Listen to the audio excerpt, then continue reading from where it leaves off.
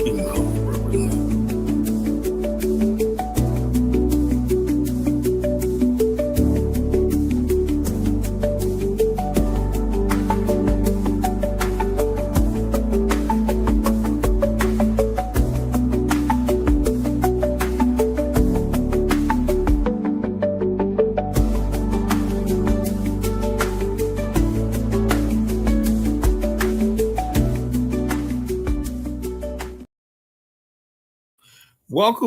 Welcome to the Sunday night sermon in College.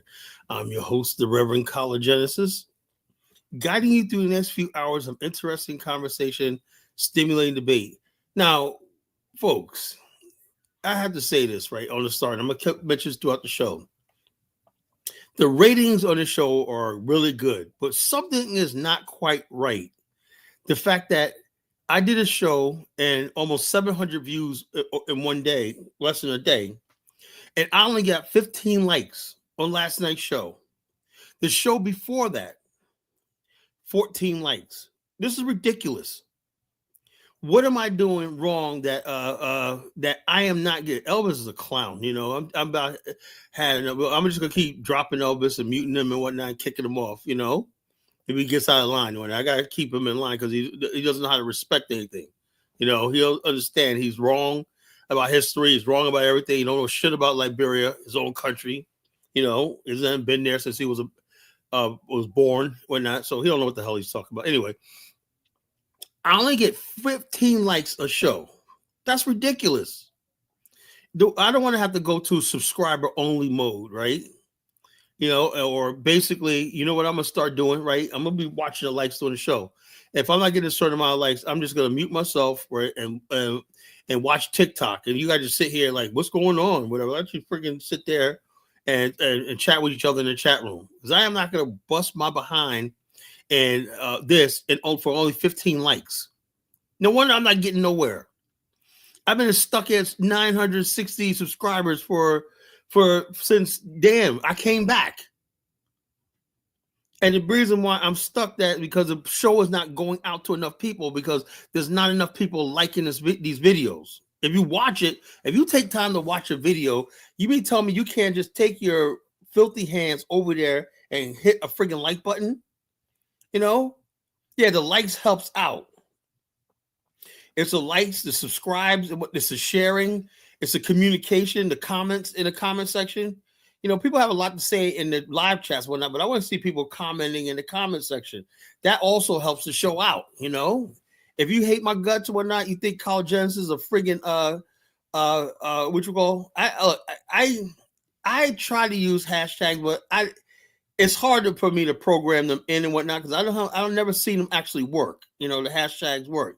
They work on blogs. When I do blogs, when I have not seen hashtags really work on Blog Talk Radio. YouTube. You know, hashtags do work if on things like TikTok and on my Ning site and everything. Hashtags do work, but I have not seen it work on these the YouTubes. You know, I've not seen it work. Maybe I'm missing, so maybe people need to show me how to actually do it. Maybe you got to put it in the description or the show title, whatever like that. I don't know. Maybe I need to go to YouTube school and see how this is done, you know, because, you know, I think the show should be like this, you know. Yeah, YouTube takes a lot of time. I still don't get this crap, you know. YouTube is very difficult. Anyway, so the main thing is tonight is I asked a question: did white America create ADOS, FBA, the Hoteps and the Pretindian movements? Now, when you got titles like that, you know it's going down in College land. You know tempers are gonna fly and passions are gonna be raised and whatnot. As the ADOS, FBA people are gonna come for my neck and whatnot. The Hoteps are gonna come for me. The Pretindians will come for me, and all these other goofballs are gonna come for me tonight. But hey, it's all right. I have a job to do. You know, I have a job to do. I believe the ADOS, FBA. Oh man, I spelled it wrong. I put ADOD. Let's see if I can change that. I said the ADOD, man. Look, it's just something freaking seriously, freaking wrong with me. You know, there's something seriously wrong with me. I swear to God. Yeah, something is seriously wrong with me. I said ADOD. Yeah, ADOS. Let's see if I could, that changes it. Save change. Oh no. Okay. Stream schedule future. Please edit the start at the start time. Please edit the start time. No, I got freaking. All right. Oh, can't do it. Oh well, whatever. Another misspelled thing. I should have checked it before I did it.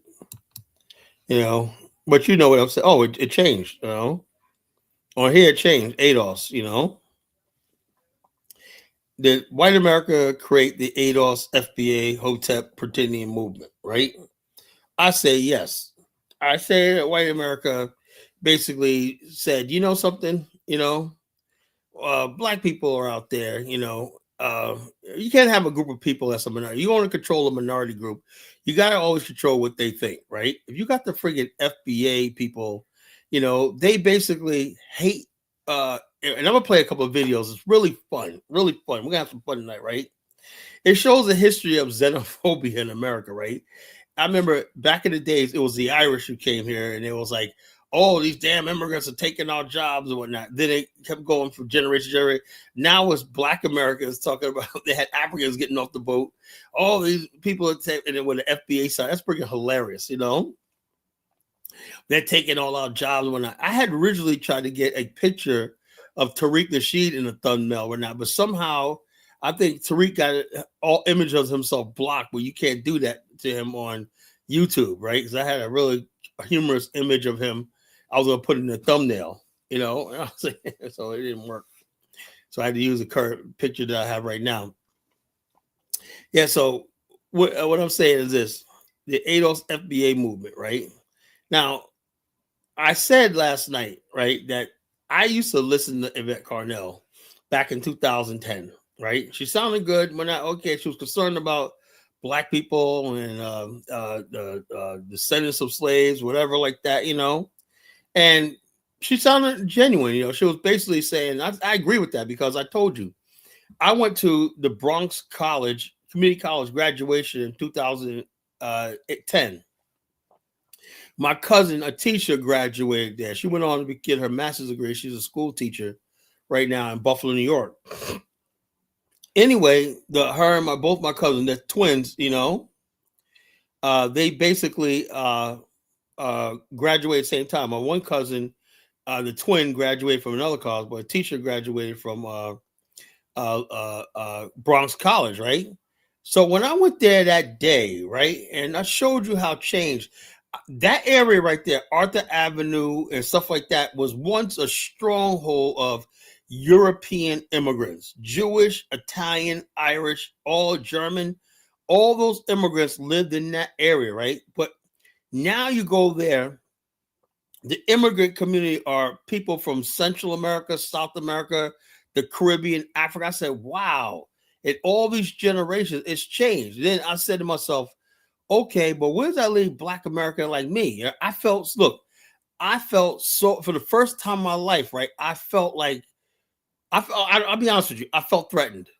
And that's wrong. When I hear all these people speaking all these different languages and stuff like that, having their own foreign flags, because despite racism and everything, I'm so used to, when you think of Bronx, you think of Yankee Stadium, you think of Italians, you think of black people, you think of Puerto Ricans, But when you see all these other groups of people there, right, and the things they were talking about, you don't see nobody saying the Pledge of Allegiance. You don't see nobody singing the national anthem. So to me, even though I really never put any stock in that, that was just unusual. Like, God damn, the America that I knew is not here no more. So then I realized how protected we were in America, being defined the way it did. It was always defined as the struggle or the eternal battle between black people and white people, and we were a part of America just like the white people were, right? But now both sides were sort of marginalized. And when I saw that graduation, I said, there's no black people there. There's no white people there, I mean, you only white people we saw there was these liberal white, you can tell those beatnik type white liberals and whatnot there and whatnot, and they just love so-called immigrants. They're one of the immigrant lovers, they love immigrants. They love it. There's not a freaking third world person that they don't love and whatnot, They're the ones that's getting shot, They think it's their responsibility to turn America into a third world country, So I'm saying to myself, God, man, I said, what future do we have? There's because you had Governor Patterson there, Chuck Schumer there, and these people are getting their degrees, and those people are going to be absorbed into New York City's economy. And I said, look, these guys are going to go into a higher education, stuff like that, right? And then I dawned on me. I said, black people, my family made it as blue collar people, civil service and everything. These people are coming here as foreigners going into the professional world, first generation. So they got a definite head start. They got a head start on white and black, because most white people in New York still are working class. A lot of whites got out. They went into the middle class. They moved out to Jersey and Long Island and stuff like that. But the bottom line, in New York City, like, why do you think this guy won the mayor? It's changed. It's not the same New York City I grew up in. It's not defined by Black American descendants of the Great Migration. It's not a descendant of European people from Ellis Island, the conflict and everything that went along with it, good and bad. That's not New York anymore. There was no Ellis Islanders there, There was no, and I saw that back then, and I started being a little concerned, right? Now, I almost predicted that something like this, I said, nah, black people will probably just roll over, go with the punches, because we're not going to start something because we believe in black unity and all that. I was wrong, right? And then I had no idea how much resentment there was in Black America for all this, I knew white people always made it clear that they don't like the idea of they're being replaced, whatever like that. But I had no idea Black Americans felt the same way, because I never had anybody communicate. Until you go online, you hear what Black Americans really think, for the most part. And this movement of delineation and stuff like that is growing. I take it very seriously. I don't dismiss ADOS and FBA as just this fringe group. I take them very seriously. I know how dangerous they are, and I take them seriously. Take them seriously, because this could blow back our face. One thing you don't do is you never laugh at a deadly clown. A clown is a clown, but he can still knock you upside the head and take your wallet. Hey, what's up, Afro Theory? But yeah, but this ADOS FBA, to me, like I said earlier, Black people have the prejudice and whatnot, but we never organized around xenophobia and nativism. We never organized around that. There's nobody in history where you see Black people in America were organized around nativism and anti-other Blackness. That's never happened. So who basically co-opted Yvette Carnell to take it to this extreme? Well, we even say so. We would never even say something about another Black person, Caribbean or African. We never even talk like that. Now it's like full-blown racist, internalized racism and whatnot. And it's to the point where it's dangerous, and I'm fed up with it, Yeah. It's like, FBA has reached that point where the next stage is going to be violence, and all of us Black Americans and Caribbean, we have to come together and fight this thing. How you fight them is take their legitimate talking points away from them. It's gone to that extreme. Yes, it has, Frenchie. It's getting to that point. I know my people. The rhetoric I see online and whatnot, the next stage is violence. So we got to fight these people, fight these people with their nonsense. Because the bottom line is this: don't be the old video, don't be a sucker. Somebody gains from this, right? The people basically, most Black people in America, right? We go our work, we do our thing, we're good people, right? Of course, Tucker Carlson talk about because they're the ones fueling the shit. White America has seen the division. And the bottom line is this: they do not look. let me tell you something. And we're going to have a good show tonight, man, because I got to lay it down on the goddamn line, right? We're going to look up 10 years from now and say, what the hell, what missed opportunity? You see Africa growing right now. It's that speed video show you. Africa is making moves. We're in a perfect position to engage the continent and create new realities. We got new, thrive big cities growing up on the continent. We could be part of that. We could be building our own Black Wall Streets all over the continent. You know, just another option. Everything shouldn't be America. But there's people that say, you know something? Black people call themselves African American is dangerous. See, the people, the powers that be, want you to see yourself as just an American, period. Not that they're ever going to give you the benefits of being American or respect. They had a chance during Barack Obama's presidency to show us that we're really American and we could forget the African part. But they turn every step of the way, they show us why we still are marginalized, or we still have some sort of resentment, or we still, why we can't get over slavery, as they say, you know? So we look at this and say, white people are like, well, you know something? Them calling themselves, now, after all these years, people are telling us that, oh, we are African. We're now foundational Black men. We're not Africans no more, right? I said, okay, I got used to identifying with African. Now I'm African descent. And then the problem is, right, if I'm from African descent, of course, naturally, I want to, my politics are going to be African centered. So if your politics is African centered, right, then you're going to be in conflict with white America. White America, like I said, when I go to Liberia, right, what I hate is the fact that the number of white Americans outnumber Black Americans by like 10 to 1. They have their own agenda in Africa. And they want their agenda in Africa to be our agenda in Africa. And we're saying we're Black nationals of Pan-Africa. We have our own agenda. That's our ancestral homeland. You don't get to tell us, put an American flag in our hand and tell us what our agenda in Africa should be. That's what this is all about. They want us to speak America to be one voice when dealing with Africa. That's what it is all about. So they want to cut us off from the continent. That's why they're doing all this ADOS FBA nonsense. They want us thinking like we're Americans while while they're reaching into Africa with their propaganda against us. They tell Africans all this shit about us and whatnot, you know, and then making inroads into the continent.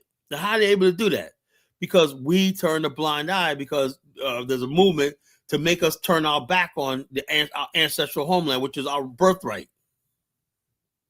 You understand why they call me Reverend Kala?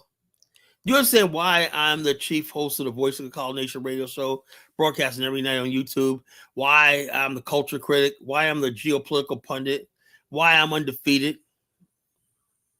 Now you understand. So what about the reparations? Look, the reparations argument was just something they goaded you. It's like it's like a carrot and a stick, you know? They goaded you with reparations, but that was not a serious move because you always got to have some sort of enduring goad. And they goaded you and it beguiled you to thinking that they were serious about a reparations movement. There's no path to reparations. Tariq is a two-bit hustler. His name used to be K-Flex. He was a pimp and a Mac in the streets, a failed rapper, all stuff like this, right? Then you found that he can obtain money by talking about Black ghetto conscious shit, you know, the Hoteps shit. You know, he's a king of the Hoteps, conspiracy theories and nonsense he's a pseudo king, right? And he has a pseudo museum out there and whatnot. So the bottom line is this, you know, there's people out there that's big money that's funding people like Tariq. They don't want to fund people like me because they know I'm a real threat. My end game will cost white people, will be a disruption in the power system, you know? What you call it? Tariq's end game and ADO's end game will leave white America 10 times more powerful over the lives of Black people than they ever was. That's something you better take to the bank. The ADOD, if you think that you're going to sever your ties with Africa and even like the Caribbean, even other countries, you know, it seems like there's a hostility among ADOD's FBA people towards anybody other than white people. How do we get to this point? We love the white man so much? Have we forgot our history in this country? No, I'm saying go hate anybody, but the bottom line is this: if I gotta hate somebody, it's not gonna be people who look like me. You know, you think Pan Africa turned America against Africa, running them out? Oh, Rico Miller. I think you Pan Africans turned black against Africa, right? No. You guys were against Africa, and you guys misread things. Had you been listening to me, Rico Miller, instead of goofy ass Pan Africa like Umar Johnson, you wouldn't be feeling that way. You know. So, look, folks, I'm the chief host of the Voice of the Collar Nation radio show, broadcasting on YouTube. You know, I'm on TikTok, you know, and Facebook. Lovely Juju. Oh, Juju, what's going on, sister? I like your picture in there.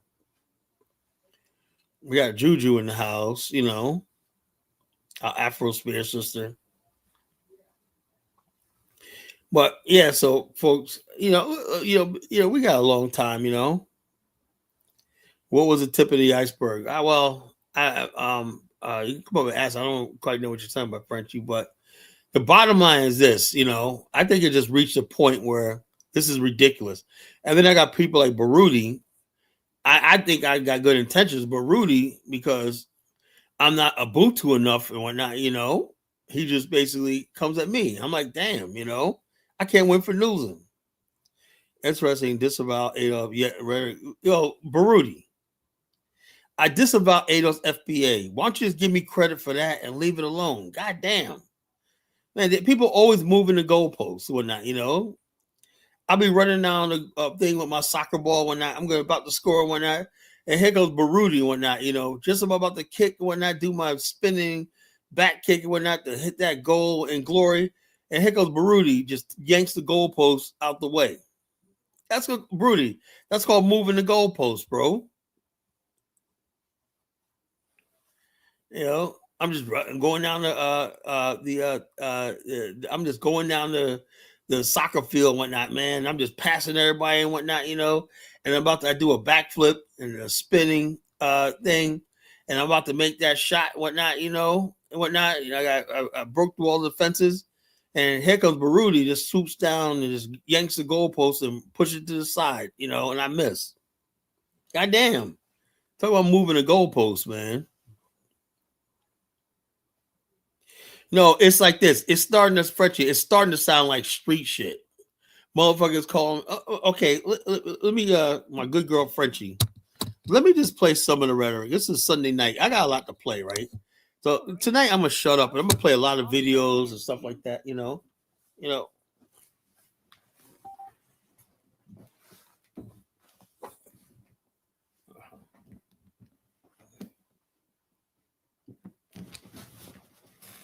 Let's just take a trip down TikTok lane. I don't even know what I'm playing. I'm just gonna throw on TikTok, and you can see for yourself, Frenchie. As I say, you got to be mindful of what's going on. You know, we can't have our heads in the cloud. Cam, you got to cam up. No, Tariq, I got my bonnet on. I'm sure you're a beautiful FBA sister. I'm trying to hook you up with some FBA fellas. There we go. Let me see your bed. You wish I was in there with you, huh? Ma'am, you got to cam up. No, and we benefit from it, right? I have a question for that. Here's a video right here. The thing is, it's a group, FBA group that talk about I stand with ICE. Now listen to this nonsense. I stand with ICE. All right, we're done for black people. Let me. No, hold on, wait. Before you change the subject, that's always a bad favorite question. That's always a bad favorite question. I'm not looking for Trump to get in my truck and start it up and do my job for me at work. Exactly. I understand. Can I answer the host's question then? You're not black, so I don't need you to answer them. I'm not black, but I'm brown, so I don't care. You're not black. You're not gonna come up here answering the question that I was directed for black people. Hold up, big. Let me ask you. Okay, you're right. I didn't understand. I didn't think it was directed at black people. Hey, bro, you're what? Is he still here? Who that? Is that him at the top? The one at the top, yeah. Just kidding. Hey, brown guy. Yeah. Brown guy, let me ask you something. You're aware of the black and brown coalition conversation, right? Yeah, I understand we are not the same. I understand that. I have North African blood. No, God damn. Are you aware of that ideology? Have you heard of that? No, I have not. I do you know what Sicilian is? You never heard of black and brown coalition? You never heard of that? No, I have not. I'll do my research. No, I'll do my research, but I've been doing a lot. But you see what I'm talking about, right? It's that all the ignorant shit, just a fucking hatred and whatnot, You're not supposed to be on his fucking side. Who that is? That's your mom? Does that look like my fucking mom? Up her and asked why do we have problems, or you was confused about how we classify by ethnic people, you know what I'm saying? And you was talking about coming from a room where some of the family was getting into it with a person who said their grandparent was from Jamaica or something. So, I mean, you came in here originally. The other dude was half white. I mean, I ain't gonna lie. Me personally, I would choose a biracial who parents are both white American and black American over a bi-ethnic who has a parent that's outside of America. Because but how many generations back are y'all going to be bi-ethnic? Like this person's grandfather was Jamaican, but everybody else was American. They mean they're second generation that their grandparent came over here. We go back one grandparent. Yeah, one grandparent. But we go back over 10 on both sides. You know what I'm saying? Multiple generations on both sides. I'm saying, what is the point? When majority of the family say, hey, we don't want to accept you, say, we got to go with the majority of the family. What is the point of this divide?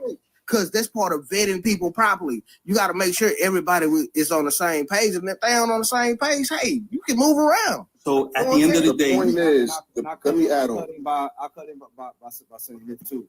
Part of the point is to make sure that if anybody is speaking on our behalf as Black Americans, that they link.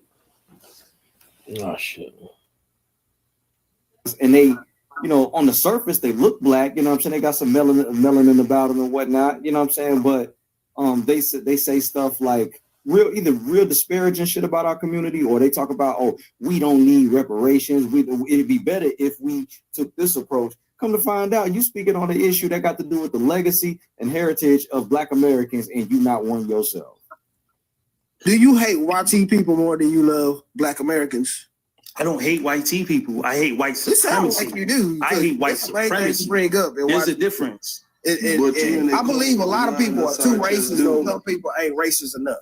And it's okay. It's a fine line in between how you live in America. But I don't hate white people. It doesn't seem like you have any ethnic pride. You're more focused on being a Pan-African or a person of color. I'm not even a big Pan-African. I'm not even a big Pan-African. I'm saying that this argument is kind of ridiculous because at the end of the day, when the police pull you over, they don't know if your grandfather was Jamaican. You're not one of us. I got pulled over last week. I've been telling y'all that. We know that. They coming all the time with this same rhetoric. I got pulled over last week. Do this. Y'all, please let him finish and then respond. Go ahead one more time. At the end of the day, if we get pulled over, the cop that's pulling us over don't know that we're foundational Black American, or we might have one Haitian grandfather or some shit. You know what I mean? Like at the end of the day, our problem is not foreigners. Our problem is white supremacy. It's not white people individually, it's white supremacy. And I believe we need to focus on each other's come up rather than blaming our problems on African immigrants. Practice white supremacy too. And if I can respond real quick, family, I hate this is what I don't like, right? Because that's an immigrant talking point, right? Well, if the police pull us over, nigga, they're gonna see, right? That's what they do all the time. So now let me say this real quick. Hold on. It don't matter. You in the South. Let me say this one thing. Stop trying to equate what blackness or being black, so-called black, with trauma and drama, right? But that shows that the only reason why people want to unite is because of trauma. When things are good, then that's when people separate. And that's kind of what happened for the last 65 years. Every time people need help, now it's we're Black Americans. Oh, we want to come together. Because, when the police come pull us over in drama, all right, now let's go all unite. No, it should be unity all around. And they haven't been that. And that's what people saying. The second thing I'm going to say is this. When they come down to it, they know the difference. We're not going to sit here and play games. These people are new people. They've been here for only 65 years. They know the difference. The difference in energy is a different in everything, mannerisms and everything. They know the difference. This is why they have something called soft targets and they have something called hard targets, right? And that's the different neighborhoods and communities, and they can know who's who. We're not going to act like they don't know. And 9 out of 10, the immigrants, when they do get pulled over, they throw that accent out real quick to let it be known. We had a lady that got pulled over and dropped down. She said, I'm Jamaican. Go unalive them Black Americans. She said it straight up. Go unalive them Black Americans. I think we're on different planets. Can I say something real quick? Hey, Lord, have you ever heard of the biometric system? Not at the top of my head, no. Well, I'm gonna tell you about it. My father was a Chicago police officer, and like I said, I was in the intel unit. You know everything. Listen to this. You know your license plates, and you know when you go inside a store, your ID, the real ID, it have all your information on there. So them police know exactly who you are and what you are when they pull you over. So you can stop with all that. So when they say that, they don't know. They know. They know. You're misquoting me again. Yeah, so can I reiterate what I was trying to say? Can I reiterate what I was trying to say? Nobody misquoted nothing. We heard exactly. Can I reiterate what I was trying to say? Take a swing at it.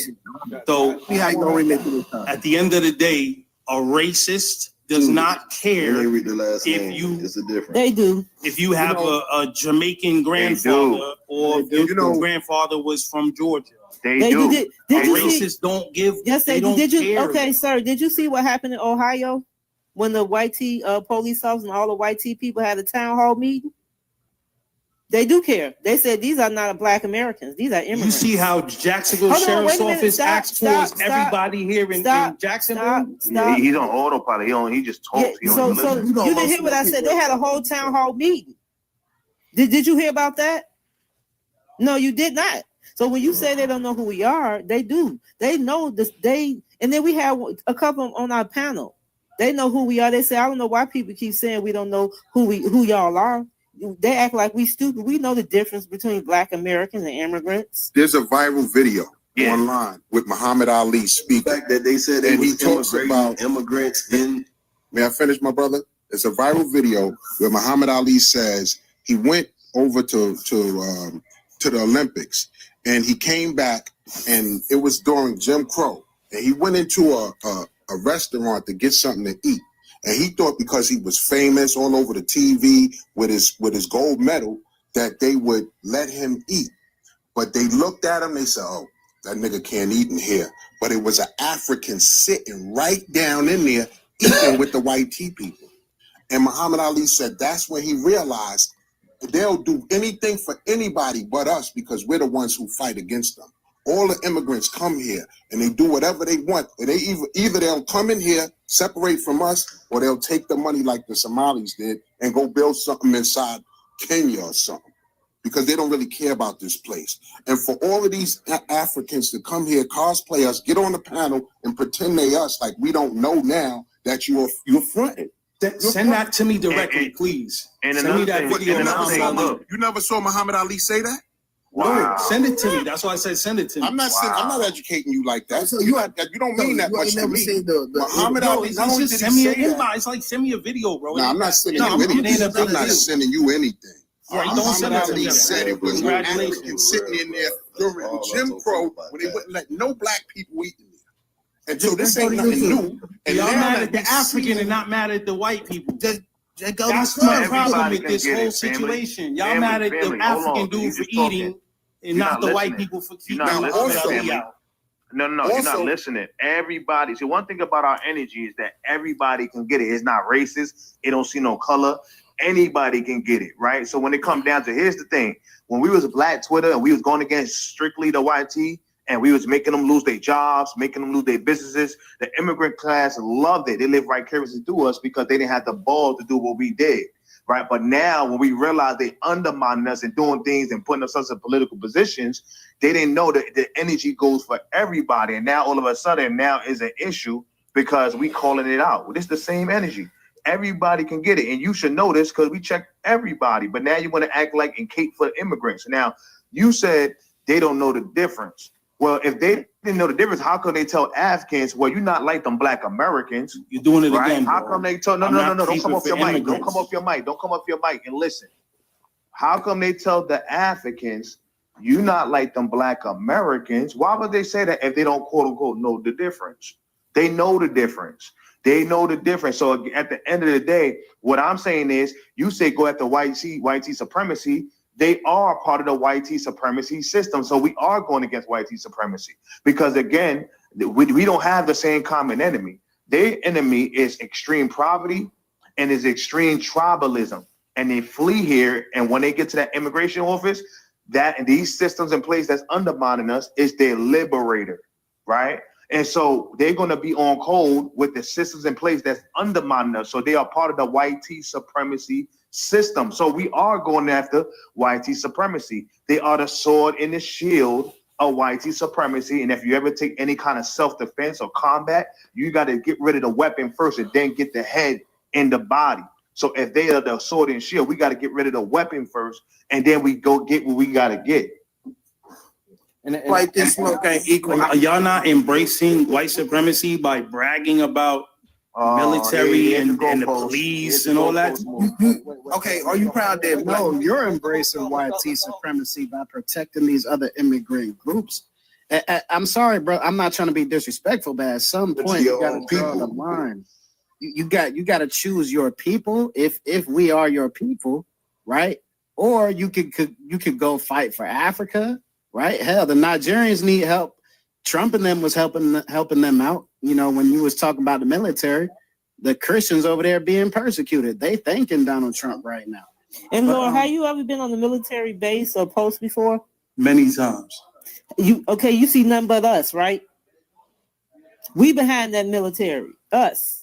You know why? Hold on. I don't care why. For you to sit, because it's our land. And for you to sit, hold on. For you to sit there and disrespect my ancestor and us, that's sad. But at the same time, we're protecting the land. We're protecting the land. You can sit there and say, oh, we're protecting whites. I bet you won't go move to Africa where they don't protect them. Well, their military is not strong. I bet you won't move over to Africa. If something happens, you can't even speak. What you just said right now, you have freedom to say, hold on, wait a minute. You have freedom to speak the way you speak because of us. You go over to other countries, you know what happened to you? You can't speak like this over in them countries. Can I answer? It's well known in the immigration offices that they tell the Africans, don't mess with the Black Americans. Everybody knows that. Africans talk about that all the time. They talk about how their parents tell them, don't go, you know, them people is not, they don't know who they are. I don't think you know any Africans, yo. You know what I'm saying? Are you proud that a Black American helped create the American flag? Should you be proud of that? But the white people give credit to Betsy Ross. Who gives a damn? We know that. I give a damn. That's the thing. Let's not cape for this flag. Look, y'all saying I'm caping for immigrants. I'm not caping for no immigrants. I'm saying let's focus on us. Calm down. Look, we understand that white people try to exclude us from the history. Lord said that's why we fight hard to make sure real history is taught and proven. So are you proud that Grace Wisher, Lord said, helped create the American flag? Or that's nothing that you at the end of the day, who's more of your enemy? White supremacy or some immigrants? You're talking about the enemy. See, that's what I'm saying. Y'all keep on bringing up white people. Why? They are the white people. Because you're blaming immigrants for what white people are doing. No. They are part of the white people. What you need to be proud of? I'm thinking on something you should be proud about America. Because we got somebody who's been waiting in the dugout real patiently. I'm gonna drop. You can drop me. Thank you, KB1 for letting me up. I'll be in the comments. Thank you for your service, T-Tom. Don't thank listen you. to this I appreciate it. Okay, thank you for your service. Appreciate it. I love. FBA prime time. I appreciate your patience, brother. What's going on with you? How you feeling? What's up? What's up? Hold on, give me a moment. Hold on. Keep on moving around. I just want to throw something out there while we waiting on FBA Prime. North, I want you to understand that Malcolm X, after the Harlem riots, when a young black child was killed, unalive, Malcolm X was very adamant about us understanding that the police treat Black Americans as a permanent criminal caste versus Puerto Ricans. He was saying they treat the Puerto Ricans differently, like a little bit better than how they treat Black Americans. And I'm just paraphrasing. But all of these people cannot be wrong. They're all talking the same. Puerto Ricans are American. Talking, right. Yeah, but they're not foundational Black Americans. No, see, that's the thing. Is anti-blackness is the problem. Oh, we made the ideal of anti-blackness. They don't have nothing to do with them folks. Stop it. Stop applying. You literally just said that the police treat Puerto Ricans better than black people. On that island, they weren't doing what we was doing on this continent. Did I not just hear that Malcolm X said that the police were treating Puerto Rican people better than black people? That's what Amos Ford was trying to compare Puerto Ricans to Black Americans. Let me say and this he was saying that they don't Malcolm X. Hold on, Malcolm X had a. Well, you heard that, right? I played a good half hour of that nonsense. If you have any doubt, that was just a random FBS. Plenty of them. I could go down the list. There's probably at least 20 forums right now on TikTok. It's even worse. That's actually mild compared to some of the stuff I heard. So the question tonight is, since we know all that, why did white America create ADOS FBA? Now, somebody in the chat said, "Kyle, show the look." It's just obvious. You know who gains from all this? You know, sure the fuck ain't us. You know, what you call it, Baruti. Like if you see that, look, Baruti. I don't have to prove anything to you or anybody else. Now I'm anti-African. Like I said, you are not the arbitrator of what's anti-African or not. How about this? Why don't you talk about some of these African leaders who bleed the continent dry and leave people starving to death? And while they're over there in Europe, like the president of Equatorial Guinea, his son had like 8 Lamborghinis when the houses all over the world and the people living on $1 a day in this country. They don't spend no money. Why don't you talk about, isn't that anti-African? You know, am I as college Genesis using child soldiers in the Congo? No. Is he busy killing people in Darfur? No. So why don't we talk about the real anti-Africans, Baruti, instead of freaking coming at me, you know?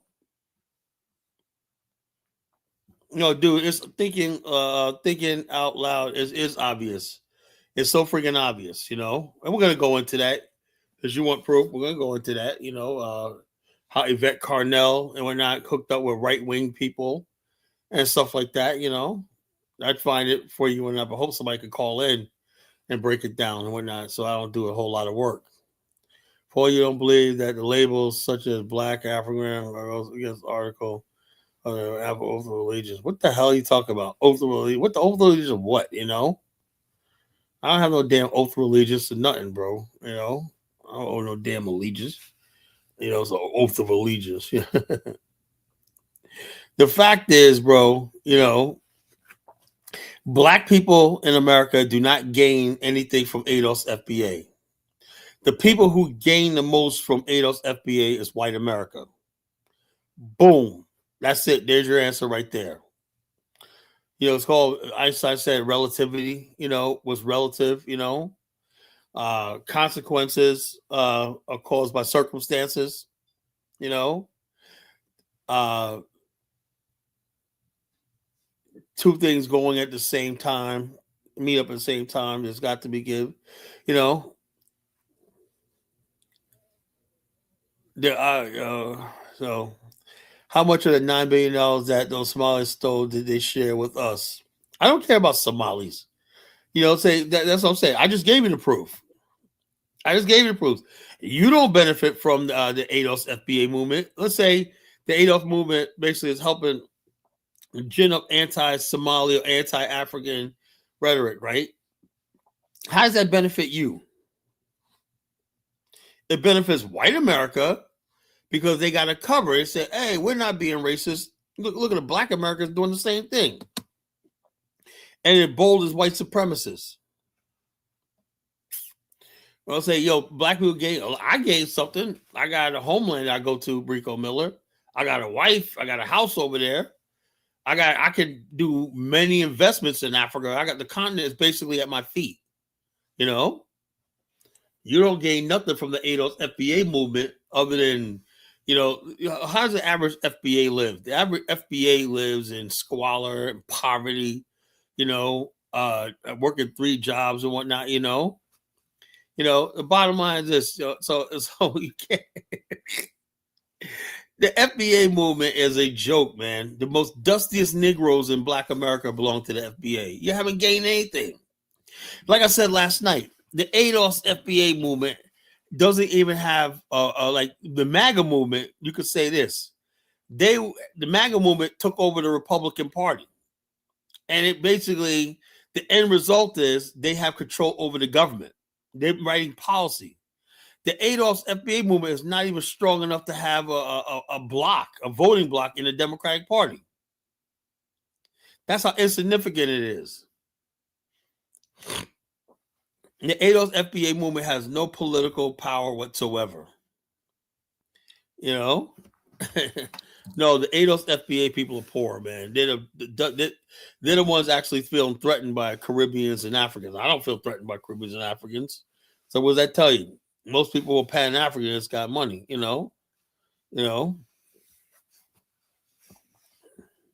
ADOS FBA movement was created by white America. That's simple as that, So it is what it is, Blacks are the only race global who can't be racist. FBA radical. FBA, it's not about racism. They're just fucking annoying. They want FBA ADOS want to be like they're racist, like they got power like the white MAGA people and that, but they ain't got nobody in power. They're a joke.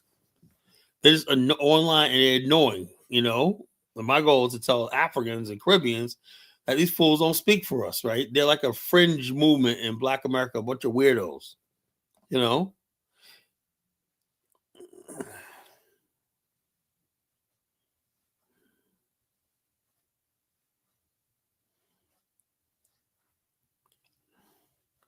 Tariq could have to use some of that money to start a pad with. The bottom line, Tariq is driving Rolls Royces. He's going on expensive vacations. Him and that mixed race chick he's married to, whatever like that, and her white family. He ain't building no. He could have built. You think Tariq's goal is to spend actual money? Look, in order for you to do anything, it takes money. Tariq raised enough money, right, to get a political action committee started. Look, even if you don't start your own political party, what they do is, like years ago, you had the Tea Party movement in the Republican Party. They gained power. They influence, institutions backed them. Money backed them. Turning Point USA is a PAC, a political action committee, right? The MAGA movement is a PAC, Show me any PAC movement, right, with money and stuff like that, where they have an agenda. They don't even have an agenda. The only agenda they can muster is give us a reparations check. A bunch of dusty Negroes sitting around talking about thinking they're going to get a fucking payout from the federal government. That's pathetic, man. Yo, think out loud, man. You are not going to get a reparations check, man. You need to go, if you want to hit that buffet, man, you better start saving that buffet money and do something with yourself, You are not going to get a reparations check, As simple as that, Now it's a problem. You still talk about Tariq Sheehan. I ain't talking about Tariq Sheehan money, but but since you asked, right? See, like I said, man, people ask for it, right? You guys ask for it. Hold on, how about this? My good friend Mark Blanton, right? He's bringing people. He's flipping properties in South Africa, and he's bringing people to South Africa to live, settle, and everything. The real South Africa. Google that. My friend Bomani Tyehimba got land in Ghana, and he did over 100 tours to the African continent. He makes really good money. So you got Dinah Samir. He's doing the same thing. The Pan-Africans are actually out there doing real work.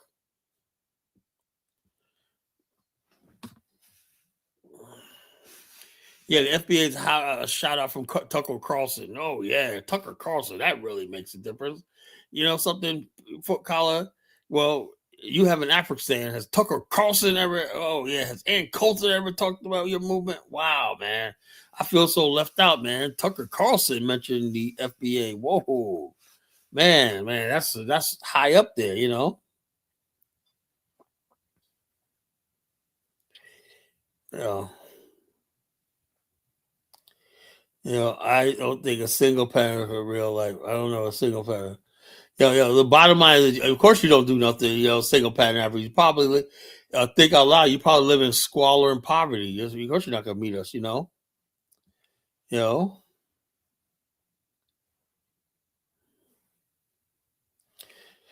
Remember the chat was talking about. I'm gonna date out. So it is what it is, folks. It's very serious that the ADOS FBA movement obviously was created by white America, because they attracted dumb niggas when look, let me tell you something about me.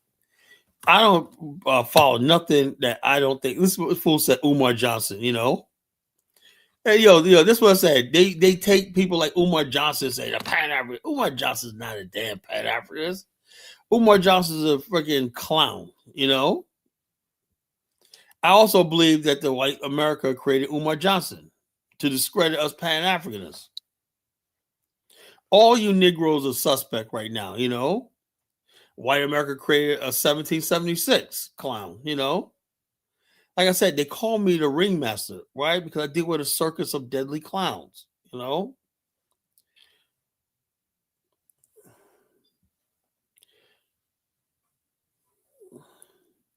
Tucker Carlson ordering organized white people against so-called blacks. Yeah.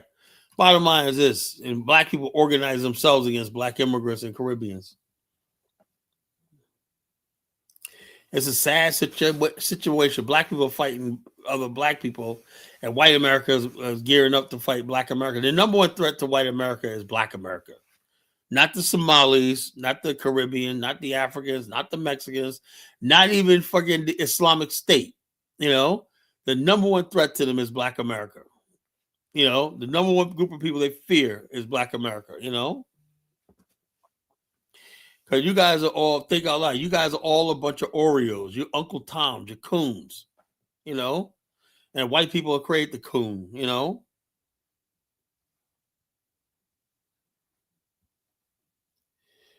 Yeah, Candace Owens is a freaking coon too, I don't know what her purpose in life is.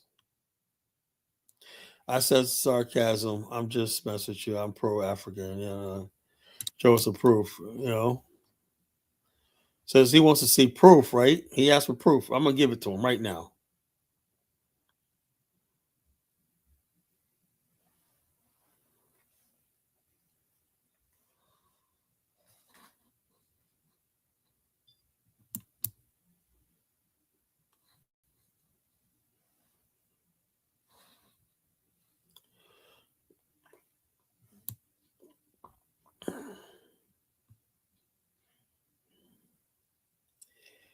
Let's have some fun. Let's have some fun tonight, folks.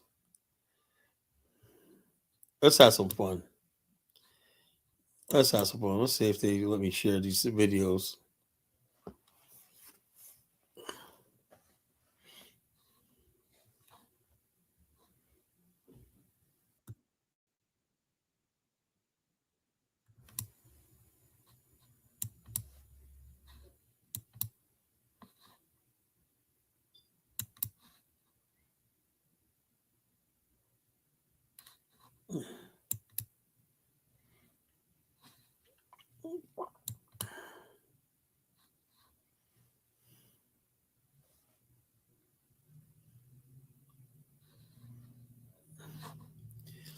Now this is what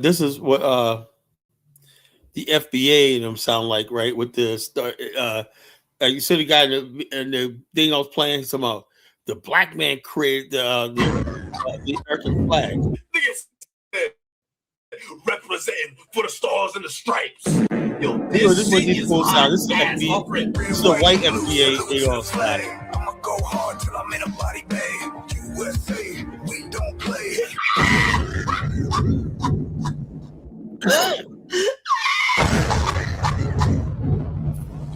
Nigga said USA, we don't play.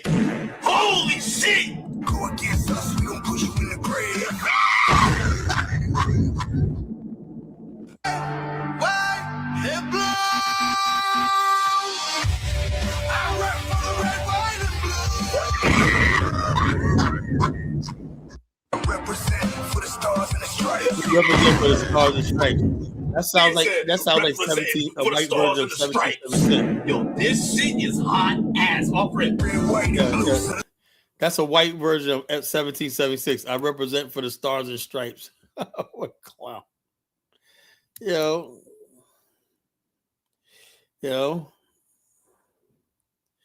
So, but that right there, man, is a new FBA ADOS anthem. I represent for the stars and the stripes. Yo, man, the FBA, man, y'all might as well get out there. I'm proud to be an American. At least I know I three. Yeah, so no, 1776 came on my platform talking about he's a Pan-African because he's too ashamed to admit what he is, you know? Yo, I'm proud to be an American. At least I know I'm free. Oh, man, you guys are going to get it tonight, man. You guys are going to get it tonight, you know? So the bottom line is this. That's the new FBA. I represent for the stars and the stripes. Yo, white people created the ADOS FBA because they wanted black people like that, you know? Oh, I like that. Yo, look, I love that Lee Greenwood song too, but I like it when I hear white people saying that, you know? I think it's a beautiful thing when I see Lee Greenwood and you see all these blonde, blue-eyed white people out there, the country that they love and everything like that. But when I see a black man, Mr. Trump, saying that, I'm kind of looking kind of sideways, you know? I like this think out loud guy or whatnot. When he sings, I'm proud to be, I mean, oh yeah. Look, look, Mr. Trump, you fit the part. You're a white man, yeah, and you're redeeming white America. Man, I wish you all the luck in the world. But I want you to do is let my people go. You know, relinquish control over the ADOS FBA movement, right? Dismantle the ADOS FBA. I know where their funding's coming from. You know, this nonsense is coming from. It's coming from the white man, you know?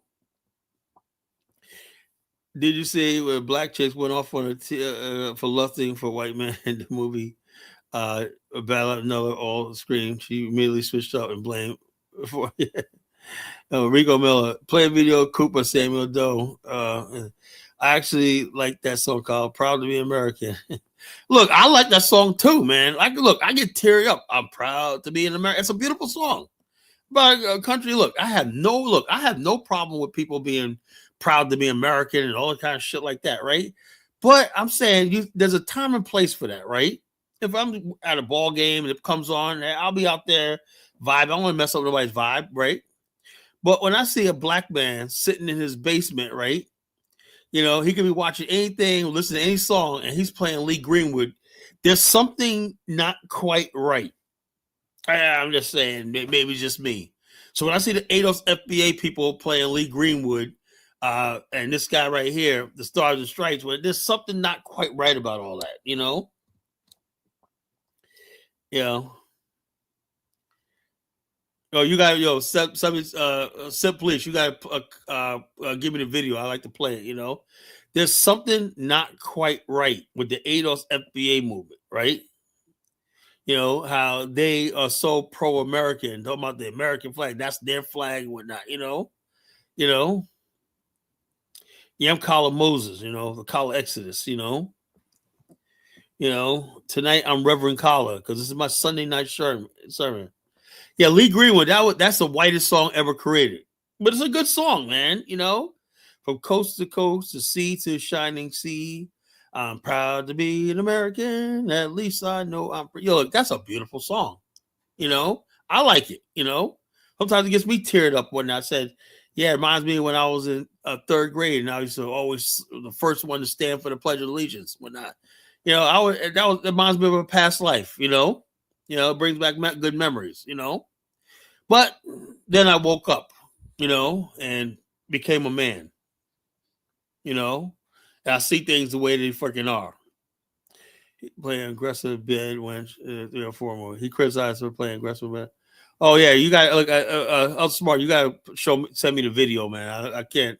I don't know what you're saying. You got to send me the video. Send me a video in WhatsApp so I can look it over. I like to know more about that. The only song that makes me tear up, just like is "Us" by Donald Grover Washington. I don't know.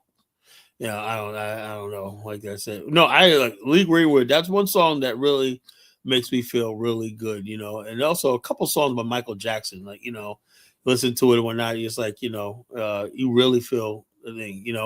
Michael Jackson has songs that make you touch your heart and soul when I showed you the proof, You want more proof? Okay, this guy want more proof, I showed you the proof. White people are making rap videos out there, rap videos about Stars and the Stripes when that's ADOS FBA shit, So let's see, man. This guy wants proof, man. I'm gonna give him some proof, Well, let's see. Let's talk about something. Now, people will say, well, Kala, you're so hard on Tariq about the Hidden History Museum.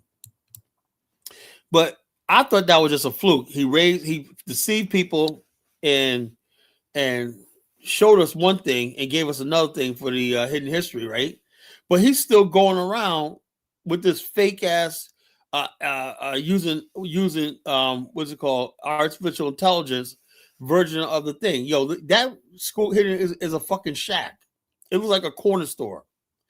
But what he puts out there, right? Wait, let's play it, right?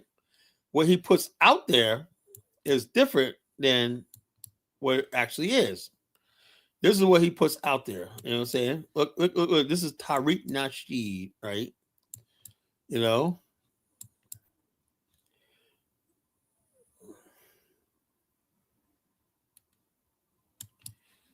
This is Tariq Nasheed going into the AI version of the Hidden History Museum,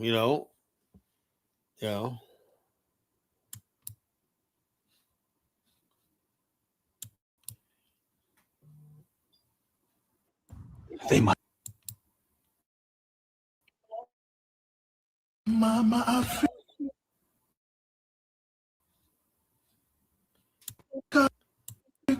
moyo wangu unaimba, nipo hapa chini ya nyota zako za kale.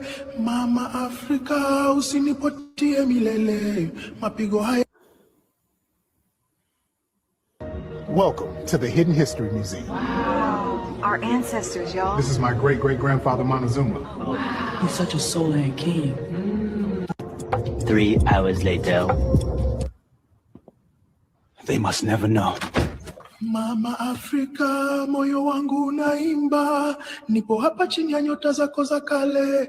Mama Afrika, usinipotie milele, mapigo haya. Welcome to the Hidden History Museum. Wow, our ancestors, y'all. This is my great-great-grandfather Montezuma. So basically, the Hidden History Museum's a joke, But let's go to some more videos and whatnot. I'm making my case, right?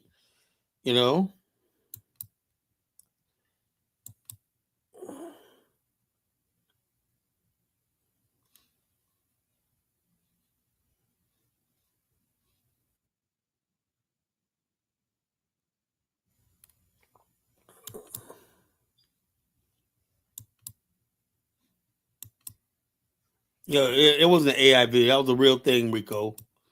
I was thinking of defending Tariq. That was his video, man.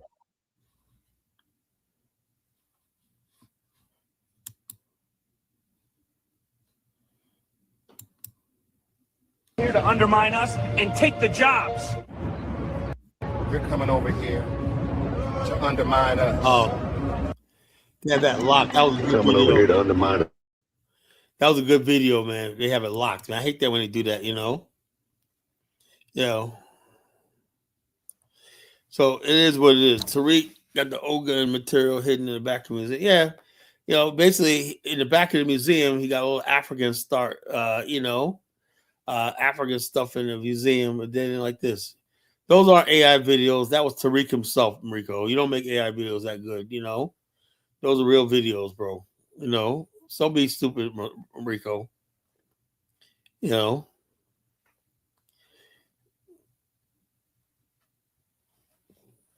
So it is what it is, folks, you know.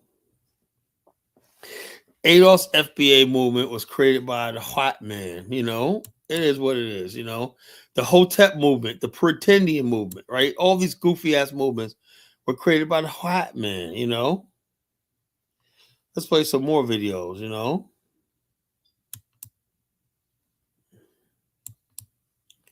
See if I can play it, you know, before I put it up there, you know.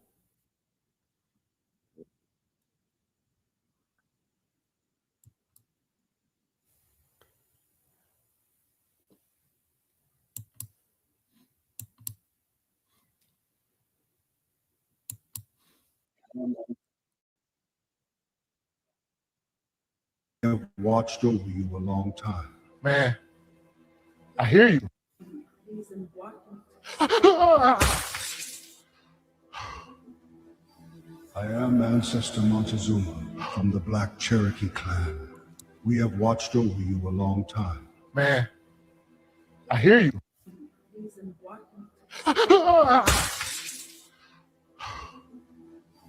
I am Ancestor Montezuma from the Black Cherokee clan. We have watched over Yeah, you it's a just long sad, time. man. Tariq Man. and having bad dreams with the Cherokee ancestors, Africans visiting him, man. And you know, he got really shook and whatnot. Really sad, man. Sad situation for Tariq, you know. Feel sorry for the brother, you know.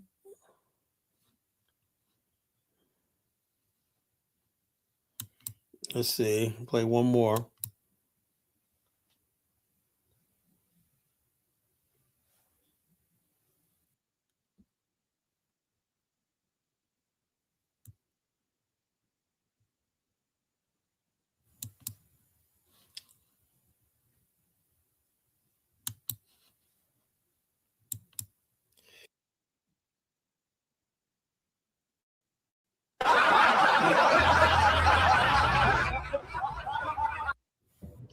Gentlemen, we have successfully delineated. So, where is our reparations?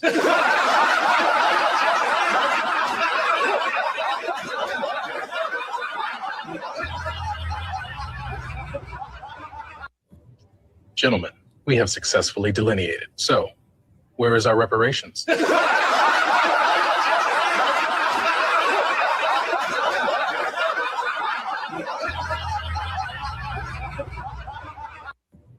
Gentlemen, we have successfully delineated. So, where is our reparations?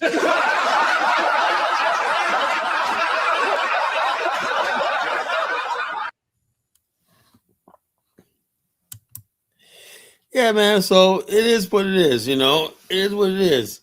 Look, the one thing you will get if you basically ask for reparations hard enough, right? The white man will probably fall over dying laughing or whatnot. Then you can walk in and just take your reparations, you know. Yeah, they such a delineated. Tucker Carlson recognized FBA reparations on it. Yeah, Bantu Mandinka reparation check should be in the mail right now. Tucker Carlson recognized FBA. You know. Oh no shit, Mr. Trump. Of course it's FBI. No shit, Sherlock.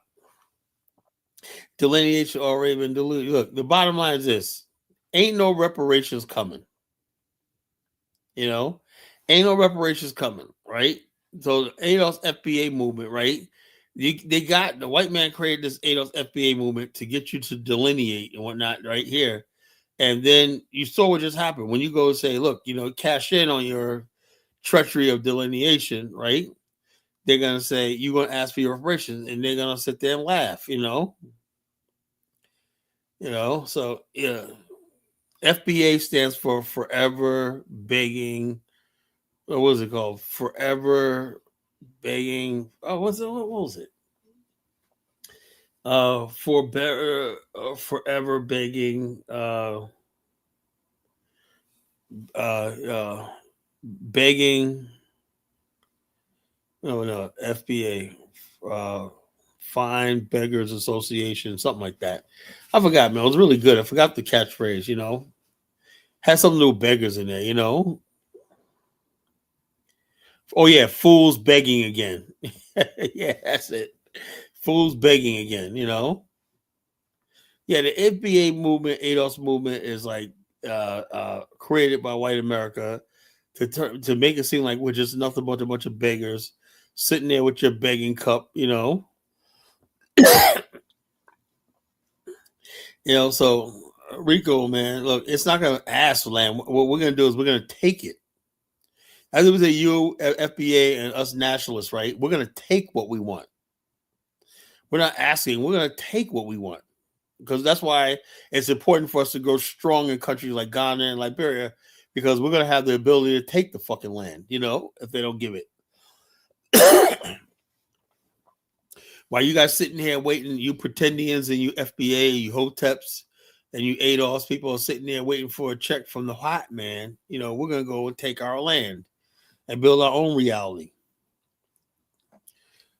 So it is. We got time, Rico. We got plenty of time, We're not desperate like you guys are. So what you call it, Baby Rodriguez, I don't know what her problem is, But if people want to come up and rumble the College Genesis, this is a Sunday night. It's not a rumble night. It's a Reverend Collar, but if you still want to rumble, I'll let you up here. I'll let you up. Step right up, step right up. Step right up, step right up. Now, if you want to rumble with the College Genesis, if you have an axe to grind, you want to say something, I put it out there. I said, why did white America create ADOS FBA? Why like this? Here's my first person stepping up, Bantu Mandinka, right? Now, that was Bantu in the video with the Cherokee hat on, and he was still in a bewilderment in his eyes, man, because they laughed at his reparations demand and whatnot. Let's see what Bantu Mandinka had to say. He must have had a rough day. Bantu Mandinka, what's going on, brother? Yo, what up, FBA? You know what it is. Yeah, but hold on, you went there and tried to get your reparations, and they fell Hey, out laughing, man. can I get 2 minutes to show the FBA anthem? We play the song for 2 minutes. You want to have some fun? Yeah, I know. It's I'm proud to be an No. American. Can you see it? Can I play it? Yeah, go ahead. All right, hold on. Here you go. Wait, here you go.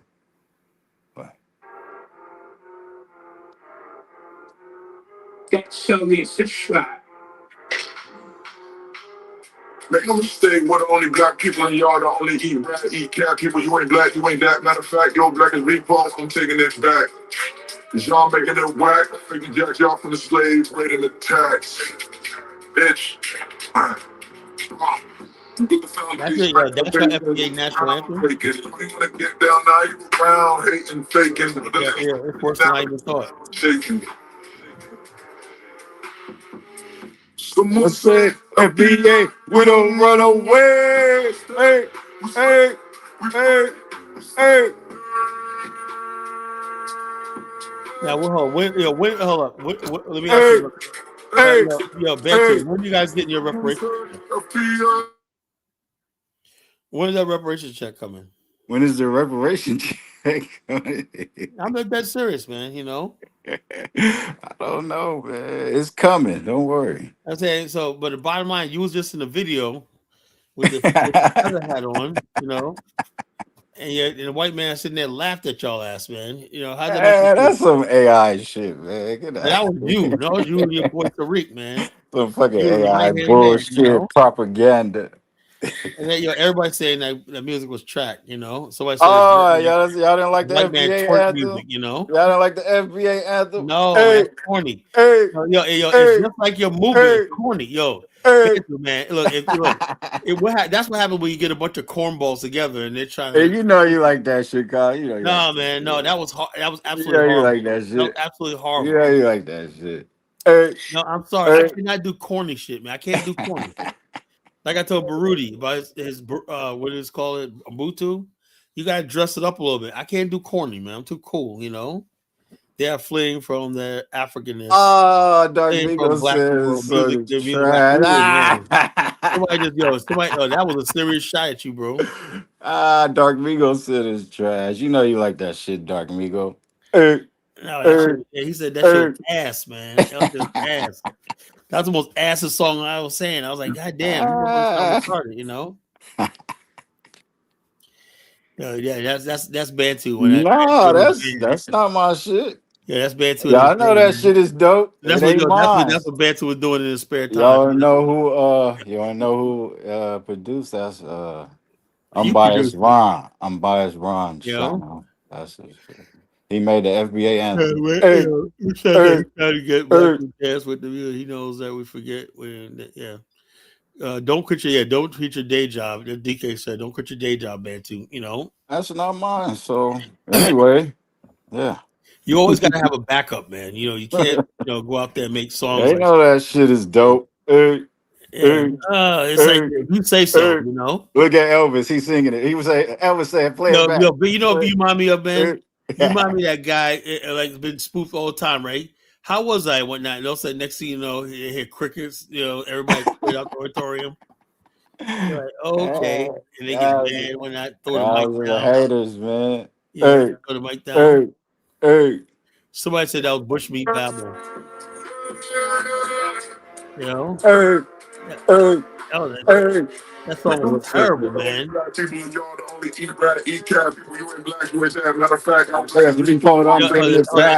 that video on making it whack? Hey. Is that video on YouTube? Nation was groundbreaking.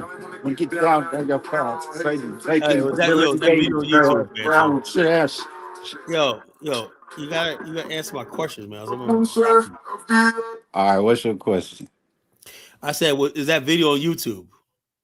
Yeah. Okay, I told you it's Ron Unbiased. What's the name? Oh, fair use? No, I'm gonna look for it myself. It's on FBA News and Updates. It's the FBA National Anthem. FBA News and Updates. Let's see this. Yeah.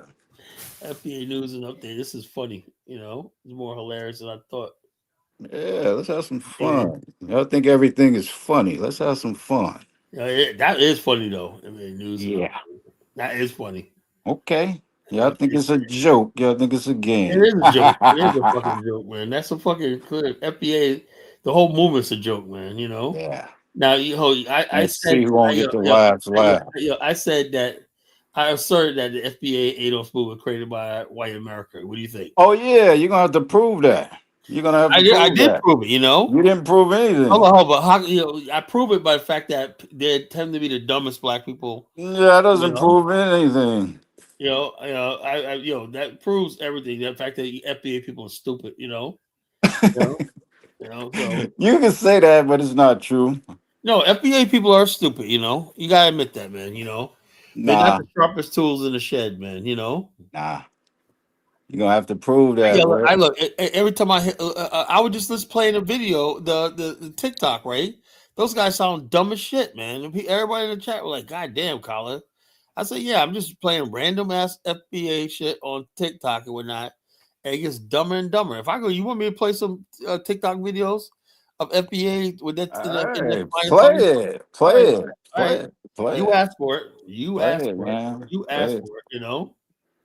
Able to leave that extreme and come over here and made away from themselves off the backs of our ancestors, BLWOD, sweat and tears, instead of working with the community and say, you know what, shout out to y'all, I want to work with y'all. He said, I want to remove Black History Month, right? So now you talked about the fact that, hold on. Yeah, ain't nobody's you don't think we're feeling the word black. Right, here's the thing. First, I'm gonna lead off with this before I go into it. First, give me your ancestors check. I'll take it if you don't want it. Thank you. That's one. Two, the other thing I'm going to say is, I never said I didn't want it. Hold on. Since 1865, they were going based on race. Hold on. Since 1865, they were going based off of race. Now we have lineage-based reparations, which is legal according to the Constitution. So this is why things is in motion. Like I said, I gave you 3 states that's already giving it out, and more states in the works right now is what I'm trying to say. So again, Oh, that's a lie. Tell me one state that gave a nigga a reparations check. So you guys see FBA people, they're liars, No, I think it was a state that gave some. No, ain't nobody gave nobody shit. Nobody gave anybody no reparations for slavery. It's coming, Colin. Don't worry. There ain't no coming. Y'all been saying that for and you know what? years. Y'all been saying for the last 100 years. When everybody know. Yeah, look. On the panel, you say you got to give up. your check up when it comes, so don't worry. One is, look, you guys have no power.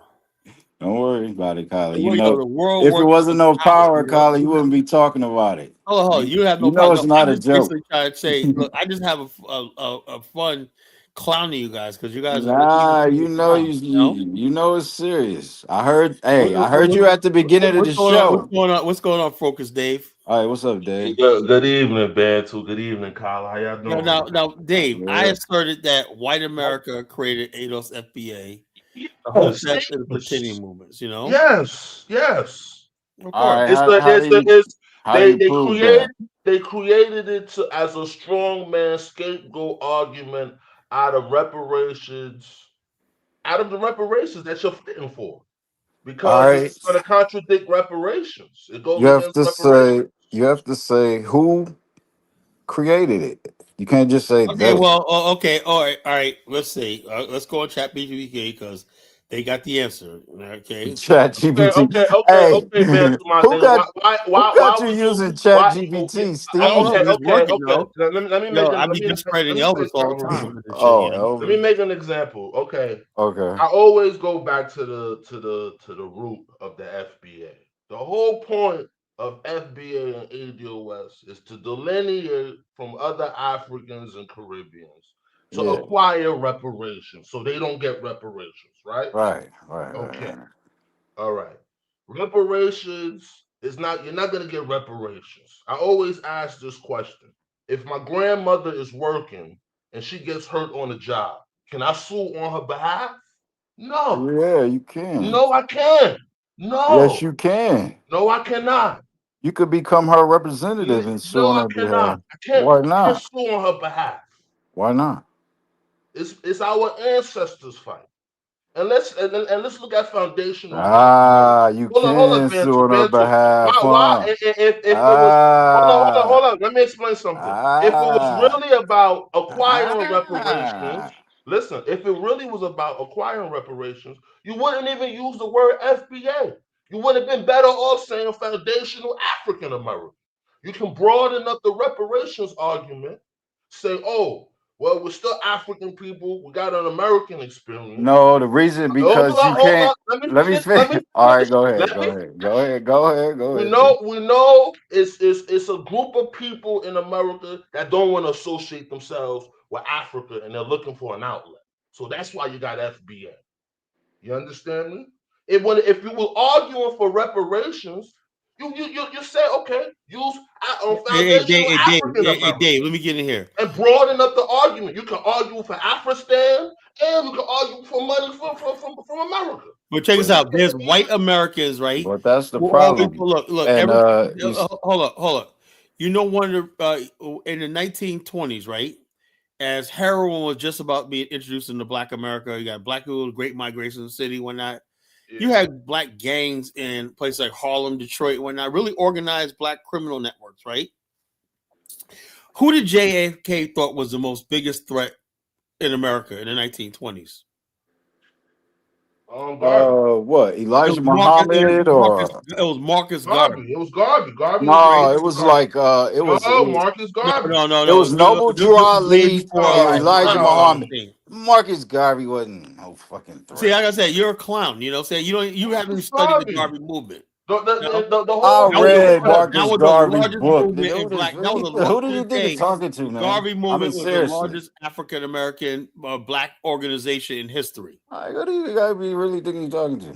FBA is more intelligent than no. FBA is not even organized. You guys don't even have a political. You understand what I'm saying, Kyle? If you was organized, You would even, and then even if an African hear that, it'll say, yeah, Well, you're let's right. go back to You what know, white when you people make started your FBA. argument, Get back to that it'll point. argue. Let's come back around to the I'm point. gonna read you some. Look, You're never gonna say I it. got it. I got You're it just right gonna here. say everything else in the world. Hold on. I got it right here. Right. Yeah. The Bring it founder up. of Yvette Carnell's past. Critics have pointed out that ADOS FBA co-founder Yvette Carnell previously served on a board of Progressive for Integration Reform. Right. This is where ADOS FBA was actually. This is one who funded her. You know. PFIR has been described by researchers as linked to a broader network. Hold on. You can't interrupt me when I'm talking, man. You asked for this, right? So listen to what I'm saying, right? PFIR has been described by researchers as linked to a broader network formed by John Tandem, of white nationalists and anti-immigrant activists whose main organization, the Federation for American Immigration Reform FAIR, as classified as a hate group by the Southern, SPLC,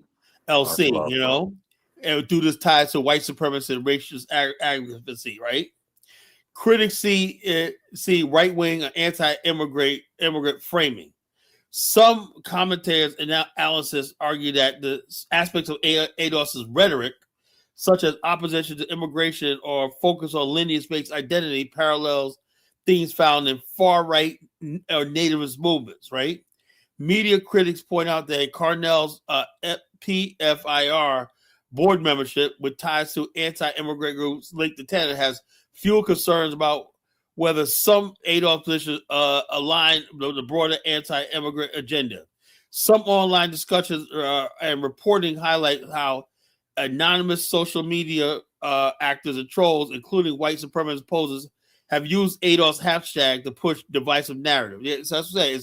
It's giving them white supremacists using ADOS FBA to fuel tensions between black groups. That's the truth, However, these criticisms are overlapping themes for amplified by outside actors, not confirmed that ADOS is organized or led by white supremacists. Not confirmed, but they said they are basically in cahoots, Scholars and community activists, especially within the Black and Pan-African circle, has criticized ADOS for promoting divisive identity policies that may fracture the broader unity among the African diaspora, using anti-immigrant rhetoric that resonates with some right-wing policy framework. Again, these critiques are focused on political rhetorical alignment with certain narratives, not formal cooperating with extremists. Now, what do you guys say about that, Bantu Mandinka? You said everything. It's not confirmed. So No. Hold. What about the fact that she's with a guy named John Tandem, who's a far right? Okay. That's who started the ADOS FBA movement. The ADOS movement. Then Tariq took on the FBA movement. You can go back to the website. We was on it last night. So in other words, basically, hold up. We can get back straight to so it. you're following something that you haven't researched because are you anti-immigrant? Yeah, anti-illegal immigrant. Yeah. Oh, illegal immigrant, illegal. What does that got to do with you? Why is that our fight? That's white people's fight. Because they taking Bantu's job, Carla. They took his job. The immigrants did. Nah, nobody took my job. Shit. If you got a country, you don't fucking let people flood in your country. I don't want to hear this dumb shit y'all talking about, man. You got a country, Bantu? Yeah, I'm sitting there. Since when did we have a country? I never knew that. All right. I never knew that. I just thought I was a black man in white America. That's because you stupid. Shit, what the fuck? I thought I was just a Negro like you are in a white America. That's what Things have changed, Carla. You gotta catch up. Yeah, so it is what FBA, it is. We don't play. Hey, you liked it, that shit, huh? That nigga's goofy, man. You liked it, that shit, huh? Nah, that shit trash. Man, you should know better music than that. You from the West Coast. You know real music when you hear it, man. That shit is that movie was corny, man. Yo, FBA movement. Yeah, that shit was the FBA movement is like that shit was banger. Hold on, FBA movement is Revenge of the Black Nerds. What the fuck? Really, it's like Revenge of the Nerds, man. You know, you got the nerds. Ain't no fucking nerds in the The nerds and FBA. the lames, the Only cornballs. nerds is over here fucking The collar nerds, the lames, the BIO. cornballs got Shit. together and found some sort of movement that they could rally around. ADOS FBA, you know. I don't really even be hearing them coming around anymore. Like they used to come on Dynasty's platform. I don't really see any And the FBA. movement dying off a little bit, you know. Nobody want to You go know, on no Manson man thinking Pan African he's late to the fucking. he's late to the party. Nobody want to go on no Elvis, fucking Pan I African show channel. Speed been Shit. killing them the last 2-3 weeks, man. I show He's been killing them. Speed been getting fucking jacked in Africa. Them niggas have been cracking his head. Hey, get What the are you fuck out of talking here. about? Manson just talks a bunch of shit. What am you I know? talking about? Who been cracking his head? Man, they got videos where niggas is begging him for money, pushing him in his back and What? shit. It's All his just a fucking man. security guards, them niggas It's the gotta mayhem fucking stand of around him. pandemonium for fans, bro. It's nothing malicious. Yeah. Sure. He had the same thing in China and in Yeah, so what's the Norway. big deal? No, I'm saying that So what's the big deal? the The big same deal is thing in that they love China, him in same Africa. thing in Japan. There's no inherent animosity against with Africans and African Americans. If you go on the continent, they'll show you love. If you respect them and respect their culture, they will reciprocate that. So that's just simple. You see people talking shit online because other people are initiating hate speech and people are reciprocating the hate speech. They That's all. took another hit with Jonathan Majors. Good, go Yeah, get and what you them call dramatic. So they taking hits, Now, who was man. that? Jonathan Major. Who else? And Megan Good. Megan Good. Megan Good, man. That's what I'm talking about. We get Who's taking the hits? Y'all Pan talking African about movement. this Oh, you got fantasy Ciara, celebrity Megan Good. Yo, look, bullshit. hold up. We get Y'all talking about bullshit. I'm talking about grassroots realness and shit. A-list people I'm talking about joining the some Pan African sellout struggle. niggas that sell they punk Well, ass. we get Nigga, the A-list please. people, man. You know, we get the A-list The people, fuck, man. nigga, this is real fucking talk. Nigga, put Niggas your is kids to mad, bed. bro. Niggas Wow. is mad, bro. I'm telling You you. know, They if Megan taking Good, hits. man, that means we're getting the hot chicks now, man. That means Megan people Good. uniting. You know, She that an means old we lady now, uniting. They an Carla. old lady, nothing Get the with fuck man. out. Hey, yo, She got plastic surgery, man. nigga. I She get up it. there Look, with we get it. Vivica Hold on, we Fox. get it. Hold on. You know what it is? She Beto, used to be hot though. you were I ain't always gonna lie. corny. She used to You be was hot. always corny, right? She That's why used to you be. Pan I African. was never corny, Carla. You was the You are corny corny, guy. man. You're You corny. let people Beautiful, take your man. food and shit. Nigga, You you're are corny. You know, you're corny, man. Come You're a on. cornball, Megan Good Carla. is beautiful. She I has love you, man. had But look, she has had a promiscuous past, but I she's a love you, beautiful but You're a woman. corny. cornball, Carla. You're corny. Just, I love you you, man, but know, you're corny, man. just, it's okay, Carla. No, Bantu, Elvis, I they love are you, brother. neighbors, I love you, bruh. but you're a cornball. It's okay, They are Carla. neighbors. Yeah, Go, she's go a get, Ghanaian now, man. She's go a get, Ghanaian And sister. Jonathan go Majors, get your bruh. They both. popcorn, you cornball. Jonathan Yeah. Major already looked like a real African, so I don't even know if he needed to get a citizenship. He got the Yeah, he look. broadest nose you ever see on an African American lately. Let me get He gotta be like DK on 80%. DK. DK. He gotta be like You like 80%. that song, huh, we don't DK? run. Light that shit up. No, that shit DK, was go ahead. whack, man. Don't You know- quit your day job, brother. Hey, that's not Don't keep up. mine. I know. Y'all think it's me, but it's not. Yeah. FBA, man. It I probably don't know. was I you, think man. I see Tariq Ha, making a yeah. video about, we got a shout out from Tucker Carlson. So I guess that's what they're on. Oh yeah, Yeah, I mean that's what I told you, bro. FBA is MAGA adjacent, man. They Carla, love you to get the know, approval of Carla, the you looked it Republicans. up. You know that That's a shit right wasn't wing me. movement. It's a right wing movement. Hey, hold on. Let me say this, right? It's The a difference right-wing between movement. that is this: FBA will never have the numbers. First of all, black people, minority group here. Everything's about whether you could have. It's all about power, getting control over government offices, stuff like that. What do you think the Klan knew? The Klan knew tried to stop black people from vote. Why? Because they knew that being able to elect people and who holds office, everything. Colin. FBA ADOS will never have anybody. You know your in public precious office. Marcus They'll never have Garvey met with the They'll never Klan. have an elected official, You right? didn't know that, All you see FBA people be on TikTok, running their mouth or whatnot, this that thing. They can't. They're like they're really powerless. You know, the FBA movement couldn't harm a child, man. You know, really. You know, it's powerless. You know, they're powerless black people. Yeah, that's why you can't stop talking about it because it's so No, I'm just saying, powerful. but I just like bullying FBA because they're so powerless, you know. FBA is on Yeah, but everybody's FBA, face, but FBA we is like, so well, powerless. hold up, Yeah, Dave. right. Have you of all the black I movements that ain't kind talking of about went something right? else. Which group of people? What group movement was always was the most powerless group of movement in Black America history? Like what you mean? Repeat What's that. What group? What movement is the most powerless that ever existed? Don't be agreeing with No, this I don't nigga, know. man. I don't know. He trying to don't get know. you to say Hold on. some You had the Black bullshit. Power movement. You had the Garvey movement. You had the Nation of Islam. You had Father Divine. Whatever. Like all these movements came and went.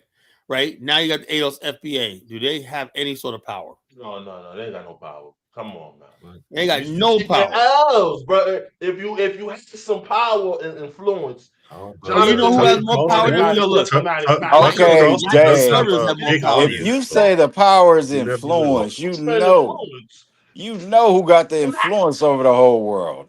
Don't even play with yourself like that. Yeah, you guys have no power. You don't want no power. Who got the Your influence power, over the whole all you world? guys are. You guys are an Just arm say of the it. white supremacy movement. Cleanse White your America. soul. FBA. You guys are an arm of white America. Arm of white America. What are you Or the talking about, lapdog. You're like Carlo? the lapdog of white America. Right? You are Negroes You always guys are out there. talking You this guys, they got crazy the white stuff. America got the ADOS FBA on the leash. Y'all out there. Arr, arr, You are Negroes yelling always at the talking fucking this black voters crazy and whatnot, stuff, you know? man. Pan was the weakest. No. The Pan African Somebody movement said actually Pan gave us African. things like Ebony Magazine.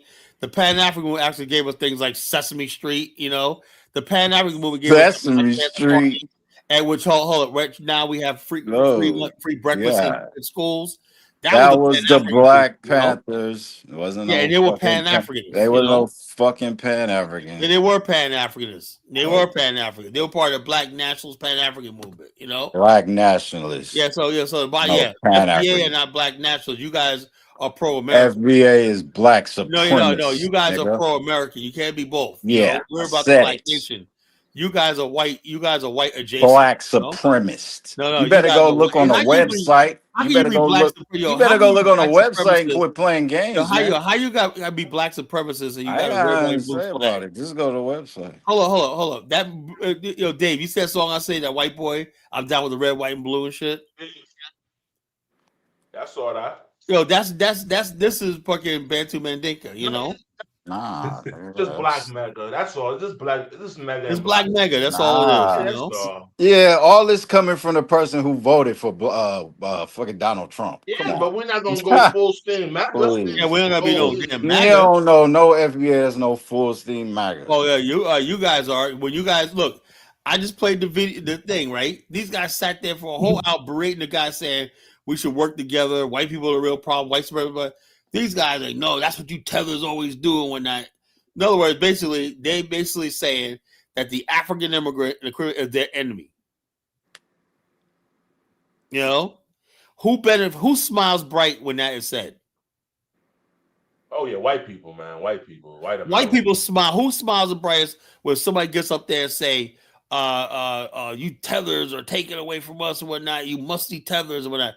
Who's sitting there, like I said, the thing, a lot of white supremacists are doing hashtag FBA when they're using this stuff. They're fueling this hatred between black people. They even calling other black people tethers. Right. Now they even use themselves, you know? Who smiles bright at this shit? You know, I'm trying to get you can't be a fool your whole life, man. Come on. What are you talking about, man? You know, the bottom line, they're playing you for fools, man. They can tell you from California. Who was playing who? New York, man. New York, we're sharper, man. Like I told Steve. Steve told us, 76ers changed a lot. Kyle, I said, look, bro, if you went to New York, man, please don't go out, man, because somebody's gonna sell you a deed to the Brooklyn Bridge. You know, Steve is naive. You know, naive Steve. You know. So the bottom line is this. You know, when you say anti-African shit, you know. Now I basically criticize. I know y'all want the FBA to be anti-African, but it's not. Hold on. Okay, so that nonsense. Okay, if it's not anti-African, hold up. Let's find another FBA. Keep looking. You're not gonna find it. You're just gonna make yourself look stupid all night. Here's one on right now. Here's one on right now. Yeah, It's still on right now. Go ahead, man. I'm gonna tell you. You're just gonna make yourself look dumb. Africans be lying. Wow, like I know that y'all lie like hell. Y'all be Pan-African and y'all never say I'm Pan-African. Why is that? Just come out the closet, man. No, Come off the Pan-African closet, my brother. It's 2026. It's okay. Come out the closet. He's still in the closet. Oh my God, a goofy. These are Bantu Bandigas people. This is a level of intelligence. They are. Y'all some tether levels. I swear to God, bro. Come off the goddamn closet. I'm gonna accept you. Goddamn tether level. Now, imagine a black person calling another black person who has camaraderie with another black person. I still didn't see nothing anti-African. That is you guys. That's you go. guys. And when these fools are sitting there laughing, there's white supremacists in the chat right now, just sitting there. Yes, I'm loving this. I'm loving this. Anytime, if you do anything, Man, motherfuck the white supremacists. The video you played earlier of Sincere to God already told you they was eating them motherfuckers up on the other platform. But now you know what he said was the truth. You guys are you guys are in bed Knock with it white off. supremacists. You guys are in bed with white supremacists. calling me shit that I'm not. You know what I mean? Hey, listen, I'm gonna say that ain't nothing I say silly at all. I say nothing but facts. And if you can't comprehend it, that's an internal problem, family. Because that right there was silly. You saying that I can't comprehend it? You said that I'm against reparations. My nigga, I published a book on it. I self-published a book on reparations. I'm gonna tell you why. You said I'm a defeatist. I teach people how to come up in life and build their own generation. I'm gonna let them talk. Go ahead, vent, family. I'm gonna let you vent it out. You're emotional right now. Go ahead. I'm not. What's the name of the book, nigga? So again, like I was saying, I put it in there. All right. Put it in the comments. So again, the debt is still owed by A.B. Clark. My name is Alvin Clark. Hold. It's still old. So the reason why I said you didn't comprehend, real quick, man, my bad. FBA, real quick. The reason why I said you didn't comprehend for the simple fact you said you only got what KD said. Obviously, you didn't comprehend. That wasn't to play you. I'm going off based off what you said. You said you only got what KD1 said after I said all them things, all them facts, all that information. So I'm saying, okay, he didn't comprehend what I said. I comprehended what you said, but you were misquoting me. You were telling me shit that I'm not. You got that easy love. Oh man, you got it, family. You got it, man. I ain't gonna.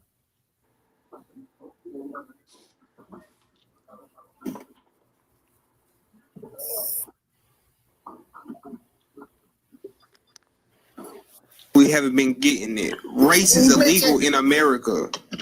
We don't go about race in America no more. No, I believe that black people in this country are put in the position we are because they need a permanent lower class to make their crony capitalist system work. So you do need a so you believe our problems steal from capitalism? No. So what are you trying to say? White supremacy, bro. Plus crony capitalism. Can you admit that they use them as a buffer class and a tool for white supremacy, and some of them allow themselves to be tools? Can we address that degeneration real quick before you even let them continue to move on?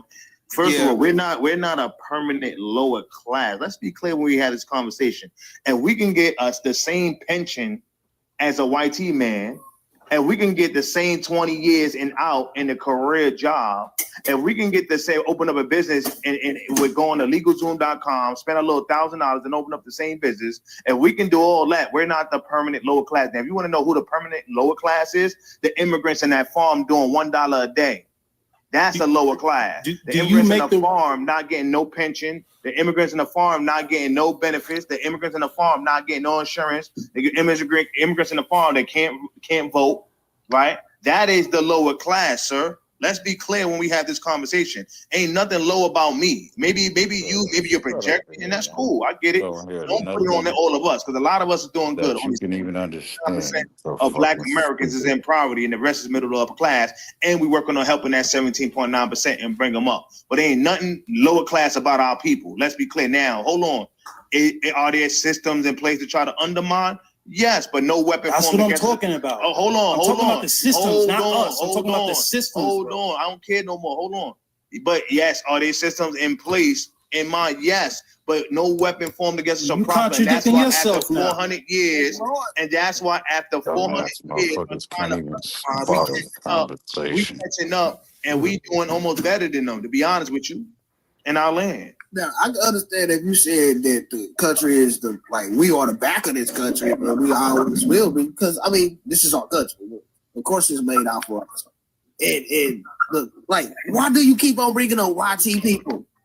It's like every excuse that you make or every rebuttal, you gotta include YT people. When we are just focusing on us and people that look like us that they can undermine us easily than YT people that are used as tools for white supremacy, and they allow themselves to be tools of white supremacy. Are you people even intelligent enough to keep up with the conversation? They want to be tools and allow themselves to be tools and be a buffer class people. People like you and us, you and me, we are not the average person. Oh, we gotta be on the high standard. We're the outliers. That's not true. That's not true. We don't base the rule on the outliers. That's not true. So you gotta start with that. Man, you got. They go back to trying to be superior type shit. Our people are dumb. Like he trying to show him, but he treat our people like we're dumb though. Our people are dumb. I didn't say that. Our people are educated. They are smart. No, FBA, he holding us to a higher standard. So why are we required to? If you ask me what, and how the fuck I'm experiencing xenophobia when I'm not even from a different country? They in my comments talking about some go back to your country. We don't need your opinions. We don't need your opinions. Our people been fighting forever. No, y'all ain't did shit. My mother was actually part of the first integrated schools in Cleveland, Ohio. Yeah, they was throwing rocks at her, calling her the N-word. I grew up hearing the stories. I've been radicalized. Y'all can't radicalize me, motherfucker. This shit in my blood. My grandmother on my father's side was born on a plantation. Her mother was born on a plantation. Her mother was born on a plantation. I know my history and my heritage. My grandmother moved to the Washington, D.C. in the 50s when there was a bunch of migration of Black people moving up to Washington, D.C. And it became Chocolate City. And she raised 10 kids in Washington, D.C. And all my aunts and my older cousins, they on their 60s and their 70s, they be in my comment section telling me how proud they am that I'm highlighting our culture and our heritage of Washington. Salute, FBA. Salute. My whole family was raised. My grandmother raised 10 kids, and all her kids had kids. There's 100 of us in Washington. Yo, look, everybody that fucking talks is not a so-called FBA.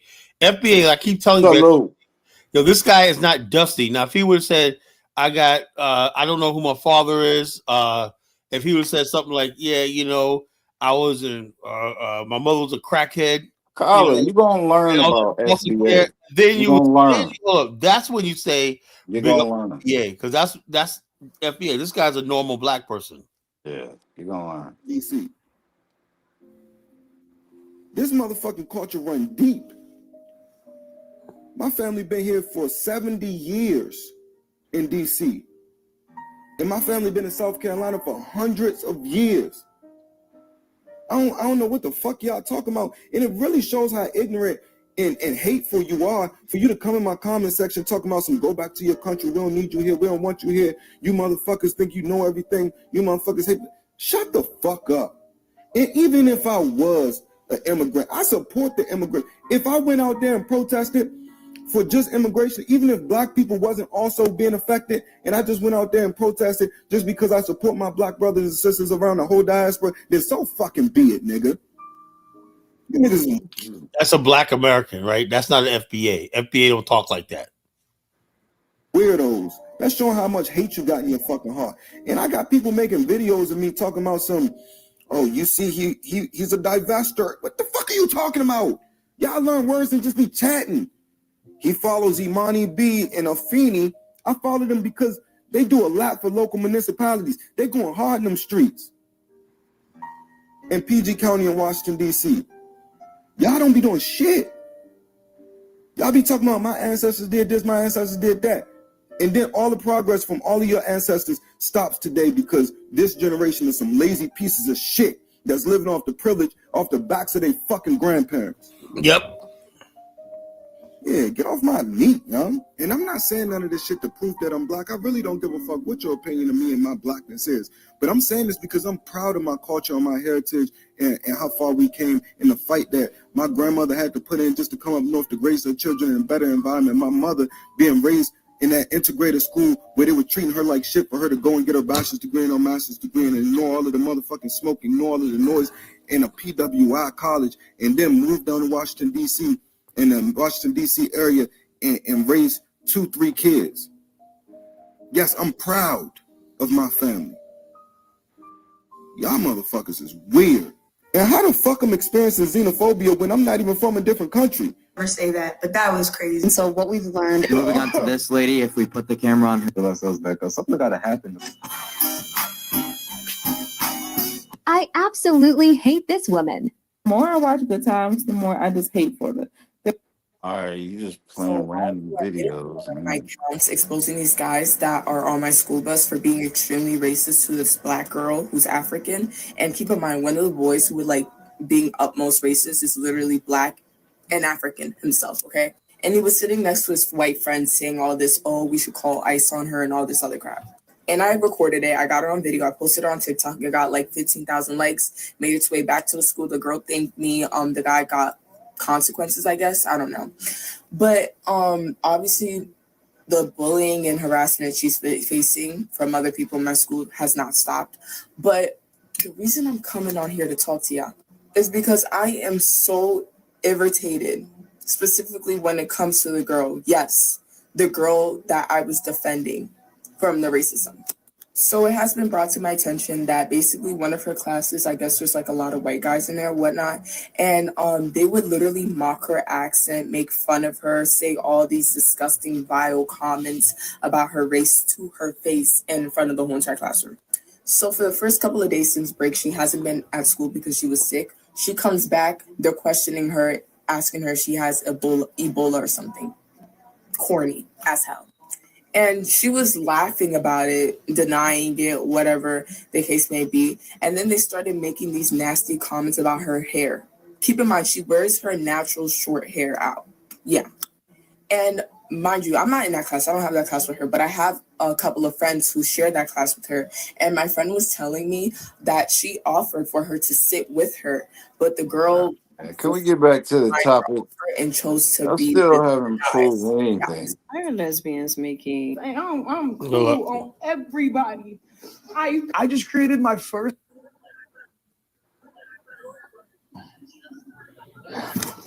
Here's one. It says Aboriginal Americans were black. I'm sorry, my child. So you need to...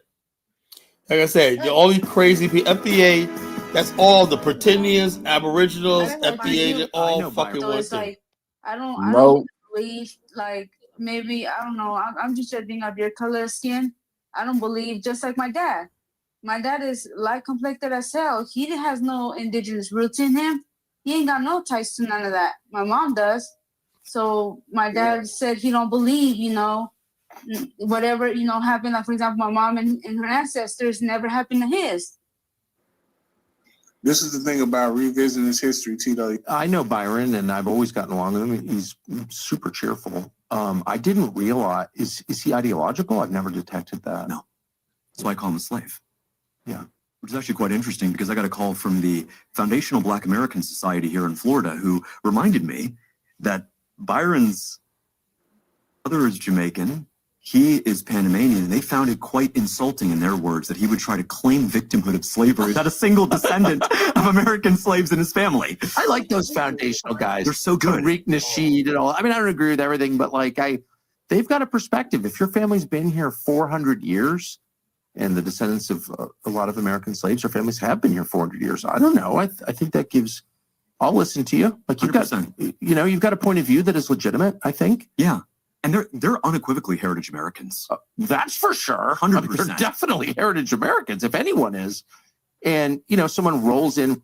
So these are proving you that the white people, they're not just sitting there discovering. They created Tariq Nasheed and Yvette Carnell. Look, white people don't do nothing. It's just doesn't happen to happen. You know, the fact that he says I've been watching. So he's talking.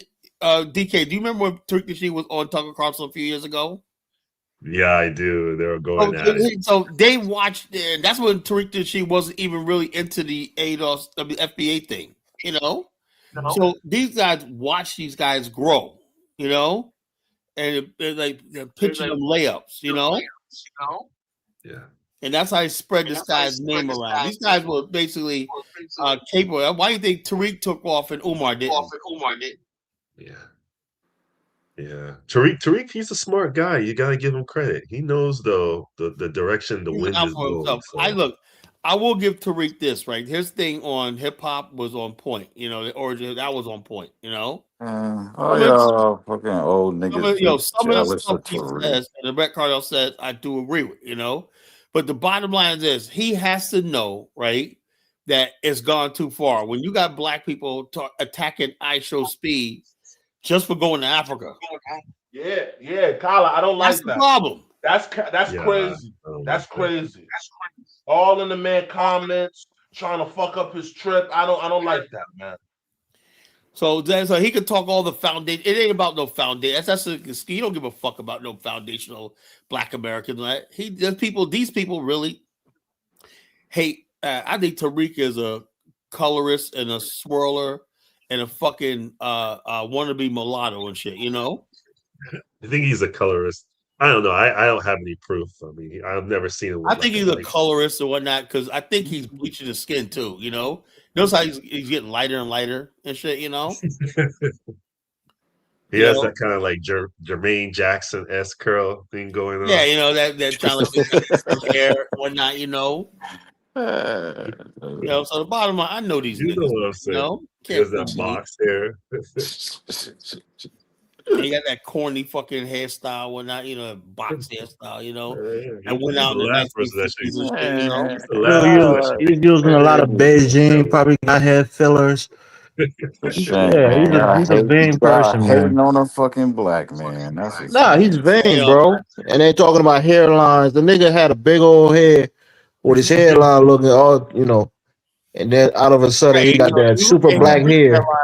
His hairline ain't different from a Nigerian, you know? Yeah, he looks like he about to go on a Jackson 5 reunion tour or some shit, man, with that hairline. It's crazy. Talking about tether hairline, nigga. Yeah, so it's just ridiculous. You know, the whole thing is just embarrassing, right? Anytime you got white people like Tucker Carlson loving this shit, you Carson co-signing that. Yeah, let's finish listening to it. He actually didn't co-sign it. Nobody's looking for some fucking white trash to co-sign it. Except you guys are. I like the foundational guys. There it is. I like those guys. I like them. Who give a fuck when you white? Basically, you know, like y'all align with the right wing, man. Like y'all, you know, like y'all branch with the right wing. Y'all with Tucker Carlson. You heard what he said? Tucker Carlson. You heard what he said? They're gonna be with Nick Fuentes. They're gonna be with fucking. You heard what they? When not, you know, that's what it is. They're trying to say heritage American. Heritage, like, you know, oh man, yeah, heritage Americans or not, you know. You know what it is really, because they know black people have been cut off. They're the only group of people that's cut off from their ancestral homeland. So if they're gonna pick anybody to deal with, right, it's gonna be us because this requires that we give up Pan-Africanism and stuff like that because they really see themselves being replaced by Indians. Man, you know? you gave up on Pan-Africanism a long time ago. What are you talking about? You. Let me put it to you like this. I don't want to hear about your version of Pan-Africanism. Hold on. Let me put it to you like this. This, right? 1776 came up here and said, "I'm a Pan-Africanist." You understand where I'm going with this, right? Yeah, I know. All right. There's a lot of goofy ass people. O'Shea Duke Jackson called himself a Pan-Africanist. Wow. Phil Scott called himself a Pan-Africanist. Yeah, they're not. Well, in that regard, right? Yeah, People well, are getting talking about this jumping the pad. I had to break camp and say, no, I'm not that. I define myself. I just created the Black African infrastructure in the colonization. And then I talked about it African. I created my own ideology. When we talk about what's collar believes in the colonization, you know, he believes in Africa. So you're a black nationalist. I'm a black nationalist, you know. FBA nation, black supremacy. No. I'm not FBA because the FBA doesn't define who I am. I'm not foundational to America. That's what I'm saying.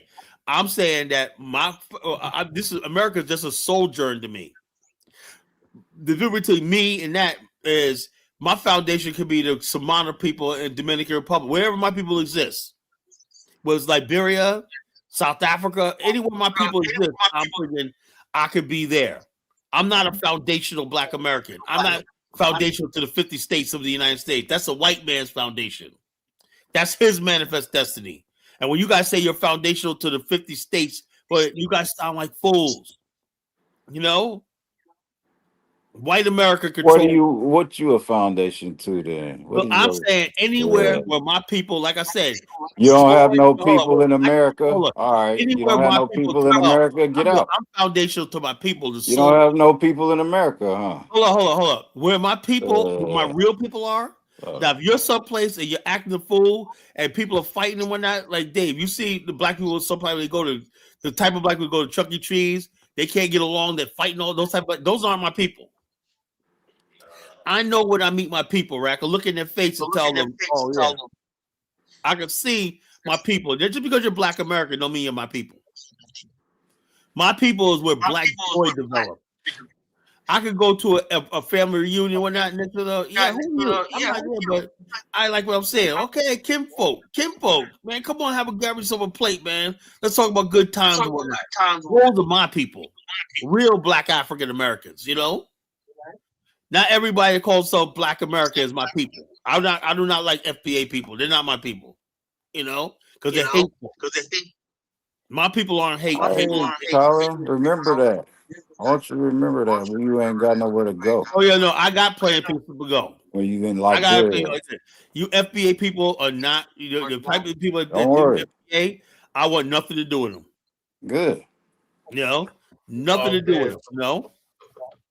Nothing to do with FBA type people. If you are xenophobic, you don't like Africa, you hate your ancestral homeland in Africa and whatnot. That's just some fake narrative. Nobody's xenophobic. Nobody's. No, look. I heard Rico Miller. He said, fuck Africa. I never heard Rico Miller say, fuck Europe. Yeah. Well, how many times have you said fuck? No. He said it many times. Fuck Africa. I said you. What? How many times you said I never said fuck Africa. Hey, y'all hear this? Is that a joke? You have never heard me say fuck Africa. Is that a joke, guys? Are y'all gonna let him say that? Why, do I say certain Africans? I'm about to get kicked off the show. Hold up. Do I say certain Africans can go to hell? I don't give a shit about. I have never said fucking fuck Africa. You know, because that's my ancestral homeland. That's an abomination. You know, I've never said fuck Africa personally. That's a fucking lie. If you saying fuck the people on the fucking continent, you saying fuck Africa. Hold on. If you're on the continent, hold on. If you're on the continent, let them say you this shit, hate man. me, right? I'm Africa too. If you try to deny me my heritage, what's mine, yeah. Just like Africa has a lot of tribalism, you know. So I'm not obligated to hate people that love people that don't love me. But if you want to build brotherhood and friendship or not, I got people from all over the continent I'm cool with, you know. And there's people I don't like. There's some Africans, just like there's some Black Americans I don't like. There's some Africans I don't like. I think they're all fucking traitors, you know. I don't like the Afrodamus types, you know. I don't like the Mike Olawale types. No, that's not my brother. Mike Olawale is not my brother. And I have just because you live on a continent don't mean I have an obligation to fucking kiss your ass. No, it don't work like that. That's what I'm telling people, you know. Well, so when you talk about fuck, I've never said fuck Africa. I am African. All right. You know. So you can kill that shit, you know. Kyle's a fusion of FBA. Ain't nobody else gonna say nothing. So, no, I know I'm Principe. I'm black. I'm African American. Principe, the only one gonna say. Yo, that is African American, Black American are my people. They come first to me. That's my identity.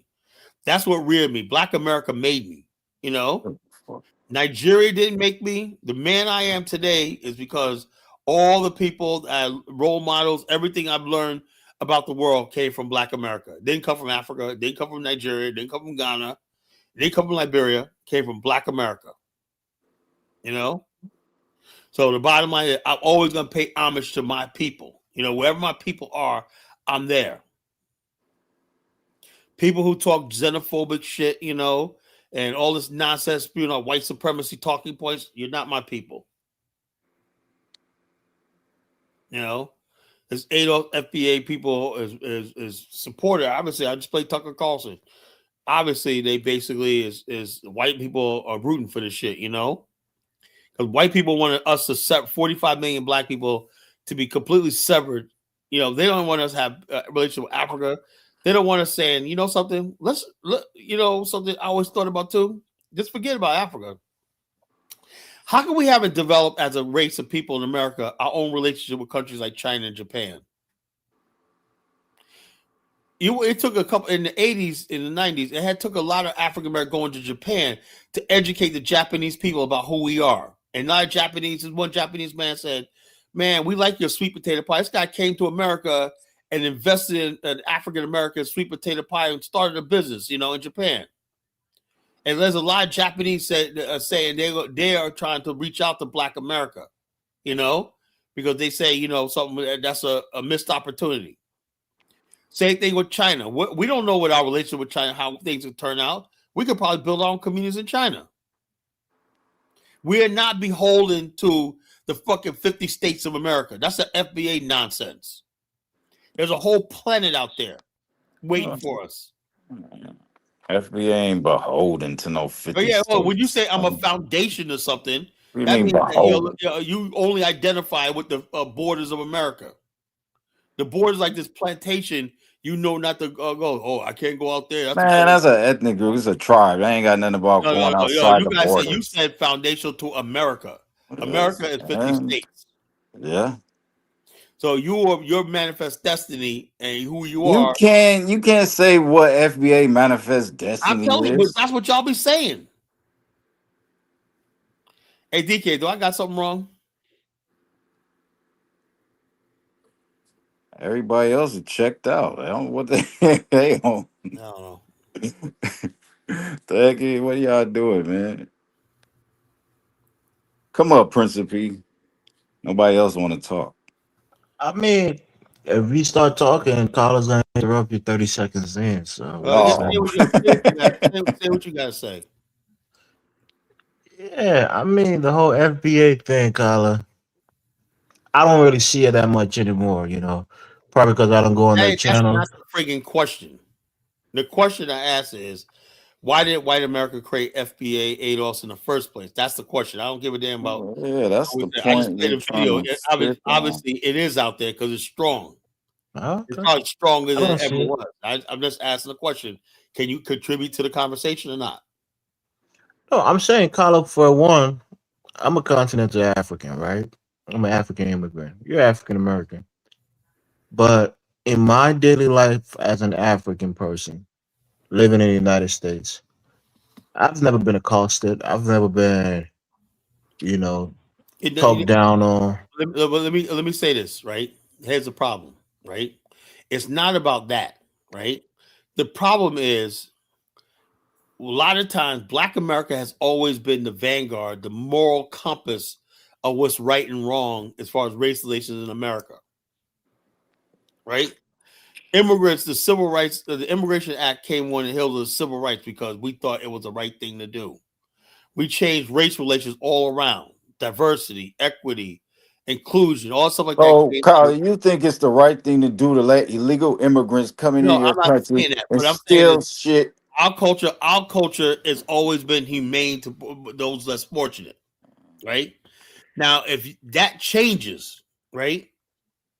If the people who are the vanguards of the civil rights movement and stuff like that, the image of those people sort of turning on things like immigration reform and stuff like that, or just not being sympathetic towards even their own kind from Africa and whatnot, that friggin' is dangerous. It's not even about Black America, right?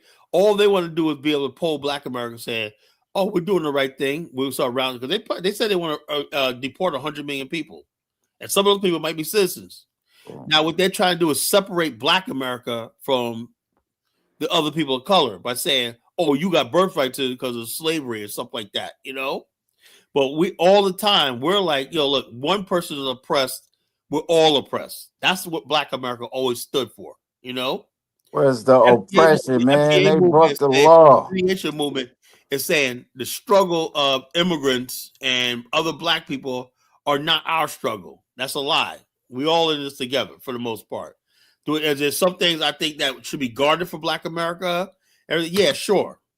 But the bottom line, this idea that we're going to turn over our community and our race to these white racists and whatnot is unacceptable.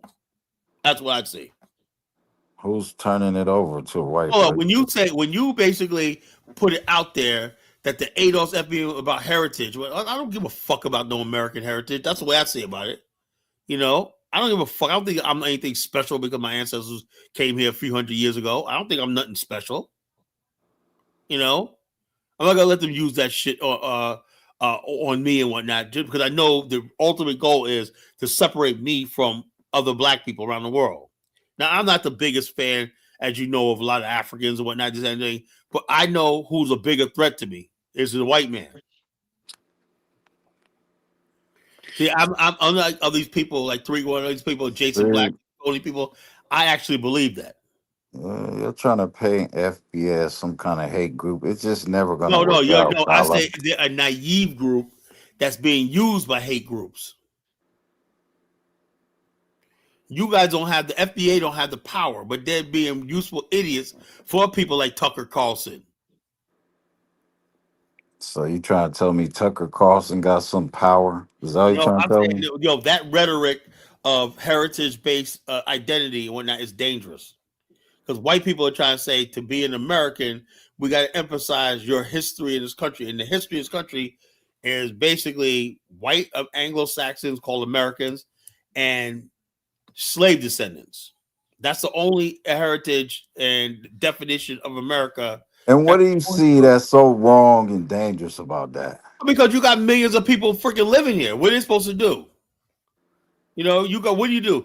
Either you round up all these people, you know, take away their people that's here legally, they don't have to go nowhere. They don't care about legal. They're saying that if you're not from here, you're not an American by heritage, you don't belong here. That's what they're doing. If they get enough Black people to go along with that, yeah, they can start stripping people of citizenship and getting away with it because there'll be nobody to protest it. The only group of people standing in their way is, Steve wants a thing. I hope, Steve, if I let you up here, man, give me something to freaking talk. I want an opinion.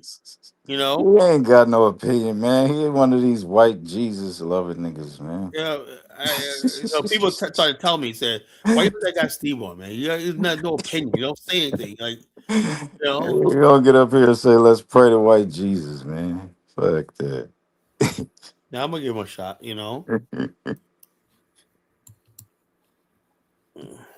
So it's like, show me your opinion. Like, nobody's gonna jump to the computer and beat you up. Tell me what's on your mind. Shit, you know, that's just so annoying, man. But the whole thing is Black America has always been the vanguard of what's good, you know, and what's, right and everything like that. That goes away. You know, the delineation was bigger than what it does. This is the first time in our history where I get it. Black people are tired of fighting everybody else's battle. I get that. You know? Yeah, that's why it's important, Carla. You know it is. But the bottom line is this. Look, man, once they get rid of all these immigrants, who do you think they're going to come after next? They're going to come after us. Well, what do you think? What are they going to do to us, Carla? They're going to put us all in jail? They're going to ship us to somewhere? Hold on. What are they going to do, Carla? Have you forgotten every time that they blew one of our brains out at a simple traffic stop or whatnot because somebody felt scared? and then they say not guilty. And the So you think they're gonna kill us all? Is that what it is? But hold on, but that breaks our spirit, Just seeing something like that, it's traumatizing. Listen, caller, the FBA spirit can never be broken. You're already fucking broken. Are you sick? You guys are already broken. You guys already conceded that you had all these killings under Barack Obama when nobody ever joined. Well, let me ask FBA. Where's George Zimmerman? FBA? All these killers under hold on. Where's Barack Obama? What? Hold on. Where's George Zimmerman at? I heard he was homeless. Y'all know where he is? I don't know. Hold on. What happened to that guy, that police officer? I don't know where he's at. Brown and disappeared. Listen, I don't know where he's at. Oh, that guy was an Asian guy, right? The guy you that see how these people try to put every no, responsibility on FBA? So what I'm probably trying because to say they know the only people that can take the responsibility is FBA. No power. You guys are They powerless. punk ass ain't finna take no responsibility for it. But you guys have no power. Fucking Pan-African nigga. You guys have no crashing out. You have no power. I'm crashing out. I'm just telling it like it TI is. You have no buddy. power. The FBA movement has no power. Colin know what I'm talking about. No, I don't. No. I don't understand powerlessness, man. There are. You know exactly what I'm saying. That's why they kicked me off here. Yeah. Which we call they're sending American prisoners to foreign, so they're gonna be sipping you ADOS FBA people down in El Salvador, probably Antarctica, some places like that. What can you do about it? Nothing, because you're weak. They can do whatever they want with you, And then what you call it? Then not only that, they might ship a lot of y'all Negroes to Greenland, freeze your ass off, in the tundra. You guys have no future, no power. No future, no power. The FBA movement is just white. But yet, you guys, only thing y'all know how to do is, like I said, I showed the TikTok video. These guys are going off on black immigrants, man. Y'all just going off on black immigrants. Oh man, immigrants, these tethers and whatnot. What the hell? That's a joke, fucking joke. Why is it a problem now? Because FBA got a tribe. Now everything's a problem now. Everybody want to cry foul now. But as long as everybody had their hand out and had their cap out looking for $2 investments, everything was all good, huh? What you call it? No, I'm saying the fact that the ADOS FBA movement is a fucking joke, man. It's a running joke. You know it's not a joke. That's why you can't stop talking about it. It's a fucking joke, man. It's a really hilarious, man, to tell you the truth, man. White people created ADOS FBA movement. I proved it, They created that movement, and now they're supporting it. They're sitting back, loving the fact that a lot of these FBA. What's the name of this person you said? What did you say his name was? Okay, let me read it to you again. No, I just want the name so I can look it up. Ending. John, what? Let me read it to you again. I just want the name. You don't have to read the whole article. I read all of it. It says the founder Yvette Carnell's past ties. Critics have pointed out that ADOS co-founder Yvette Carnell previously served on the board of Progressives for Immigration Reform.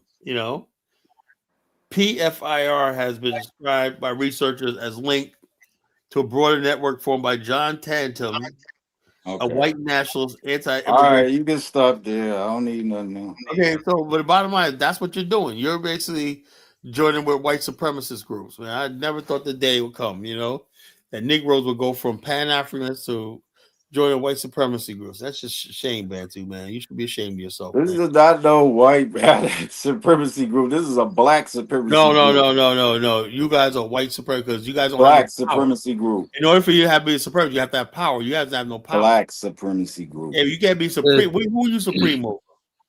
Don't try to say FBA is no white supremacy group. Who's supreme over your pet cat? I think they supreme over nobody, man. Come on, stop it. I mean, listen, FBA get most of their talking points from white supremacists. Let's keep it real. There you go. You got one, Colin. You got one.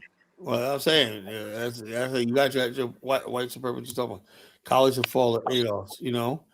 I said back in the days, right? Let me put it to you clear.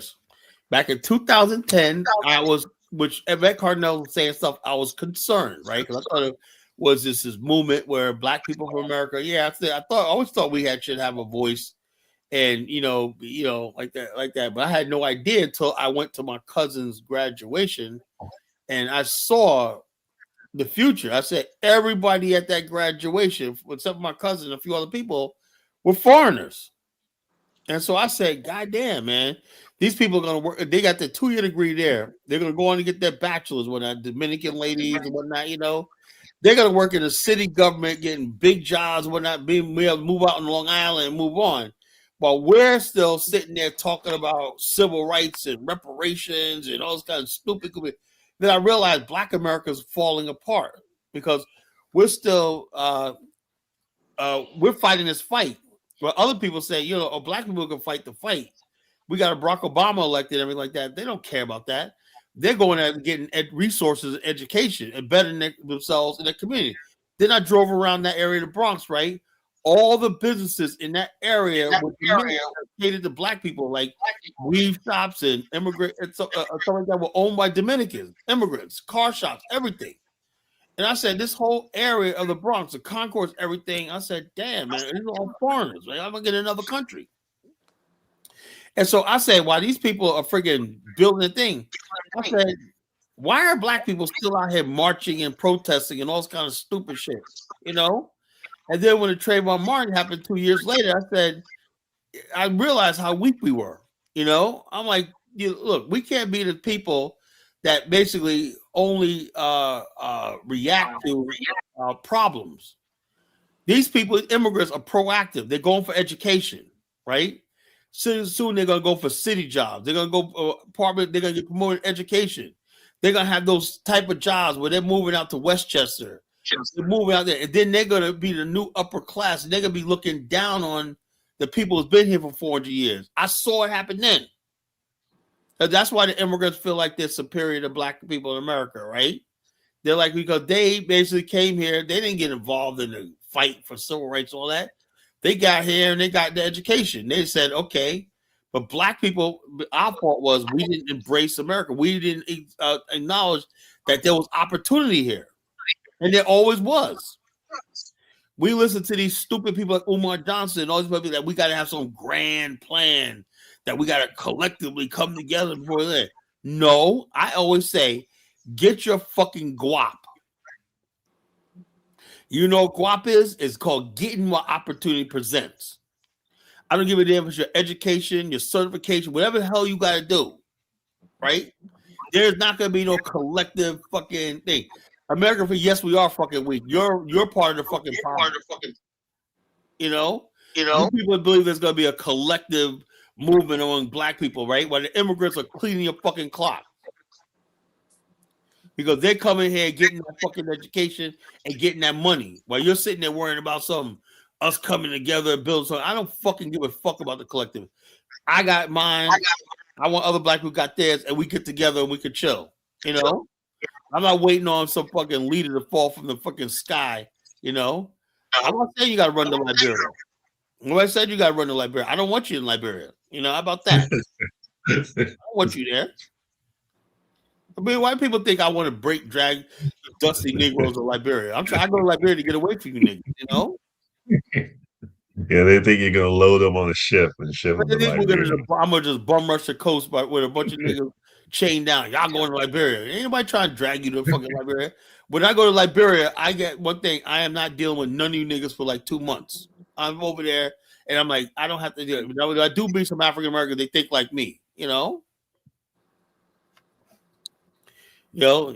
believe in that fucking Black unity shit. We're trying to unify. We got to do all this. We got to elect this person, elect this person. While the immigrants are not even concentrating on politics. They just come in here fucking getting their education. I saw it, my own eyes. I said, damn, these motherfuckers. That was the mistake with Pan-Africanism. It wasn't unifying. It was all Black organizations thought there was some grand scheme. We got to unify, like Kwanzaa. Unity, emotion. I don't want that. We've been waiting for fucking 60 years to unify with dusty ass broke niggas, and nothing's happened, man. Yeah. So that unity shit is out the door. Do what the immigrants do. They come in here. If you're gonna do something like I was part of here, they form susus and lotteries and stuff like that. I was part of an African American susu, man. We raised like $2 million. We got more money than immigrants do. We raised like $2 million in like a span of like 3 months. You know, and the collective fight all fell apart, but because one of the ladies that I was with, she was my producer on my radio show. She basically broke with me, and she became an FBA. You know, she was like she went all FBA on me, ADOS FBA on me, and whatnot. You know, so it is what it is. You know, that's what broke apart because all the susus, because we had a couple of Liberians in there, we had some Ghanaians in there and whatnot, and then these ADOS FBA people came in and divided everybody, and it fell apart. You know, so. It is what there it you is. go. Read your breed and booty. Whatever his name is, Baruti. You put down African. What the hell are you talking about? You know, you have contempt for Kiswahili. I know I don't. I call it Schnagalagalaga. I have contempt. I have no intention of trying to fucking learn it. You know, you have contempt for Ubuntu. That's what you said. Well, I would like to see. I don't. How can I contempt for something I've never seen or manifest? Why don't you show me some Ubuntu, Baruti? Show me it working, and then I could judge. I've never seen Ubuntu other than people talking about it and some couple of our friends making AI videos. That's the only time I've seen Ubuntu. I never seen it in real life. You know, Kala going to rogue with no army behind. You know, with these crazy titles. I don't know what American Freedman's talking about. Is American Freedman 1776 or he's someone else? Rico Miller says Rico Miller, he got that's not 1776. Rico Miller got a comment for you. Immigrants with welfare SNAP according to your show the other day. No, I'm saying like that. I'm telling you what I saw. Even if they get welfare and SNAP, they're smart enough to get in school. That's what I saw. I saw all the Dominican ladies the fine Dominican ladies. They're out there with Haitian ladies. There was Ghanaian ladies. There were all these Africans and Ghanaians. When I was like Peruvians, all the flags out there. I said, "Damn, this is not the Bronx I remember as a kid. This is not the America I grew up in." I was like, "Damn." The first time in my life, I was scared.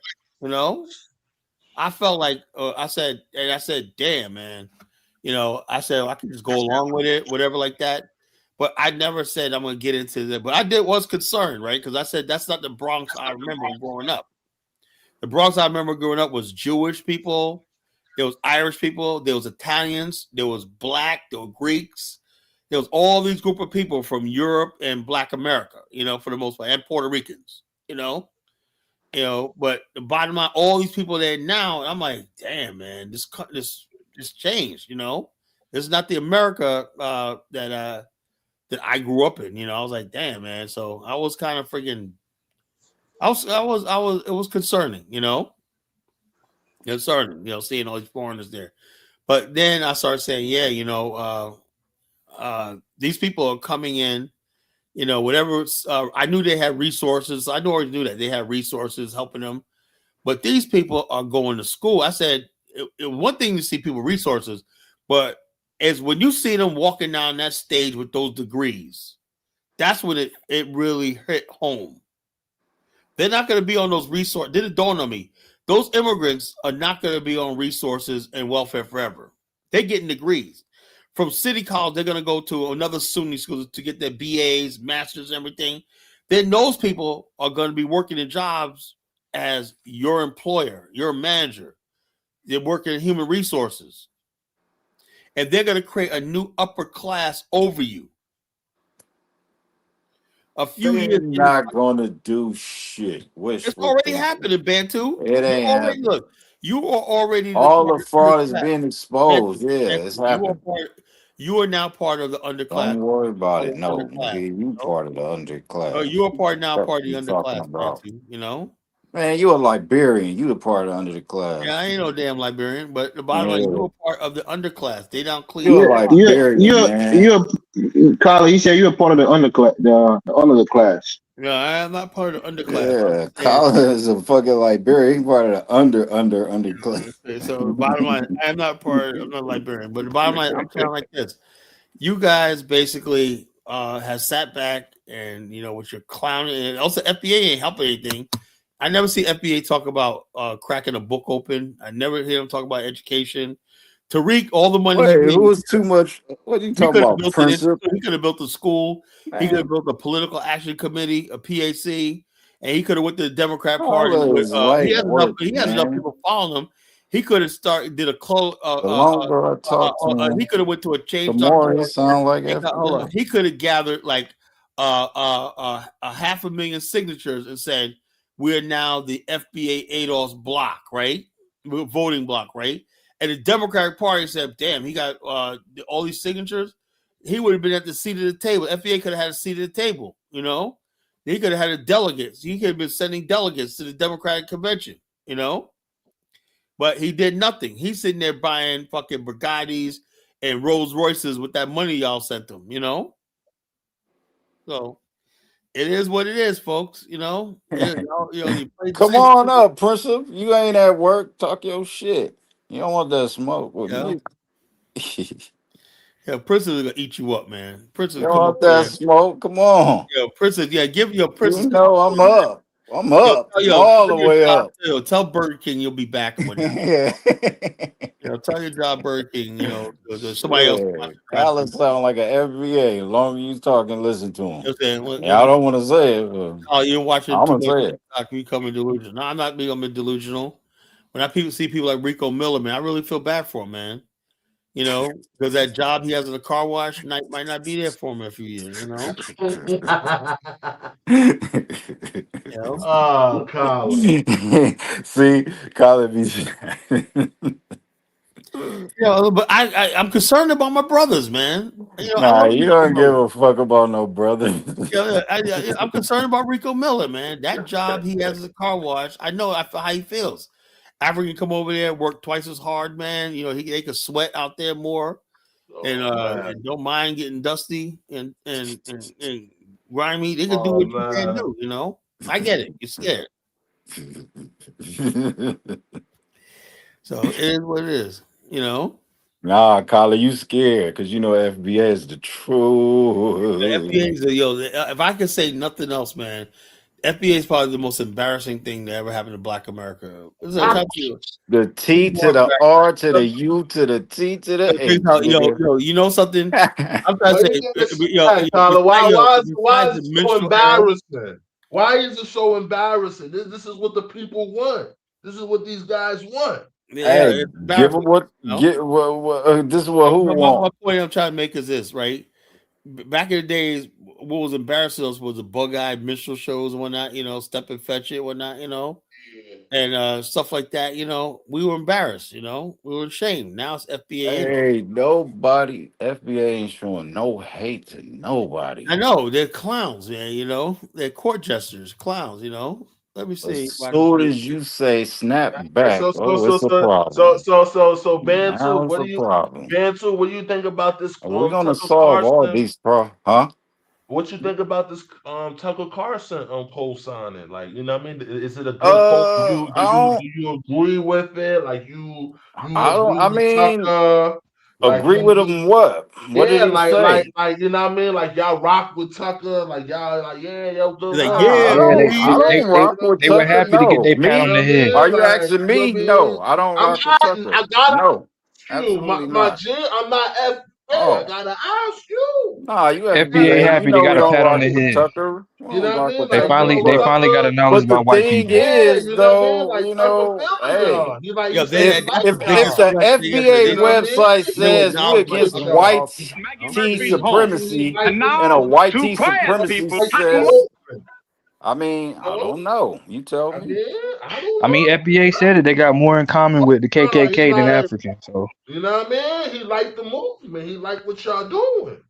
Hey, everybody like what we doing. It ain't nothing. You know what I'm saying? Like, you just another nigga that like what we doing.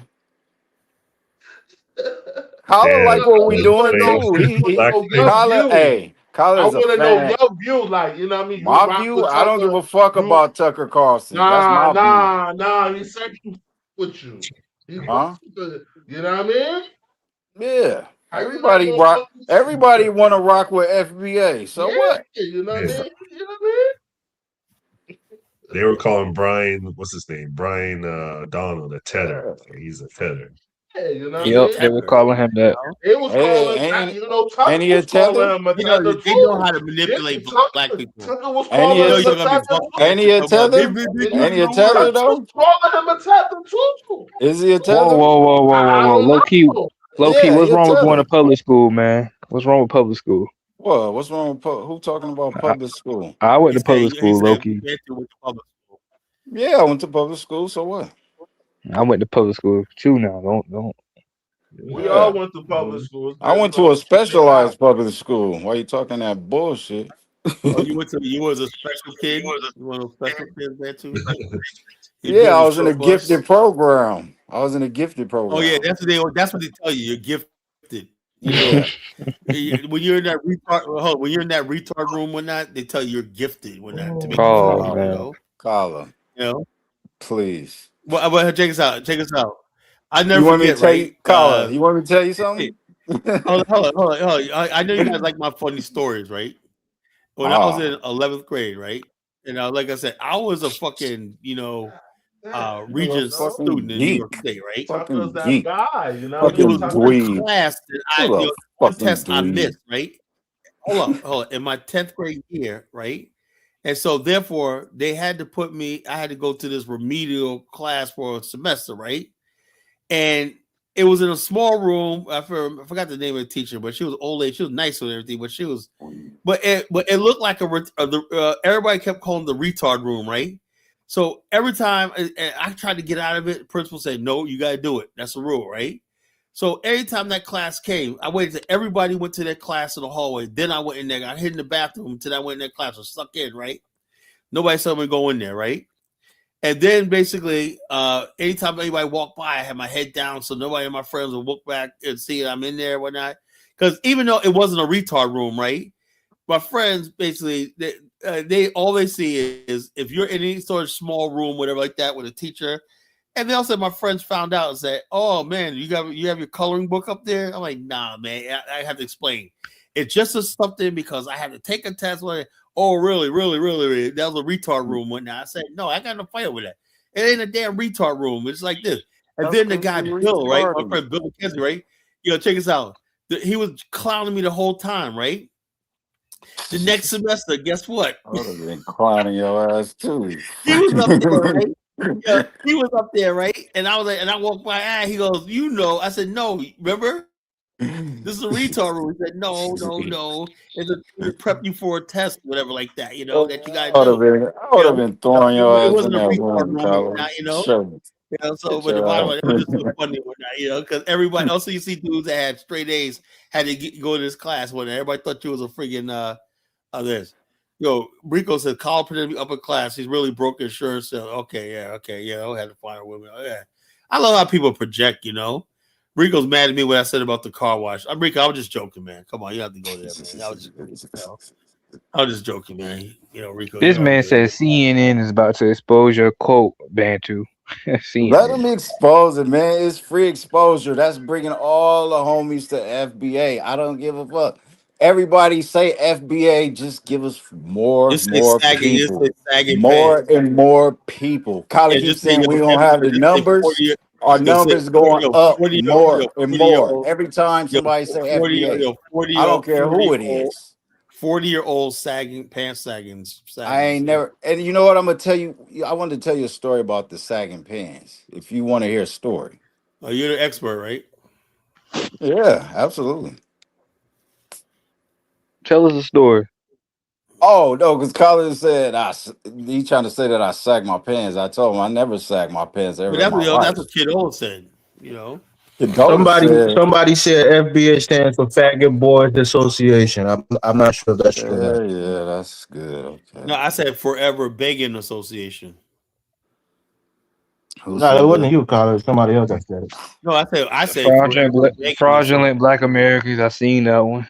I seen No, somebody said faggot boys association. That's what somebody said. Okay, let CNN expose it. Let them FBA, expose it. FBA, man. You know, Hell, it CNN just gonna really sad, man. expose FBA as a cult. What kind of nonsense? They're gonna do a spotlight investigation on FBA, man. On They're gonna talk who? about Tariq Tariq being a pimp, being a pimp, being a grifter, and he funded a movement that a lot of Hey, man. Good luck with that. slow-minded people are following. Good luck with Anthony, they're that, coming for y'all. man. Hey, let them They're come. coming for y'all, man. Let them come. We ain't hard to find. You heard? Yeah, I know, man. You guys are on the soup kitchen line, you know, homeless shelters, you know. Yeah, that's what we find you guys, you know, or ducking child support, you know. That's you know, a lot of FBA brothers, man, whatnot, them and child support. You know something, look, one thing you guys advocate for, Bantu, right, is the FBA males, right, got hit by the unfair child support system, you know. I'm dead serious. You got bros out there working, FBA Listen, bros out man. there working hard, man, busting their ass, right? They get their paycheck and whatnot. I It's know you think it's $5. a joke. It's not a joke. I know, but that's the FBA, man. Y'all got no political Bantu, power, what man. made you like what made you Now, college trying to like what make a about joke out of FBA it, but makes it's you not. what What? about FBA so intriguing to you, Bantu? What you mean intriguing? Like what do you like about it? Just go to the website. I like everything about it. Okay. It's as simple as that. Bantu don't like feeling like the other class. You want to feel like he got the upper hand, man. Do you want me to go to the website and just read the whole thing to you? Is I that mean, we did it yesterday. Let's do it again. That's okay. I don't know. I don't feel like no, this is my opinion on it. I don't feel like I need a new name, That See, especially that's the point, Steve. Everybody's mad because we naming ourselves. We're not letting nobody else name us. And when but you we name already yourself, that's very dangerous, like Colin said. Yeah, but hold up. But you guys limit your identity to the borders of It's America. not limited, man. Go to the website. Can y'all read? Hold up. We're gonna Yo, read it again. your boss, Can Tariq we? Nasheed, Do we have said to read it again, Liberian. Hold man? on. Your boss, Tariq Nasheed, said Do we have to read it American again? Liberians aren't FBA because they left the country. You know. All right. but how is FBA naming ourselves? Because I don't understand that. How is it naming ourselves? Well, y'all mad because Look, Tariq now, named no, a why is it black that people man? always, or why Y'all people mad like the because a American black Freedom, man gave us some? What? everybody that comes to the show, right? Except for I'll get back to Dicky, he's standing on the square. Everybody in the chat room, they all got the FBA talking boys, but they're not FBA. Look at this, American Freedom. I'm not FBA. Who said Yeah, that? whatever. Because Who It's said the that? same way with it's Oh, the same way American Colin where they say I Freeman. don't even watch Tariq, but Oh, they say everything no. Tariq says. They say, oh, it's talking Yeah, points, I but don't watch I don't Tariq. Tariq. You know? That's why I be like Or listening you to got white people y'all talking about, because oh, I'm I not be wanting MAGA, to but know the what's bottom happening. line, they're all MAGA'd out in their talking points and their views and whatnot. You know, I ain't MAGA, but Because we could The just simply replacement go theory, to the website black and immigrants are gonna read point replace for us. point, and then we get to the bottom of it. But y'all want to do that, so The just bottom keep line is this. making false accusations, and then we'll see where it ends up at. That's all. All I'll say is this, though. You know, Tariq Nasheed, man, might be in jail over this, man, because he's starting some shit, Hey, man. listen, that's the price you gotta pay when you try and really do something revolutionary to just talk Oh my bullshit. God, man! You just said Tariq Nasheed is revolutionary.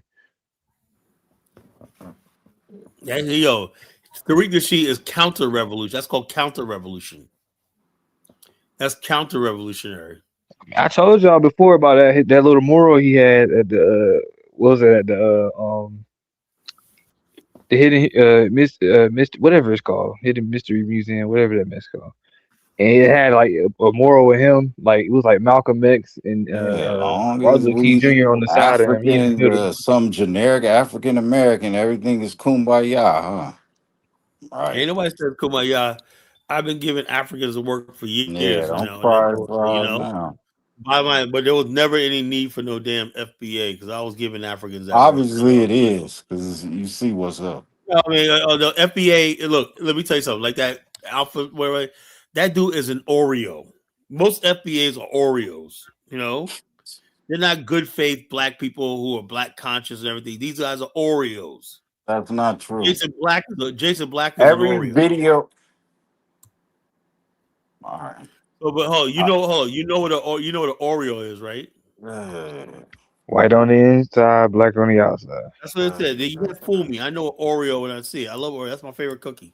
You know, white on the inside, black on the outside. You ain't fooling me. You know. Yeah, you should know. FBA You should Oreo know, cookies, Carla. you know? You should know. At anybody, you should know. Look, take it up with Tariq then, Carla. You know, I take up Tariq. He knows who I am. You know, he knows who the hell I am. When I, He says, "I'm American." Period. What are y'all? Yeah, Okay. take it up with Tariq. I'm going to come up here and you're defend American, Tariq. right? Nigga. Okay, if you're an American, that's fine, right? What does that mean, right? You're American as like a white person American? Are you a American freeman? Are you a first class, second class, or third class American? You know, a different class. You know, and in this country, if you're white, you know, you're first class. You're black, you're like third or fourth class. And also American freeman, so is the pit bull. That's what. So is the bald eagle. American pit bull terrier. Yeah. American pit bull is a fucking American, you know. So is the bald eagle. People like you don't see. You're gonna go up there and you're gonna have a American Pit Bull Association gather on the steps of White House. We hold these truths to be evidence that we Americans should be equal, but you're a dog.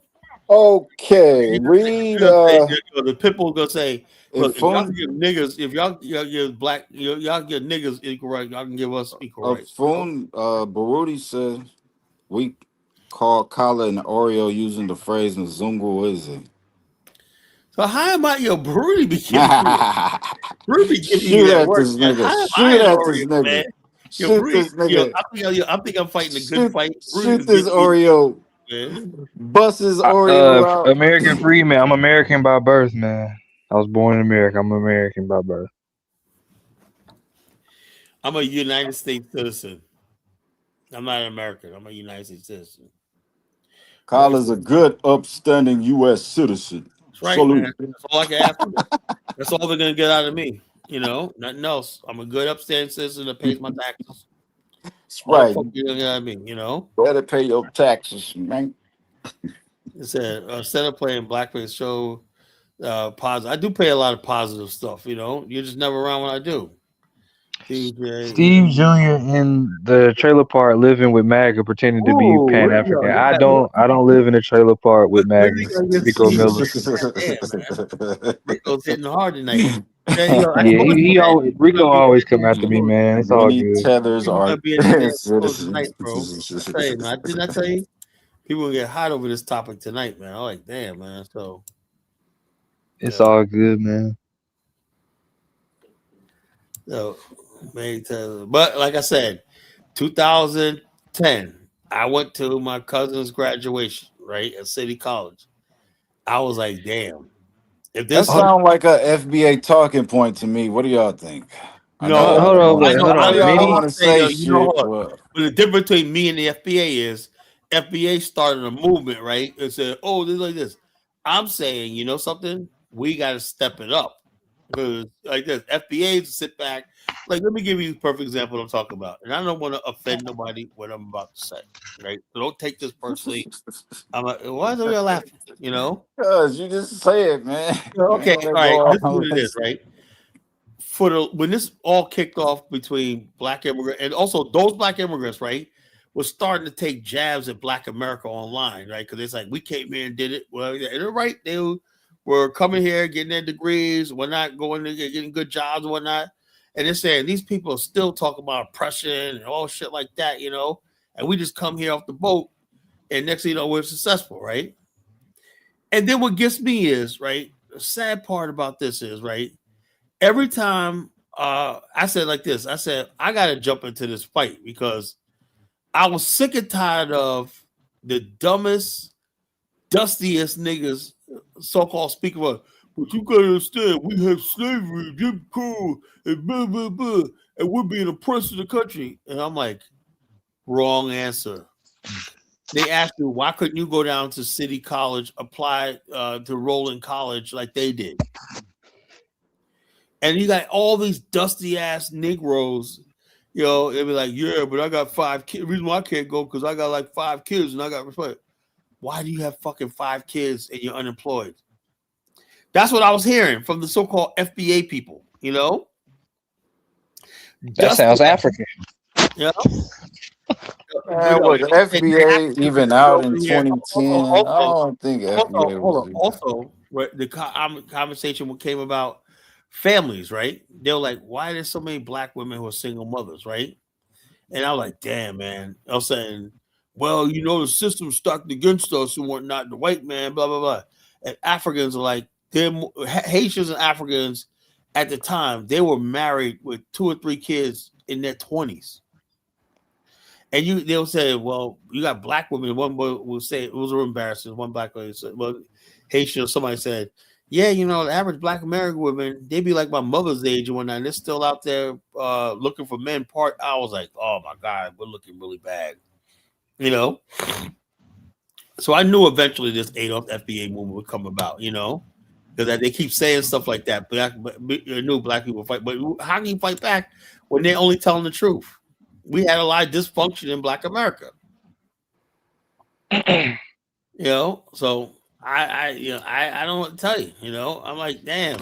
So I basically started. I'll listen to Yvette Carnell. I'll listen to what she had to say, but you know, I realized. Which one? Rico told us all the Haitians I know were eating neighborhood cats. That's a racist thing, Rico. You know that's not true, man. You know. You're gonna get Ross Moisture coming up here very soon. Speaking of, okay, I heard like, you know, the Haitian with the mud cookies. I call it. Have you ever heard about any black Americans eating clay dirt? No. You never heard of that? Haitians were eating that because they had no food, you know. So you gotta give them a pass, you know. We was talking about it after the show because I knew family members that used to eat clay dirt. It was like specifically pregnant with. I don't remember that shit. You know, I don't know what the hell family you come from, but it was a CIF isn't so-called white America. There's no white people. We're white isn't as the what the heck is this? Britney's Catholic. What the hell? Was that Musa? Well, it's obviously a white guy. You know, is that Musa? FBA isn't so-called white America. There's no white people. I think you meant FBI. You know, no, the FBI. American Freeman says I have eaten. Yeah, go ahead. Yeah, take us out. Okay. Oh, yeah, it's a lot of college good. One of these New York niggas, they ain't never even seen. No. The topic is hold up. FBA, it means Foundational Black American. That's not. I'm not talking about FBI. ADOS means it's American descendant of slavery, and I'm contending that white America created or at least boosted or supported this movement because it benefits them. You know, so it is with Uncle Collar, love bush. Oh yeah, I love bush meat. You know. Oh, Nat Measy wants to come up. Step right up, Nat. You know. Will Nat Measy give the hot man a pass tonight? You know. Slow. Why did the white American create the ADOS, FBA, Hotep, and Pretindians? You know, come up here and punch on this Oreo, Nakameezy. Come up here and punch you on this Oreo. Let's get some of that. Let's get some of that cream up out of them. Okay, so but Bantu Mandinka, man, back to you, man. You know, and the reason why I thought about that is because when I hear you talk, you remind me of those dusty Negroes. Man, y'all coming over here and we like nigga. You ain't never heard me say nothing like that ever. No, but I'm saying, but you sound like one of those dusty niggas I used to hear back in the day. No, I don't. They're saying they're cleaning your clock and whatnot, you know. You're like cleaning your clock. They're cleaning your clock, man. That's why you guys are FBA, man. Y'all like, I know what I do for a living, my business. They are no threat to me whatsoever. Ain't no threat to me. Yeah, they are. You know, that's why you guys are FBA, whatever. That's not directed at white America. Don't get mad because we got our tribe. Immigrants, no threat to me. In order for you to have a tribe, you got to have somebody you oppose. Who are you opposed to? White America or black immigrants? Just go to the website. We go. No. I'm saying like I played. Look, I sat here and played for an hour at FBA chat. I didn't hear white people mention one time That's because they coward ass is not gonna come in the chat. Only dumbass the guy Tether's gonna mentioned white come. people, and the FBA refused. He said also, do you guys catch that? He said, why you guys always bringing up white people? Like he was offended that this other dude mentioned white people. Why are you bringing them up for? Hold up, but because they are the main protagonists in our story, not immigrants. White people. Kala, before Nat Mixie speaks, I need to ask you a question. Rico Miller wanted me to ask you about why you don't talk about the Pan Africans who claim to be Moors or Olmecs. Those aren't Pan Africans, bro. Those are clowns. You know, those are clowns. Those aren't Pan. I'm not a Pan Africanist, right? I don't believe in nonsense. Anytime 1776 get up here and calls himself a Pan African, I knew I had to run for the hills. O'Shea Duke actually calls himself a Pan Africanist. I had to run in the other direction. I don't associate myself with fucking clowns, you know? Somebody like you ask me what I am a black nationalist, right? Who believes that, yeah, we should basically never forget our ancestral homeland. If possible, we should make a pilgrimage journey there and have a connection outside of America. I believe that. I believe we cannot keep all our eggs in one basket. That's a fool, you know? I am not going to be the type that be dominated by another race. I do not trust white people, you know? So the closer I am to another country, which I'm doing with Liberia, that's my color like that, the better, safer I feel. I don't trust America like that. I don't love America and trust America like that. That's what I think. Do I hate America to the point where I just like forget? No. I'm saying just in case I got my foot, like I said, my foot on the brake. Like when you go through intersections, you have your foot on the brake. I guess you have to do a hard stop. That's how I am with America. I have my foot on the brakes in case something ever happens. When you start being a panic, look, I have my own definition of Pan-Africanism, right? Unfortunately, my definition of didn't win out. You know, I don't believe in that kumbaya like this. I basically believe that black people in America, African Americans, black Americans are a tribe or a nation. I thought that we get recognition as a nation, as a part of Africa, as our own group. But there's some Africans want us to lose our identity. I'm not prepared to lose my identity. You know, I like who I am. I don't want to rename. Your identity is a black American, right? Hold on. But my identity is with my people, not with America. There's people. My people are in Samana. They're in Suriname. They're in Panama. They're in Costa Rica. They're in Liberia. They're in Freetown, Sierra Leone. Hey, don't come up here with that old weekend Jonathan argument. America, right? That means so my people, black African Americans are global people. They're not they're not limited Where's to the Jonathan there? That global. No, we're not. So there's an African American community in Russia. They speak Russian and everything like that, but they still have our culture. They come from us, you know. I was thinking about that, Jonathan. You wrong, man. If you leave America, if you leave the bosom of the white man, they want to forget. Go ahead, Nagmeezy. Yo, my car just fucking kicked you off my stream. Can you hear me? Yeah. Now, what you talking about? Panamanians and serving them meals to us? They're not. Knack. Let me say this, right? You know, there was an African American, Black American community that still practice our culture that live in Panama, Costa Rica, and Dominican Republic. In Dominican Republic, you're talking about cocolos. Those aren't Black Americans. Panama, you're talking about people that moved there to build a canal. Those are no longer Black Americans. I'm not talking about them. Before that happened, right? In the 1800s, there was a Black Americans that moved to Costa Rica and Panama. And what about? Do you understand there was Black Americans that built a community in Baja California? Yo, I'm gonna try to speak to you through my whip. I'll call you right back. All right.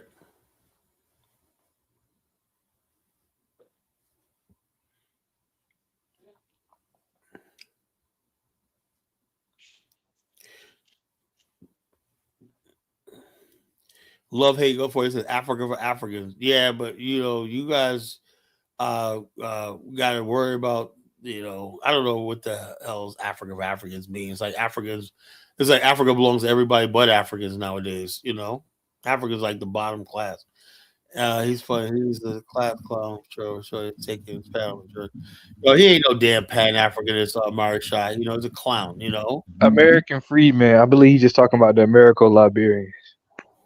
I could be wrong though, Colin. Well, yeah, American Liberians are African Americans. You know, they're African Americans. Same thing with the Creoles people of Sierra Leone. They're African Americans. You know, Black Americans, right? There's an African American community in South Africa, but those people sort of assimilated into South Africa and became what was known as modern South Africa, Pan African Congress, and ANC. There's an African American community in Russia. There's an African American community in Paris, France, that's been there since the 1920s. You know, there's an African American or Black American community in Canada. Those are all my people. You know, I look at the people, the food they eat, the music they hear, the gospel they sing. They're still our people. My identity don't stop and end with the borders of the United States. That's what I'm saying. So what do you mean that the people that were in America Neither that does left, the FBA. those are your people? So are you saying that the essentially Black American expats are your people? Yeah. All right, yeah, I have no issue with that. But look, there are differences between us and Panamanians and Dominicans and all of that. Like we can't. I know that. All right, so then for that you don't get no pushback. But let me I ask wanted you to a jump question, in right, on Let me I ask you a wanted to question. jump. Yeah, go on, Let brother. me say this. Now, when I was in New York, right? I'm from New York, right? Yeah, And me too. my 5th grade and 6th grade year, I went to school in North Carolina, right? My parents, I have no idea. But we went to Wait, help out my 5th and grandmother's 6th grade in North Carolina? Yeah. You ain't from New York, man. Fuck out of here. No, I know the 5th and the 6th grade years, I went to school in North Carolina. 5th and 6th grade, right? And I'll tell you right now, right?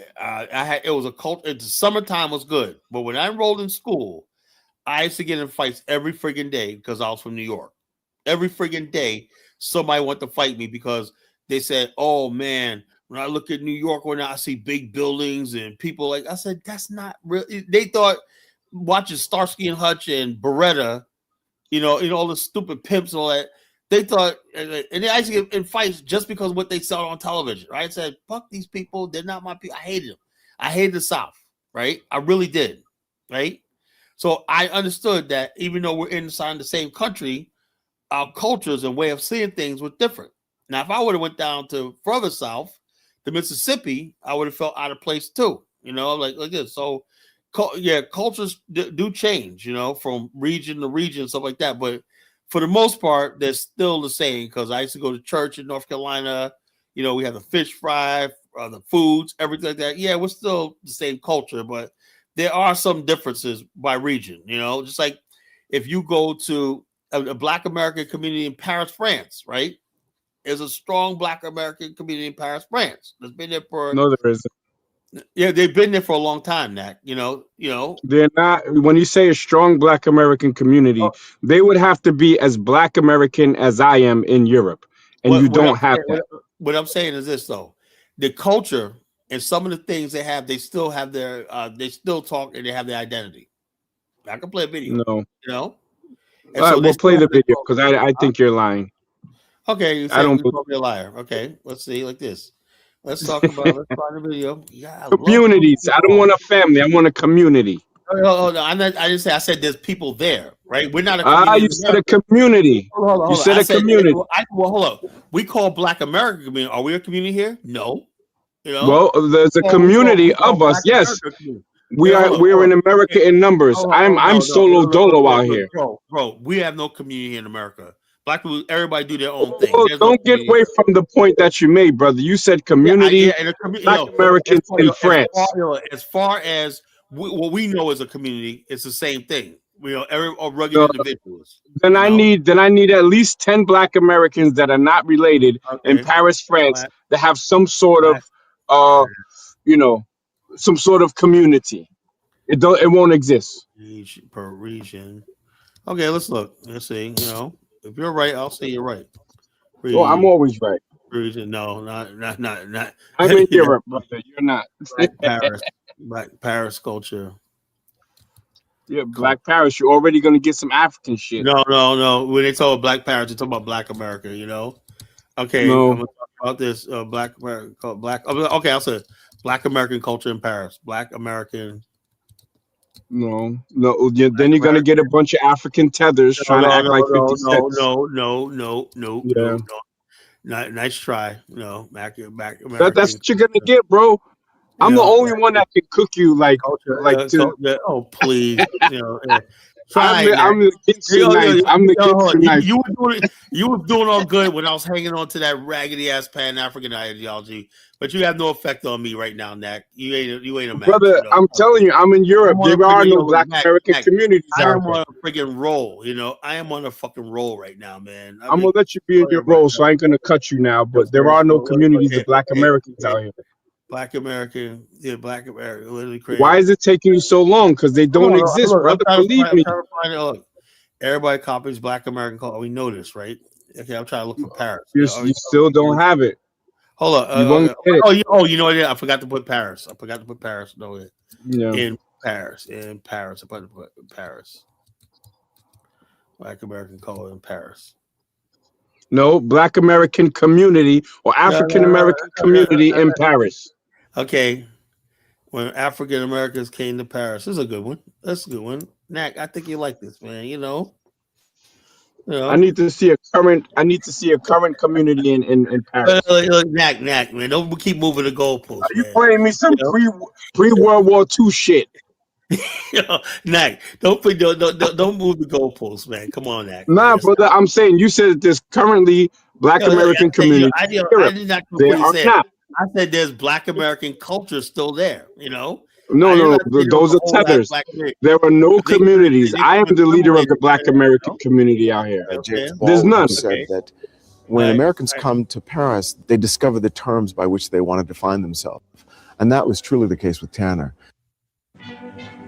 For African American soldiers going into the war, for many of them, there was tremendous pride in the idea that they could fight for the United States, that they would also be accepted. If you could characterize people as chicken thieves, these are not the people who expect to be soldiers in a noble cause.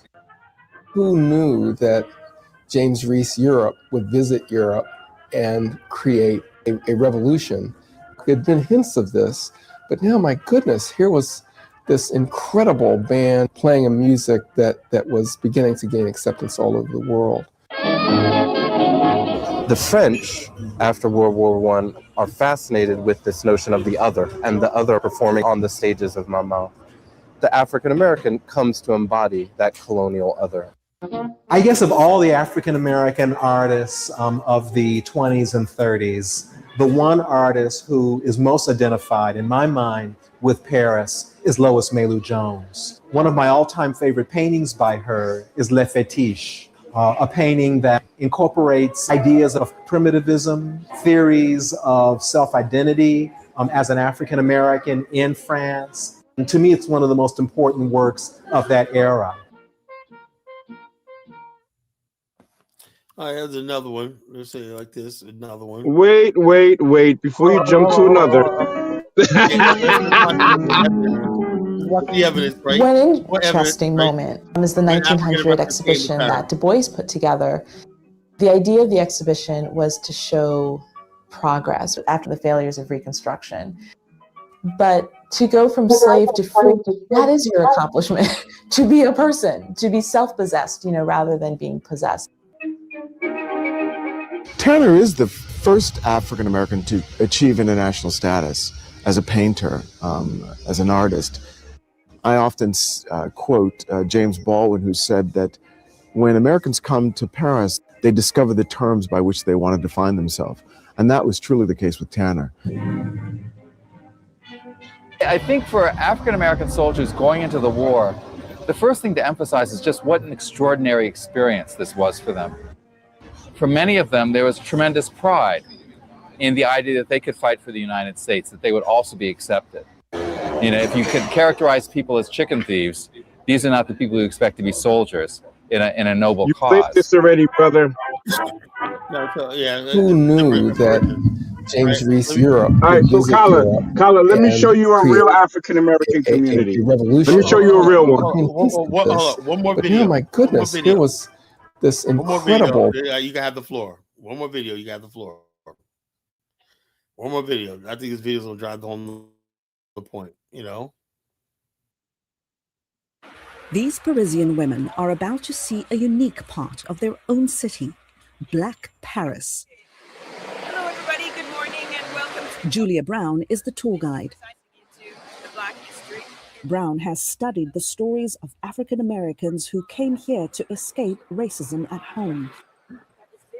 She maps out a walking tour back in time to Paris's famous Rive Gauche, or left bank. I guess those people fled, Colin, by FBA standards. Settled in the 20th century. They got. I don't care about novelist flee. Richard Wright They had to flee and a bad entertainer situation with Josephine either Baker, that or go to the war. only two White America, which was African Americans They got the memorialized fuck out of in America. Paris. We have history here. Yeah, there are roots they fled. here for us where we don't have roots elsewhere. It means that people that are thinking that Africa is the only place that they can link back to, no, there's a stop here, because this is a place where other diaspora members came together and it was an ideal place. So we're in an ideal spot to rediscover and to learn about our history here. Josephine Baker took Paris by storm in the 1920s, breaking into show business with her performance in the musical show La Revue Nègre. At the time, she had become the biggest black female star in the world. Outside the restaurant Baker once owned, Brown tells us the singer's fame also sparked deep cultural questions. This is the show poster. You know that they've got in their mind black minstrels, right? So when Josephine Baker is part of this show, she represents the epitome of what the French think is black beauty at the time. She redefines what is black beauty. But it's a question she asks herself, what does it mean to be black? Baker's story resonates with tour participant Ursuline Kaysen, who moved here from the US and performs where Baker once did. Yeah, there's a black community there. Mon pays est Paris. Pars-tu je, mon cœur est ravi. Ma savane est belle. The tour moves to Paris's Latin Quarter. Brown takes us to the apartment where American novelist Richard Wright once lived. This area is called the brains of Paris. Born in Mississippi, Wright wrote about poverty, politics, and race relations in America and beyond. His work brought him global recognition and unwanted attention, according to his granddaughter, who is also on the tour. He had traveled a lot, and he had spoken a lot about the American question, the American race question, but it made him very much watched by secret services, intelligence agencies, and everything. Wright reportedly died of a heart attack in 1960. To his family, it's a mystery. We don't think his death was a natural death. Anyway, he lives on in the streets of Paris, and especially here. Brown hopes visitors to Black Paris find lasting connections to important history and to those who made it. The influence, the global influence of African American culture that is still here and all around the world. What does that feel like? Because it sure doesn't feel like when you're in the States, it feels different, but when you're in here and there's a value to it, that feeling is what they felt in the 1920s, what they felt in the 50s, what they feel now. A feeling familiar to diasporans past and present, that home and history can be found in more than one place. I can't deny that to both I am true. Two loves have I, mon pays est Paris.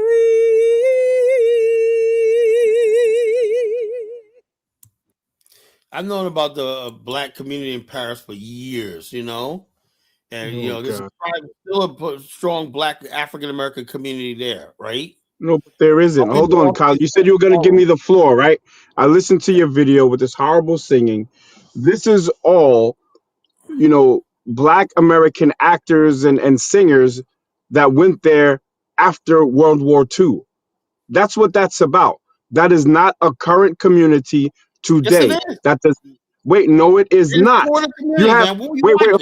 hold on. The only living descendant of those people that went there is a half breed who said that they probably killed their grandfather. There is no She's Black not a happy. That's American Richard's right community. granddaughter. Hold on, yeah, but she's half white, brother. No, She's not not. black. She's not She's not black. half white. She's not half white, bro. What? You don't know Richard what Wright black was a people very look light like? She black man. looks Right, half. that's She his looks mixed. granddaughter. She looks Bro, mixed, Carla. I Yeah, but she's got that you. doesn't her matter name because is in our Hervé. She has a culture, French name.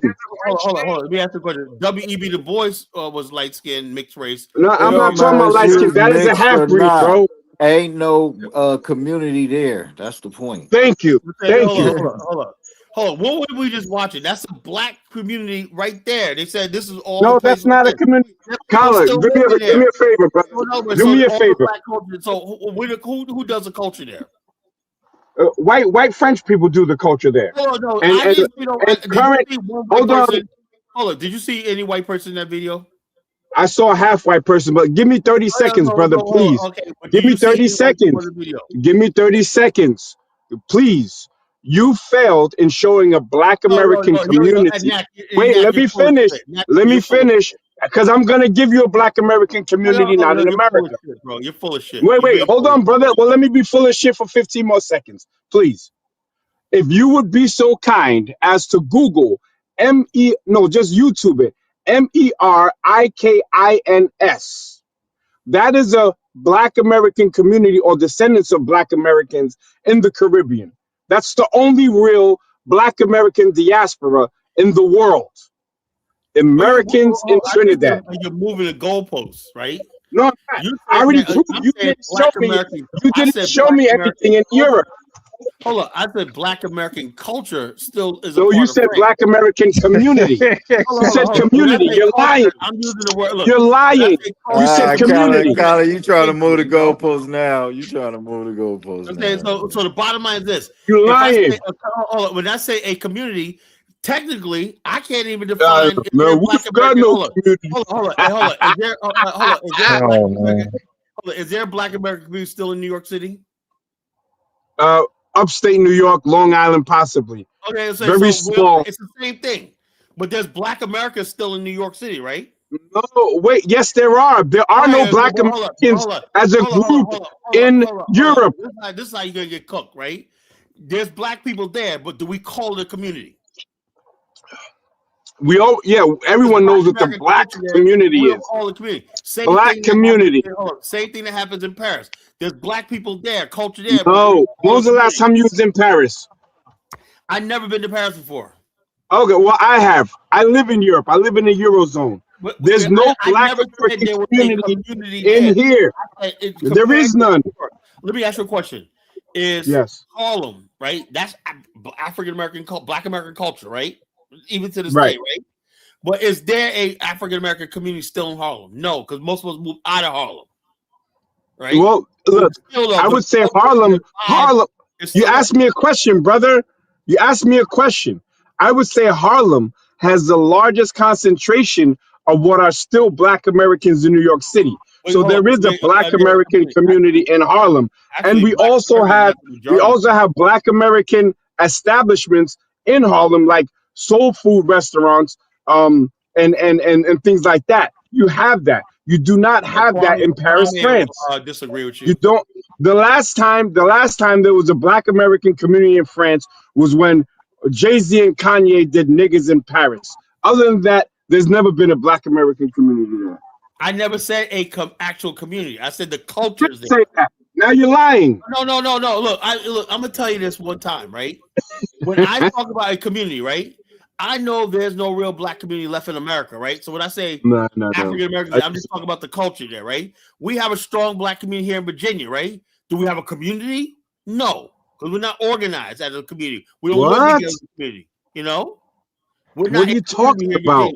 No, hold on, but is there a black culture here? Do we have restaurants? Do we have soul food restaurants? You can't have a culture without a community because culture is practiced by multiple people.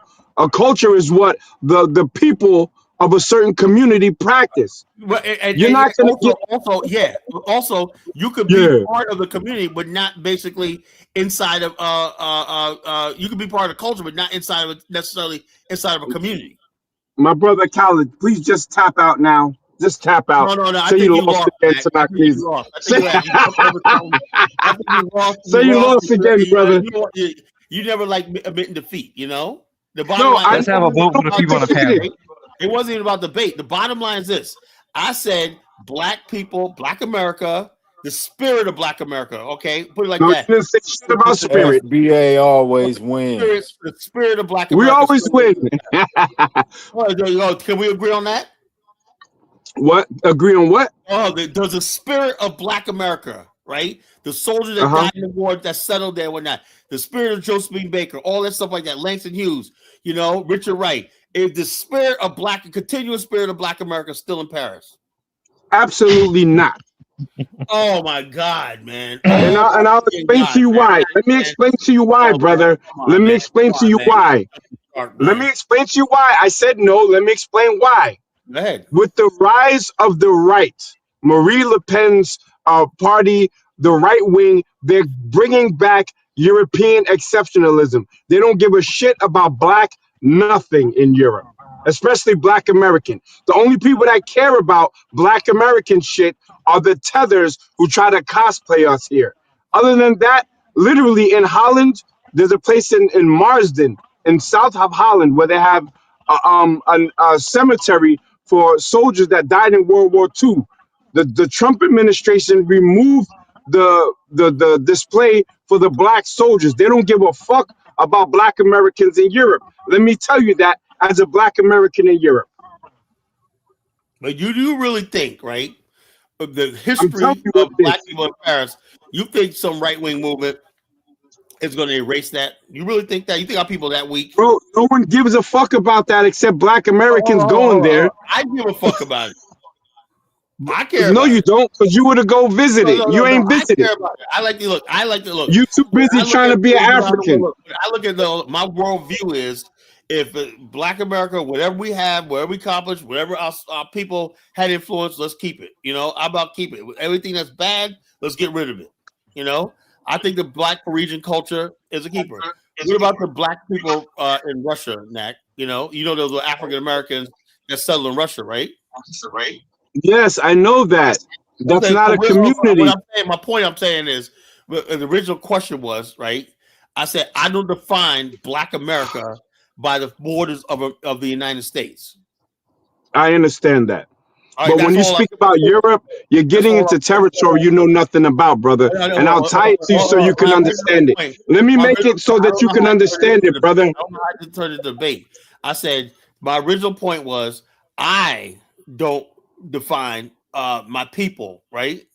If I go to friggin' Turkey and find out there was black American community there and when I go there and they know the history and whatnot, they could trace their ancestors back to the plantations of America. Those are my people. But you just said community again, you know that, right? They know the history and everything like that. Those are my people, right? So, Khaled, you just said community again. You just said community again. It's just about my people. There are no black American communities outside. You keep putting words in my mouth. I don't. No, you literally just said that. You just said it. Hold on, you're saying something I'm not saying, right? I said wherever my people exist. I don't care if it's a community. You just said community. You just said community. Hold on. You keep emphasizing the word, right? I just said my people. You said it though. Hold on. Let me say the word my people. Maybe I shouldn't say the word community. Oh, now you're gonna change it. That's called moving the goalpost. Hold on. You're trying to win a debate. There's no need. You know what I meant. No, I know that you cooked yourself. Kyler, let's change. I want to put it in a court that you can play in. Let me throw the ball in a court that you can play in. You're trying to look, Brother Kyler, please. Kyler, listen to me, brother. These people ain't on our it's level. not necessary to always fucking debate on every damn thing, you know? No, I'm not, I don't want to debate, Kyler. I want to throw you a question. You're like, oh, I you say want to throw you a question. I want to throw you a question. Look. I said anywhere my people exist, right? Right. I don't care if it's Australia. There's a growing African American community. I slipped out. A community. The bottom line, it's not even. Look, I just use the word community. But hold on. How many times I call Black American community? And I don't believe Black Americans are community. Look, ain't no Black American community. Ain't no There's no Black American community in American. America, bro. Hey, Bantu, you left Campton because there was no community. The Mexicans drove your black ass out. You know, there ain't no damn community in California. Here we go. There ain't no damn Black communities in America Yo, anymore. Kyler, You know? cook yourself. Well, if it ain't Kyler, no let me Black explain to you why there's no community in community. America, what make you think it's a Black community in Europe? I never said that. I said where my people are. I never said it was community. Well, we're not gonna play semantics. It could be your people or community, whatever. When I go to Liberia, I'm around people who call themselves American Liberians because of the culture, right? And I'm not saying that's a community, but I enjoy the culture. I know people that have similar background as me, similar thoughts and everything like me. They make your people because they have similar, right? But I know for a fact the matter is there hasn't been a Black community in over 100 years in America and anywhere in the world. No, that's not the truth. Show me anywhere in the world where there's a functioning Black community. Why don't you Google what a community is, and then I'll show you several. Hold on. Black Okay, American. I'm gonna do better than that. But ChatGPT is. What is it? What's the definition of a community? Definition. We're gonna go by this. All right, Tyler, but I wanted to make a point, brother, if you will allow me. Go ahead. And I think you'll agree with this point. The reason why our people as Black Americans are no longer in Europe, right? No one has ever broke this down for you like this, is that my biracials and multi-generational people are replacing Black people in Europe. All right. It's on TV, it's everywhere. So if there were Black Americans out here, they are now more white than Black. I agree. Okay, just like that lady who is the granddaughter of some Black dude. She's not a Black woman you ain't gonna anymore. have an argument with me. I've said that for years. I know that. So now, that's a fact. let me land on this.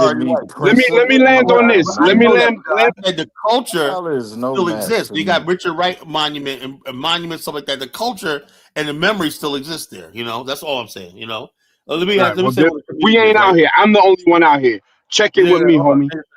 A community is a group of people connected by shared characteristics or relationship. We don't have no damn relationship with each other. Wait. Shared characteristics and relationship. We absolutely have both. Hold on. Tell me what relationship I have with somebody like Bantu Mandinka. Well, see now you're taking personal shots, brother. No, but I'm not taking. You don't have to have no relationship with me. I have nothing in common with people talking about. FBA. I don't consider them my people. You know, you don't have to. You know, so the Bible shouldn't people have a thing, right? I don't consider people who practice ADOS FBA my people. You know, that's what I'm saying. You know, your people don't exist, Kala. Your people don't exist. Hold up, a sense of belonging. I don't feel like I'm belonging to these Negroes or whatnot. Pretindian movements, the Hoteps. I don't feel like I'm belonging to them. We had just found out Kala has no people. Oh, yeah. Well, I have people, but they're not. They're in Liberia. They're in Liberia. Kala has no people. I feel like I have a sense of belonging in Liberia. Yeah. Okay, a community is a group of people you part of the identity, interests, and values, right? Okay, location or experience, right? So keywords is interests, values, location, experiences, right? Who may maintain ongoing social connections, right? We do not have that in Black America. Black people moved out of Harlem the last time we had and we went out to Long Island. Let me tell you something story, Nat. I told the story many times before. My grandfather, right? This is before I was born, right? In the 60s, right? He moved from Harlem to Jamaica, Queens, right? And he had a job with Con Edison, bought a house and everything, brought his family out there. This is 1964, right? Anyway, there was another guy lived right in back of him, right? He was from Harlem too, right? He bought a house too, right? They both lived there. They just have exchanged niceties. Hey, the way the alleys are back in the day. You have the backyard, and it was covered by the alley, and then there's another side of houses with that. People go to that fence, and you look over the alley. There's somebody you're talking with that, just talking, shooting shit with this guy every day, right? But my grandfather, always the enterpriser, in his spare time, he used to go out to Freeport, Long Island, and get fish and crabs, right, and sell them, right, and make a little extra money, right. Wait, the one guy he was talking to, right? This is what I'm talking about, right? He went to the guy's house, right? He said, "Oh, you know me, we talk every day with that." The guy goes, "What are you doing?" He goes, "I'm selling fish." He goes, "What happened to your job?" He goes, "I still got it. It was about time." He goes, "Let me tell you something, nigga." He goes, "You living back of me, but I'm gonna keep you there. You ain't moving out of this neighborhood on me." So the idea that we was a community is bullshit. What? Now, in Harlem, everybody got along. People had rent parties and shit like that. Soon as we moved out to Queens, everybody was their own thing. People like their own domain. Each family was like its own domain. When the time come and whatnot, if you weren't part of somebody's family, you got to go home and eat. Colin, let me ask you a question real quick. That's the community I grew up Colin in. makes no sense. It really makes no sense. Colin, let me ask you a question real quick. Rudy said, "Do you consider him okay? Does Colin consider the person that he identifies as Baruti to be one of his people?" I don't know Baruti. Every time Holla has no people, man. Look, Baruti here attacking me every night one night, and I'm like, what the hell, man? In order for you to be my people, we got to have some sort in common. Like Hustle Smart and I talk every day. That's my brother. Dollar Bill's my brother. Even though I don't get along, my brother. A few other people, I get Focus Dave right here. He's my brother. Am I your brother? All my people in Liberia, right? And me and Am you I your cousins, brother? Colin. What? Am I your brother, Colin? He don't like to talk. I don't know that, man. He I don't don't know. like us. You don't know if I'm your brother? He don't like wow. We have not broken. Colin, He go don't like ahead and us tell because people the we truth, man. Nak, all seriously, though. Wait, I think Nak he's not. you're a cool dude, Nak. You're a cool dude. Am I your brother though? Oh, brother, I take the word brotherhood seriously, man. Wow. After so many ass whoopings I didn't give you on these streams, you my little brother, man. Yo, Nak, man, Nak. Go to the store and buy me some potato chips Nak, and a you're 50-cent soda. Nak, you're a cool guy. You're a cool guy. I like when you come Hey, up. Jay Mill, your I argument look is forward being to meeting you one day, destroyed. even though you're probably gonna take my head off.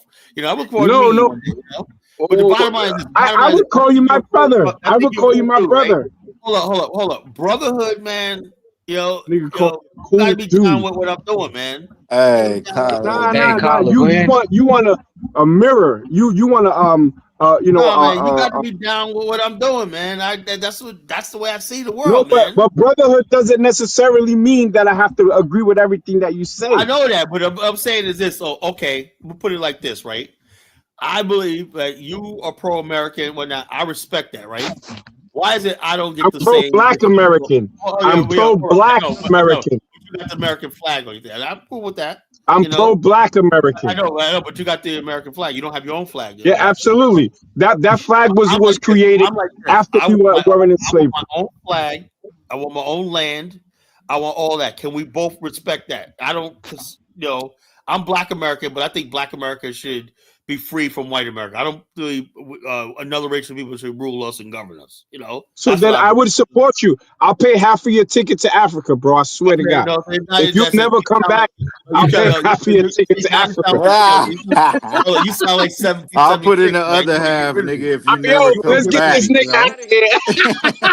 You want to get rid of me, man. You want no. I want you to be in your natural habitat. I want you to be having fun in your natural habitat, walking around with Ebola, dirty feet. I didn't know you had such a sense of humor, Nak. I didn't know you had such a sense of humor. You never struck me as funny, man. You're too serious. That's actually pretty funny, though. Yo, Jonathan, go ahead, bro. Jonathan's asleep. God damn, I hate when I call people up. I call, be ready to talk, man. All right, somebody else. Come on, take it away. It's getting boring. FBA. Oh, man. But the bottom line is this. Look, I'm cool with everybody. You know, it's all good and everything like that. But, you know, I'm just, you know, like I said, when I had the grand vision of an Afghanistan, you know, I want to feel like this. Okay, I don't agree with an Afghanistan, but this idea, Carl, of a base camp. Yeah, why not? White people got a base camp in Africa. Why shouldn't we? You know, white people got warehousing, military installations all over the fucking continent. You know, they could mobilize and do shit and whatnot. You know, you ain't gonna uproot white people from the continent. They got that shit covered. I'm saying, if we're gonna go to Because Africa, Africans love white people. They love them. They hate us. No, they fear us. They fear white people. You know, that's all that is. That's all it is. Yo, shout out to John Zola, my brother from another mother. You know, even though I cooked him when he tried to pull out fucking 6,000 in $1 bills, and I had to bring out the big stacks of euros on him. That's still my brother though. Who, Jonathan Miller? Nah, John Zola. Shout out to you. Ah, he in the chat. John Zola. Yo, pull up, John. Pull up, John. John don't like coming up here, man. I don't know what how you hang around Caribbean boring. Hold up. He goes, Colin, you hanging around Caribbean more than Black America. You're sus. What the fuck does that mean? Well, what Caribbeans am I hanging around? God damn, you know? You know, this is what I'm talking about. Nah, you hang around that coconut. You hang around that coconut from Jamaica. Hold on. Hey, look, me and Bomani's cool, but I haven't talked to him in like 7 months, man. Come on, you know. Oh wow, I wouldn't mean Bomani. You call Bomani a coconut, bro. I never called him that. No, I said like this. You said coconut. Who else do I know from Jamaica? You know, he's the only person I know who you're talking about. You know, but me and Bomani's cool and everything like that. But it ain't like because he's from Jamaica. We did a job together and we pulled off a tour. You know, so. So, Carlo, are you gonna be in Liberia when I show Speeds there? You gonna show him around? You know, this shit never works out for me. Probably not. You know, probably not. You know, if he was to March, I'll be there, but I can't basically, you know, like that. If he does, I'm a member of Liberian Tourists. I'll definitely talk to him because I'm a member of Liberian Tourist Association. You know, so. You know, I'll definitely talk to him and whatnot, you know, while I'm there. If we do, but I seriously doubt it. You know, every time I go to Liberia, right, you know, whatever, if anybody is there, you know, I think I missed John Amos by like a week. You know, remember John Amos? I missed him by like a freaking week. That's the whole thing about traveling. You could never synchronize. I think that's why we can't do this tour in February because my schedule and tour schedule were conflicted. You know, that's why I had to let the tour go. You know, I'm not going to wait. Get there in February. I got to work. Right, that's money making. That's my money making month. Right, and then cut my trip short. Right, just for some tour. Which it's a lot of work, man. I don't like your tours take a lot out of you. You know, I don't even like doing them. You know, they take a lot of energy to do a tour. You know, really do. I don't know how Bomani does them, man, but he's fucking that dude's strong, man. You know how he did it. I was watching him, man, do that tour and whatnot. I was like, damn, man, you gotta be up. He gets everybody up like 7 o'clock, 6 o'clock in the morning and shit like that. I'm like, God damn, you know, let me get some sleep. You know, we're doing all this stuff like that's like in the military. You know, it's like a military operation, but the rats full. But you know, I don't know. You know, so I got a crib in Liberia. I want to sit back and freaking relax. I'm not even. I'm gonna go there, man. I don't even have to really go to hotels anymore, man. I'm just gonna sit back in the crib, get my big flat screen TV, my Fire Stick. When I watch movies, have movie night every night. Well, maybe I might go here and there. You know, but you know.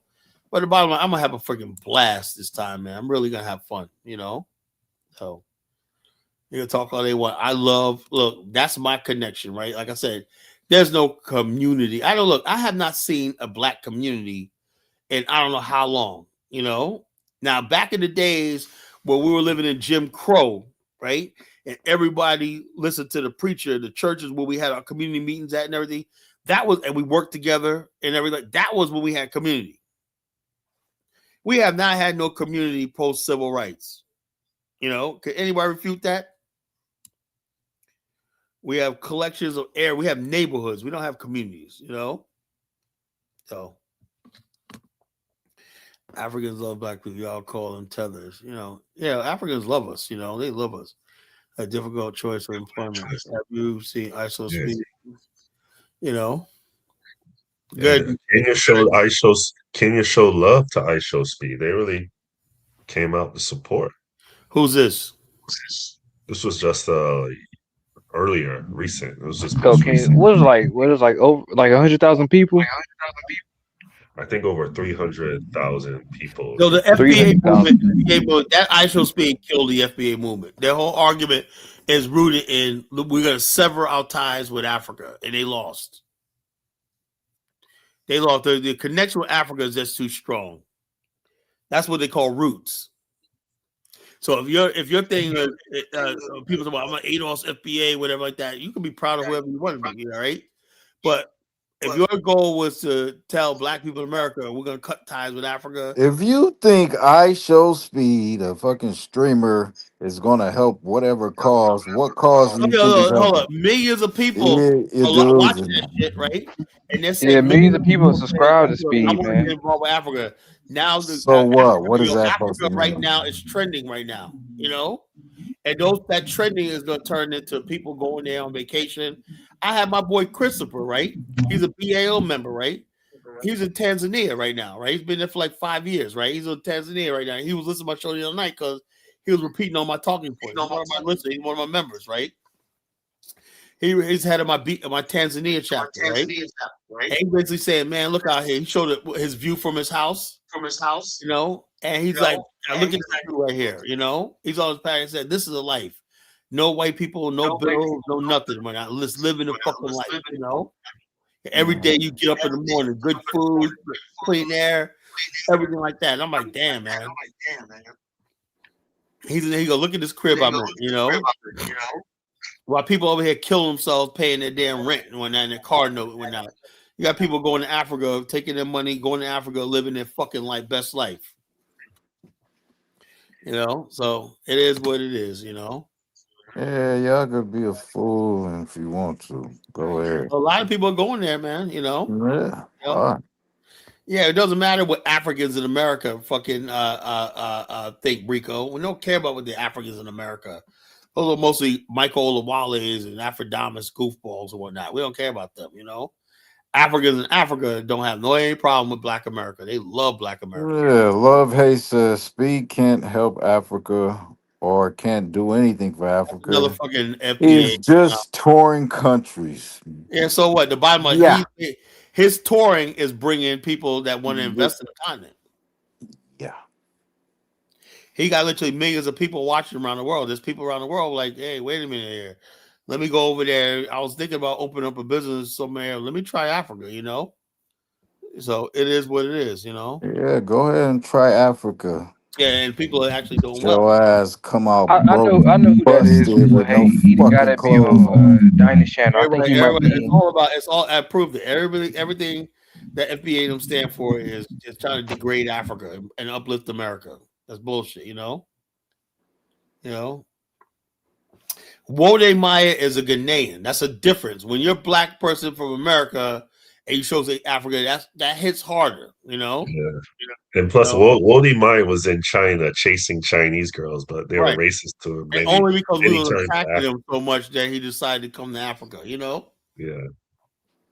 We were attacking him online so much. I was like, who is this little, Ghanaian baby? He was a sweet kid, man. But I was like, damn, dude, man, he started, well, I'm going to go around Africa. And I said, okay, now I can, I used to call him son. Yes, that's his grift, What am I exposed African? Yeah, the bottom line is this, Talk about but what am I not going to have the impact that fucking Speed has, coat. That's a coat. He has a fucking bigger following, That's a fucking 45 coat. million people, fucking 45 million people on his live. Yeah, that's what you call a coat. It's gonna hit different, Kyla, because it's an anomaly. You don't usually see an average 21 Black Americans from America interested in Africa. You don't see them interested in Africa. Of course, what in my So answer is it's Africa, like it's an anomaly. It's like people like, out of the then box. you just bigging up your continent. You want to, you know what I mean? Bigging up your motherland, going back, and it hitting different because it's like, when you got going back to the America, same you got ancestral everything roots. you can ask for in America. You understand me, You gotta go Kyla? to Like, Africa. it's like, You know, it's not like a white boy going back to Africa. It's hitting different because it's like a inner city. You got a white boy African following American around calling kid. himself Steve. You got a white boy following around with clouds trying to imitate him. No, yo, that's crazy. You know, they want to tether. They want to tether on everything we freaking do. Yeah, all those white boys in the video. Yeah, you got a white boy following, and they told him to stay away. Right? Speed. Like I think they work. I think they work for him. I think they work for him. No, there's one white guy that he does not like that follows him around the world. Okay. And he's always like, you call himself White Speed. You call himself White Speed. They don't go White Speed, something like that, you know. Look, the thing with actual speed is that it debunks the notion that Africans hate African Americans. You go in there, they show them mad love. It debunked that today in Kenya. The Kenya one today debunked that. They had mad people watching concurrently. They had the whole street shut down, like maybe a couple, maybe 20,000 people out in the street cheering for the kid. There's no inherent hate towards African Americans on the continent. Listen, man. People would come at you individually if you're still hate. Fucking African American. Quit playing games with yourself, all right? This is a celebrity. Influencer. Yeah, if he was a celebrity and if they hated you, they won't make you a celebrity. They won't give a damn about you. They won't give a damn about you. So if they had some innate or inherent hate for you, they don't give a damn if you're popular or not.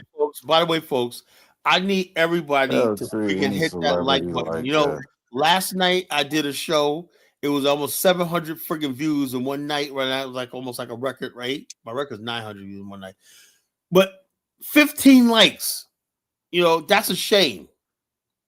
That means people are freaking It shows that people come here to hate you, Kyla. It shows that people. I know, but you can hate me, but damn, at least hit the like button. Damn.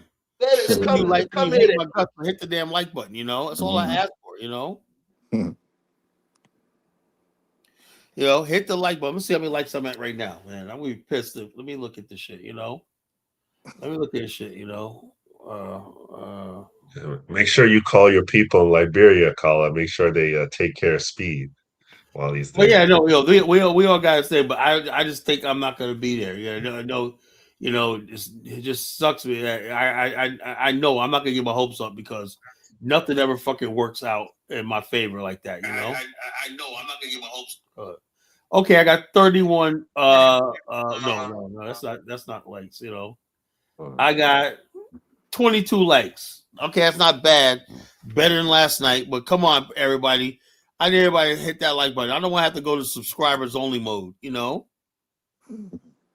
And I've been stuck at 962 subscribers for 2 weeks now. Something's not right. I'm not getting the likes. Hey, man, when you go against the FBA, so things start happening. No.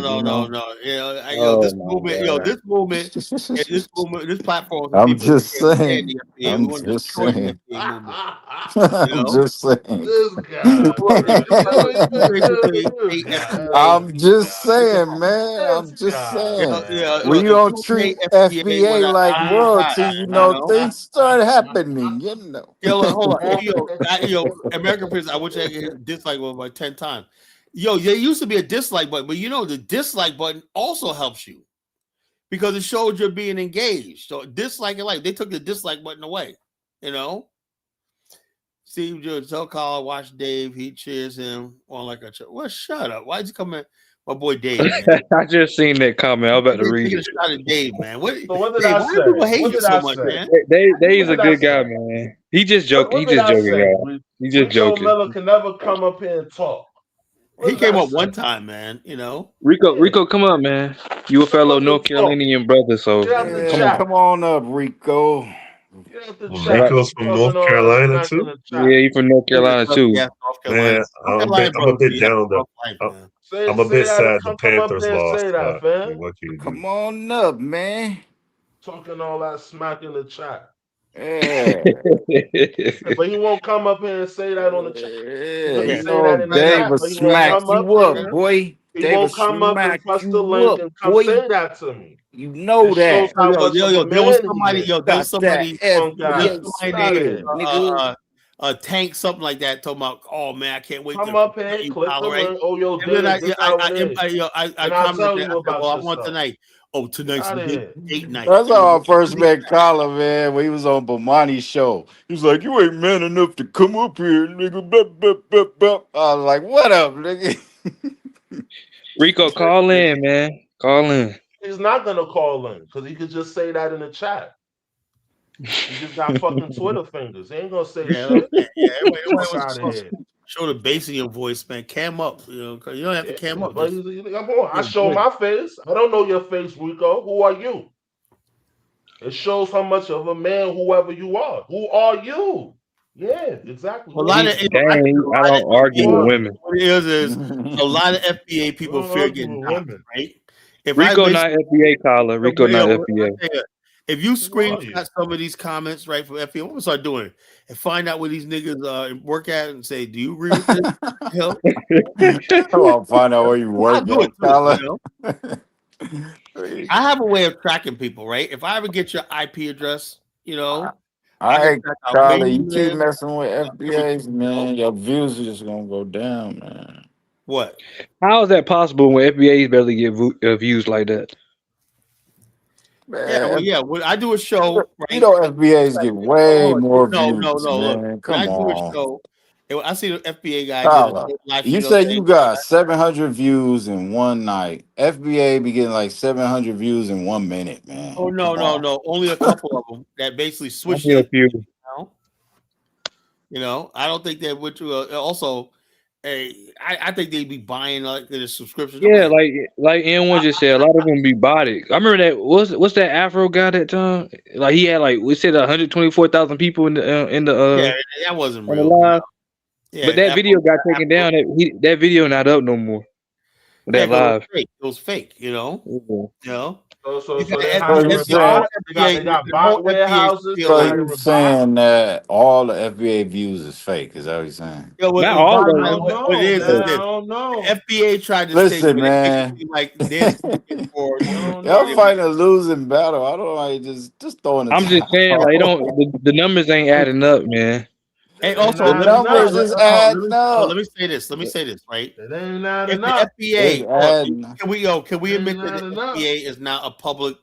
FBA is a public. Yes. Hold on. All right, but tell me the thing. When MAGA started, same way as FBA, Make America Great Again. People start saying Make America Great. But now it grew to the point where they have organizing committees every day. They got millions of dollars raised. Colin, how long has MAGA been around? How long has FBA been around? FBA been around since 2018, right? How long has MAGA been around? Way longer. Way longer. 2016. FBA came out 2018. 3 years. MAGA was out before that. MAGA came out. MAGA was out way before that, man. Way before that. Tell me any political candidates that's ran on the FBA ADOD slate. You could go to Afro Elite channel. He was interviewing a lady the other day. Oh, so do what? Do what? What's her name? Do I got to go to the channel so I can tell you? What's her name? I'll look it up. Hold up. I'm gonna look it up for you since. Do what? Do He what? said MAGA started in 2016. You look like Afro Elite, one of the disciples, man. Who's that guy? But it said MAGA started in 2016.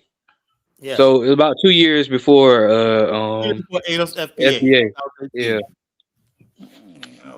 2015, 2016. And another thing I want to say this, right? Dang, what was I about to say? I forgot. I remember. Yeah, you forgot because it don't make no sense. How often do you see Bantu? This was a question to you. How often do you see like somebody say FBA in real life? Who have you came across? I've never heard it. I have not. I have not And seen it. I've seen people with MAGA hats on in real life, but I have never seen nobody wearing an FBA hat. Yeah, I've never Nothing. seen an FBA hat. I've never seen somebody like, yo, did you see the video where Tariq went and proposed his FBA thing, and they said, look, we already delineated it. Now where's our reparations check? Whatnot, you know? And they all had Man, that was a fucking AI video, man. No, Cool, this propaganda this really bullshit. happened, man. This really happened, man. Where? What happened? He lying, man. Let me show you, Dave. Let me show you. He finna play you an AI video, Dave. I really feel He bad finna for play Tariq, a man. fucking AI, man. Him and Bantaman Thinker's on his He right. finna play a fucking AI video. Hold on. Spartan for Life said that That's African how American defeated he is. He got to resort to this AI shit. African American, FBA, and ADOS are lineages. Are they 3 different lineages? Yeah, right. Yeah, if there's lineage, why is it that they don't accept anybody migrated outside of America? But yeah, it can't be a lineage because Drake is by definition Hey, FBA. Kala Nagmeezy just exposed that ain't no black community outside of America. And you agreed with it, and you even said ain't no black community in America. And everybody heard it. Saying, "Oh, you basically was talking about a community." Just when I rewind said, back the video, folks. We don't play no games here. They don't have none, Rico Miller. They don't have none. This is AI. Yeah. I told you that shit was No, AI, this is Dave. He said it's real. It's AI. It's real, man. You know? That's AI, Kyle. That's AI. They gotta put up some fake shit to try to discredit it. It's not gonna Funny work. though. It's funny, but it's AI. Gentlemen, we have successfully delineated. So, where is our reparations? Colin, you made that video. It's funny though. It's funny. It is Colin funny. made that shit. It's funny though. Colin made that shit. Gentlemen, we have successfully delineated. So, where is our reparations? It's like it's sad, man. I want to ask people, ask people in the chat, how many people in the chat actually believe, well, I know Bantu believes it. How many people in the chat actually believe that reparations is possible? It's not feasible. It's not impossible. Yeah, it's not illogical. Not only is it possible, the delineation is going to movement. Let me ask you a question. Reality. Hold on. Besides basing and deep voicing, like give me my reparations, cut the check. How do you think you're gonna pull this off? No, Kyle. Remember that guy said, if they don't give it to us, we're gonna get out there in the streets. We're gonna riot. We're gonna riot. That's how we're gonna get reparations. Oh, you're gonna rise up. You're gonna rise up. Hey, John. The only scenario I can see that being reparations is if there's a war. If there's a civil war, then a civil war. Okay. But all you gotta do is just look at the history. Yeah. There were people saying, white people were saying, we want to be separate from the UK. Yeah. And motherfuckers like, you can't do that. They pulled it off. Black people were saying, nigga, we don't want to be slaves anymore. Black people were saying, we don't want to be slaves anymore. They can't white stop people say this it will train, never and if happen. they don't get down, they just gonna get put down. Keyword, white people. Exactly. White people support it. There's a lot of white people that support it. Wait a minute. There was niggas, there was black people on that plantation that said we never gonna be free. Jonathan, you can't use that. You can't use that argument because there was a bunch of white people that also supported black people being free from slavery. How many white people actually support reparations? I mean, it's probably a few, but a few. No. So this thing though, right? You mean to tell me if you want evidence, I can show you one right now. You want me to show you one, Colin? You think the good white? No, they like evidence. No, it's not about good white people. It's not about. Hey, you know a guy named Stephen Miller? That's in the White House. They like evidence. I got it. They want your black ass gone. JD Vance. Yeah, that's nice, Colin. They can't do anything about it. Now, at the end of the day, what I want to understand is this.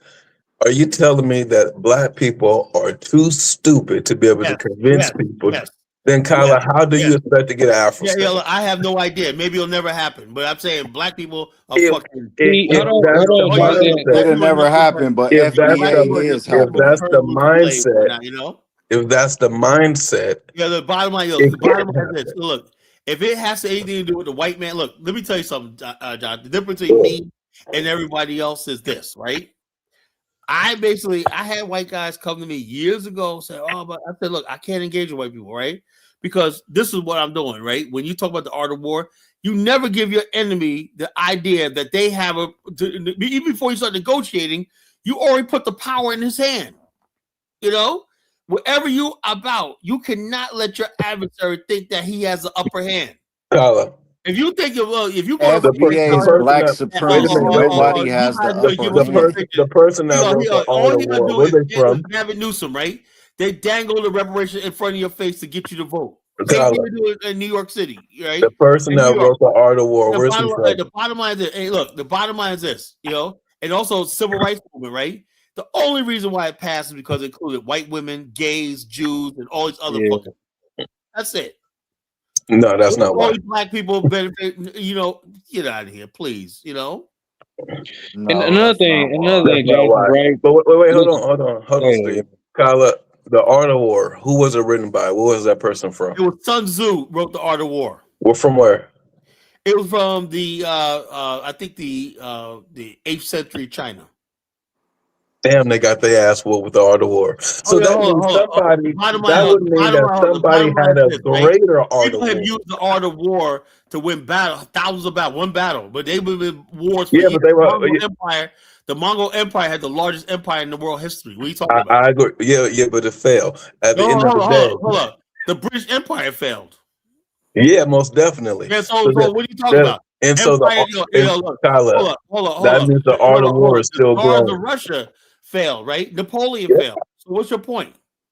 That means the art of war can still be developing. The black man in America has no army, no land, no anything, no way of enforcing his will, impose his will on nobody. He can't win a war. You are behind enemy lines. You are a subject of America.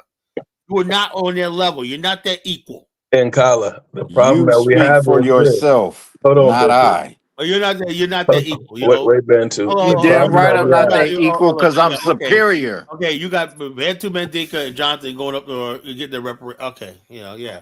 I feel rich already. All right, go ahead, John. I was gonna. Oh, go ahead. Yeah, I think my position is on the reparations. I think it's gonna happen at some point in American history. Why? Because it has to. Now, it has to. Hold up. What part of when you look at America right now, they don't give a fuck about black people. They're gonna say, something, we don't give a shit about black people. You could barely get health care. They don't want to spend. They're cutting everything from DEI to affirmative action, everything like that. They do everything they can to destroy. Let's hear what do you think? What do you think? Why it has to happen? Now, the thing I don't know is what form it will take.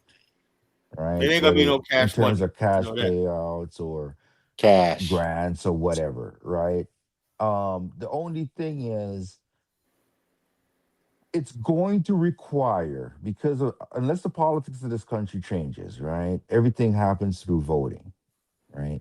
And so in America, you need coalitions to get things done. And a lot of my friends that are FBA that I talk to, they seem to think that they can achieve all this without convincing people to support it politically. And that's where I think. Yeah, if you want to rely on the political process, we building it up. Don't worry. Okay, you're gonna get white redneck racist people, which is the majority of them, to fucking vote to enslave their kids for the other years. thing, Carla, Okay, fine. Okay, yeah, I believe that. Is that if they poll different groups in America, right? So white people are gonna be like, hold up, right, John, let me speak, right? This is what I talk about this ADOS FBA people, right? These people love white people so much, right? They hate black immigrants. They hate African immigrants, right? But they think the white man is going to be like, oh, you know something, you guys deserve some reparation. They love 39 trillion. He go 39 trillion. That's what I'm saying. See, that's why I like talking to Hustle Smart. I talk to him every day because he's intelligent. I don't talk to everybody, You know what, Carla? What I was gonna say that let me say this and then before you go, right? Is What's that good, Hustle? Shout out Dave, bro. I told Carla to let you talk more too. Yeah. You're good, John. Go ahead. So I think that they're not going through the political process, but well, how are you gonna get it then? And so, but I think that the is thing it we gonna got fall to from the realize, sky? Is Santa first and Claus gonna bring it? foremost, The Tooth Fairy? The thing we got to realize too is that sometimes a movement like Stephen Miller, like you just mentioned, right? I don't think he's a majority in his. I don't think his opinion is the majority of the opinion in the United States, even amongst white folks. Whose opinion? Stephen Miller. Yo, do you understand Stephen Miller helped Donald Trump get elected? No, I know the whole. So what are you talking about? Look. This is what I'm talking about. You black immigrants, man. The person to fuck off, right? You don't know shit about this damn country, right? Nothing. I've lived in this country my whole freaking life. I'm saying 89% of white people think like that. Even the ones that's nice to you. Hold on, Colin. Hold on for 1 second.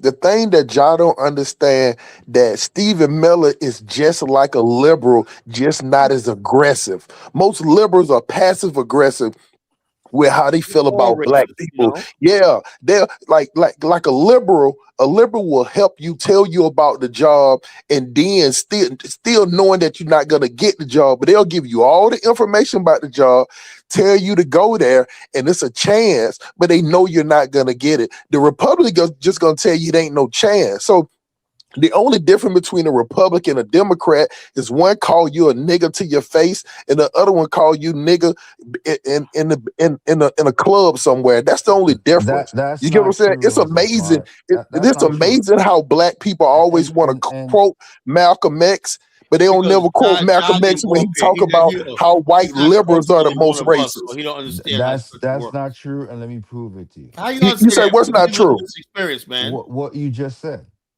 Tell me what's not true about it. Because first and foremost, in the Democratic Party, black people have more power in representation. Black have no representation. Group. What power? Tell me the power that black people have. The only group that votes majority Republican is white folks, right? Is it a majority? And even at that, right, it's something like 60-40. Right? Hold on, John, don't skip over the point, bro. Tell me what power do black people have in the Democratic Party? When you look at the amount of Congress people, black people that are in Congress, it's the vast majority on the Democratic side, even in the Senate. Right? No, bro, come on, John. You're smarter than that. John, you're not talking to dumb people. Tell me again. We're not talking about bodies. So we're not talking about how many people. I said, tell me what type of power do black people have in the Democratic Party? Hustle Smart. Yes. If you are like the FBA people who don't believe that you get. Man, but that's that curry goat babble, bro. That is straight up curry goat jerk chicken babble. If you don't believe that let me political representation let me ask you a question. Through voting, let me ask that is crazy. One second. If you nobody would agree with you on that, bro. Listen, if you don't, it's amazing. I'm gonna repeat it again. Can you guys no, we don't believe, bro. Can you guys hear me? Yeah, go ahead. If you don't believe that you get things in this country through political representation, through voting, I can't help you. Let me say this, John. During the civil rights movement, hold on, John. Let me say this. It was for political representation. John, let me break something down to you, right? I broke it down last night. You should have been on the show last night, right? I'm gonna break it about how the system works, right? We'll break it down. Hustle Smart today. I repeated to Hustle Smart this afternoon, right? This is how the system works, right? You have laws on the books, right? There's laws on the books that people don't forgot about, right? Hustle Smart. There's laws. You probably say, "Oh, there's a law." I didn't know that. If you eat ice cream with your left hand on Sunday, that's a law. It's on the books. You can't even have a sofa on your front porch. That's a law. Yeah, check this out. There's all kinds of laws that people think are stupid, right? But the stupid laws are not enforced unless some cop says, section penal code, blah blah blah blah blah blah. Barney Fife type shit. In Mayberry. The point I'm trying to make is this: the laws on the books, right, are there to enforce based on political will. Barack Obama reformed healthcare because there was a political will. That's how he got elected. So his agenda was fixing healthcare.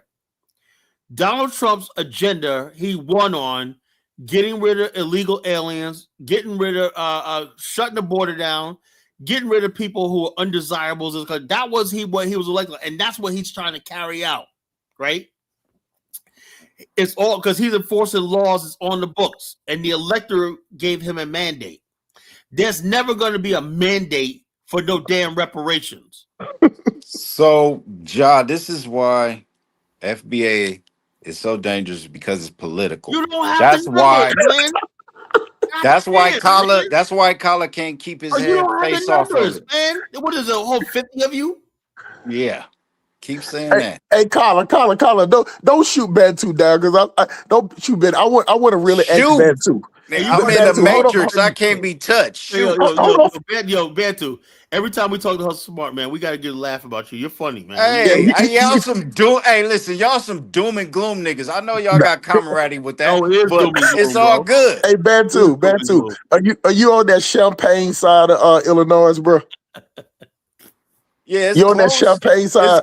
I'm close to it, but no, I don't live in Champagne. I figure, bro. I can just figure because a lot of people don't know how Chicago is. I mean, Illinois is. You either on the Champagne side or you're on the Chicago side, and one is closer to Mississippi, and one is closer to the out. People don't even understand how Illinois is set up. A lot of people don't even know Illinois have plenty of farms out there.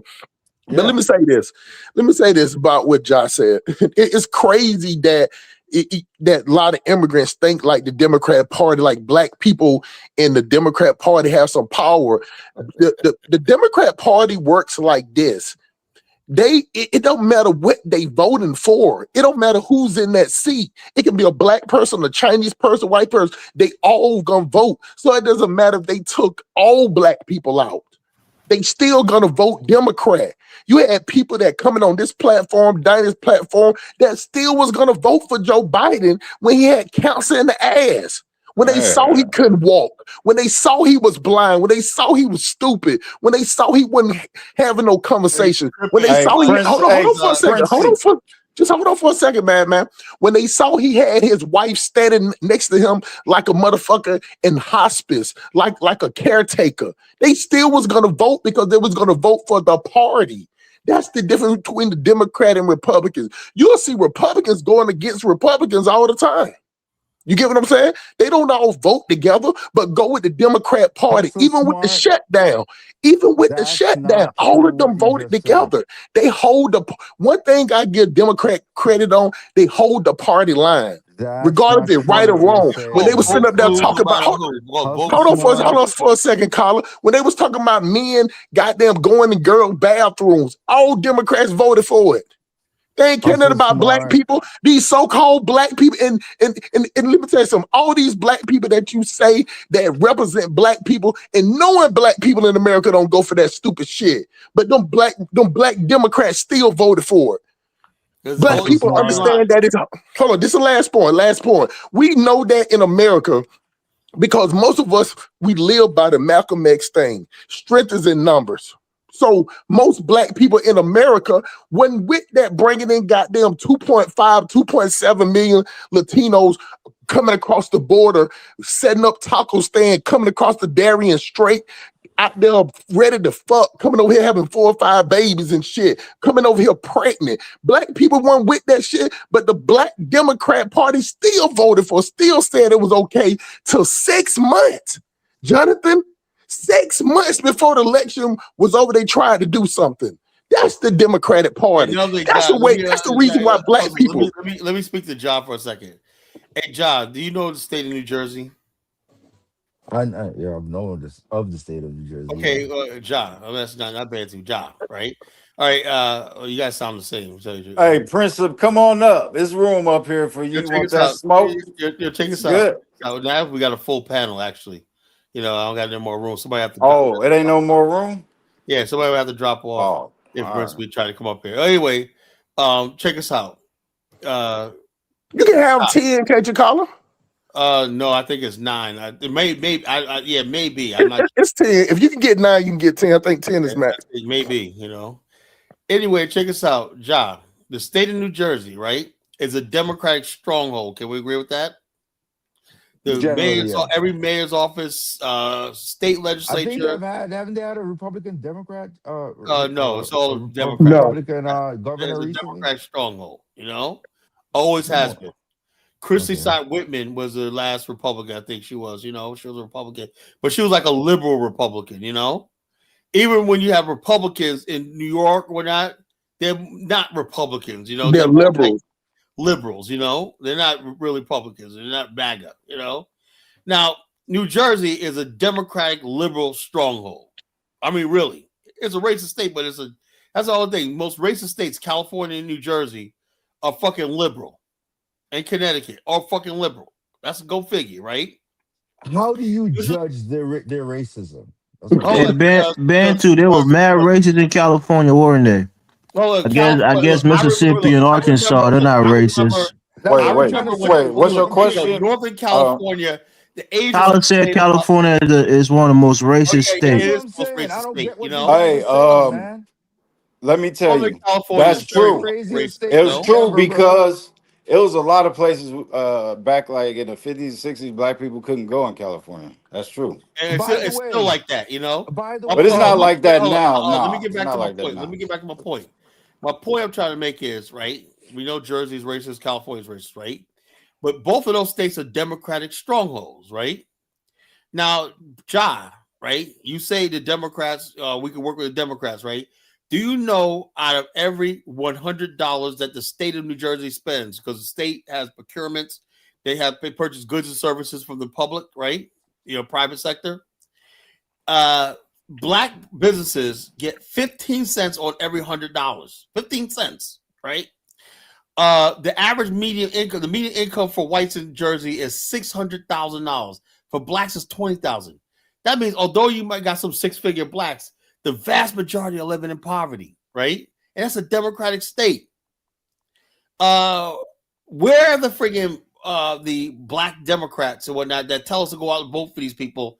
Why is it that we can't build a black middle class? Because all the contracting and everything like that is so grandfathered in. You got old mafia and shit like that. We don't get peanuts. Well, you just answered your own question. They all grandfathered in. Hold up, but these are the people that John didn't think that's going to basically say, something, although we don't give you no contracting and we take all the money, we don't let you get a dime, because if they had it their way, Hustle Smart wouldn't even be in the trucking business. They could find a way how to fucking pay him minimum wage, they would. That's the world we fucking live in. They don't give a fuck, right? The bottom line, how you gonna think those fucking people? And what I'm talking about as a serious conversation, right? Because I'd like to think I'm talking to men. Children and women could talk certain ways with their emotion. I want to hear from fucking men. Hustle Smart's a fucking man. Hold on, brother. Caller, let me read something, okay? Black New Jersey residents ranked 7th nationwide for highest median income. Data shows. This is from NewJersey.com, right? Hold on. From NewJersey.com. In New Jersey, the median household income for black families was around $68,000 to $69,000 in 2023. Significantly lower than whites. Okay, put in the white median income in. I'm reading the white part now. Is it median or per capita? I'm reading the white part now. Oh, median or per capita? It's two different things. I didn't. You said median, so I looked up median. Okay, median, right? Okay, but you know what that means, right? Significantly hold up. $60,000.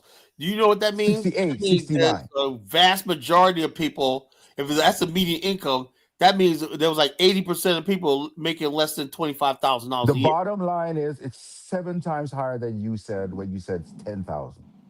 Well, okay? Hold up.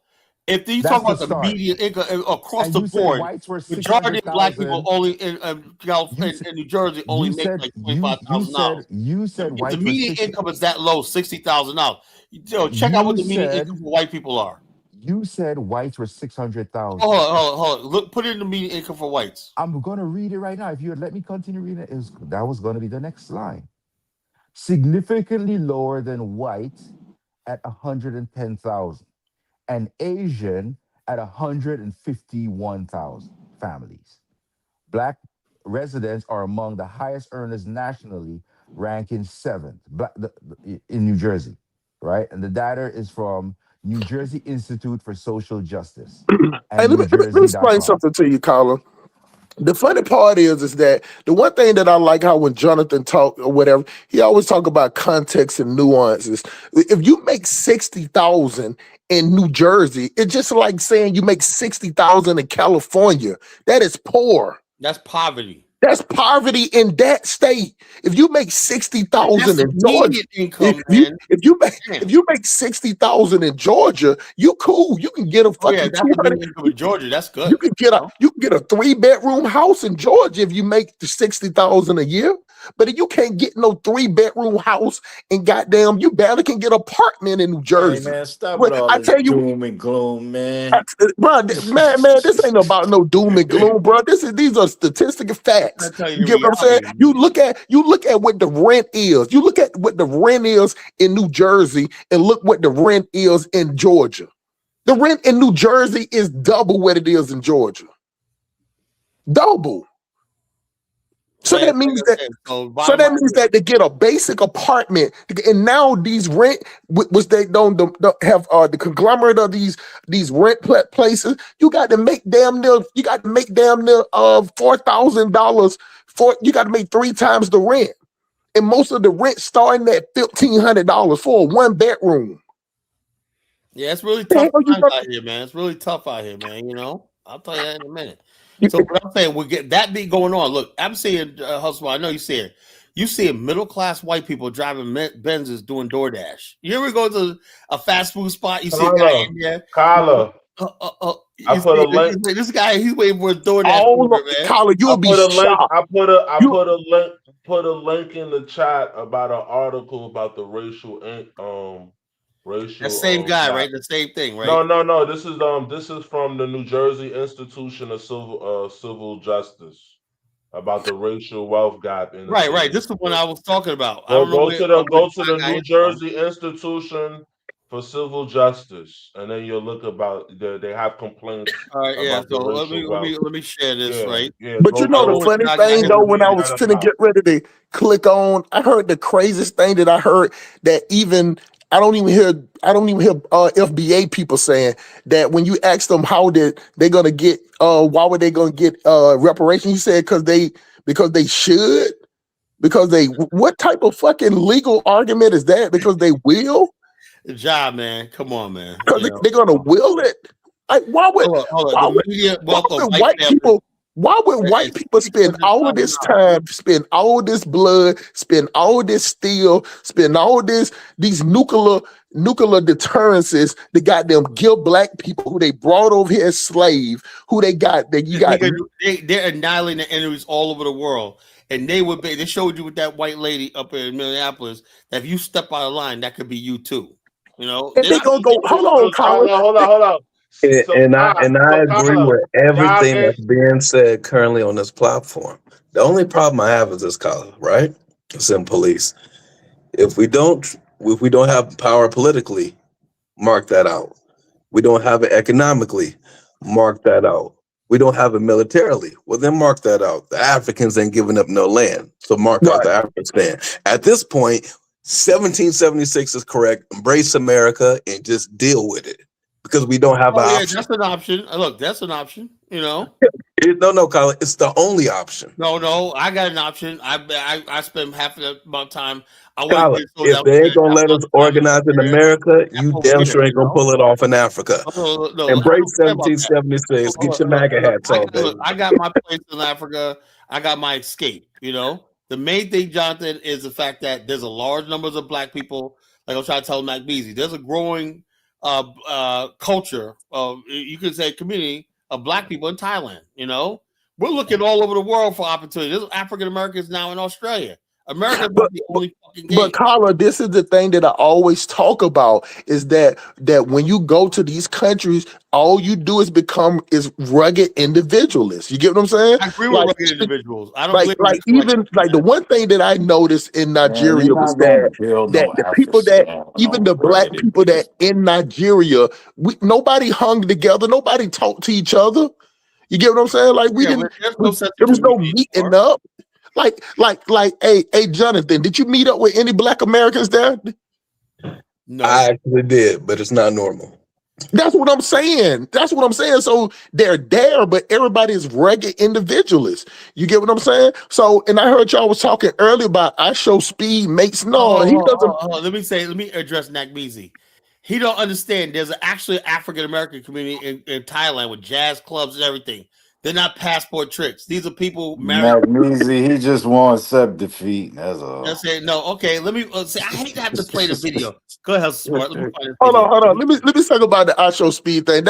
Whoever thinks that's making people think that Africans like us, that's to be the equivalent of that's your man's collar. No, yeah, collar wrong. They collar wrong on that. No, I'm gonna tell you why he's wrong on that. Because when I show speed come over there, because the person they did the behind the scenes of it is when I show speed go over there, it's already talked about. They got the media set up. They got people out there. They got people out there cooking. They got people out there cooking. They doing all type of stuff before they doing the setup before he even walk up. You get what I'm saying? It's cameras everywhere, so they know it's a celebrity. They on the radio talking about it. So people gonna put on the good face because one thing that Africans are doing, they knowing that the social media can get paid. You know what I'm saying? It's plenty of Africans on social media and TikTok making stupid ass videos. So they're gonna be nice. They're gonna be nice to him. But when them cameras cut off, and Jonathan can tell you, I can tell you, when you get off that motherfucking plane, you on your own. Ain't nobody coming up to greet you. It's somebody coming up there to beg you or got them trying to sell you some water, trying to sell you some puff.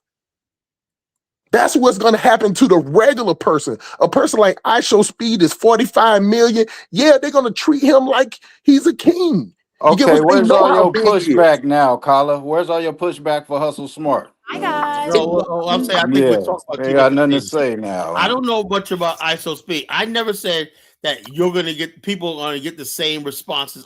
I'm only going by what I experienced in particular. But he is making Africa look good. So two things can be right at the same time. You can go to Africa and like that one fat chick that went to Ghana and whatnot, the light skinned chick that now she's on TikTok. And Carla sit up here and said Guy Show Speed is resurrecting the Pan-Africanism. No, what I'm saying is this though.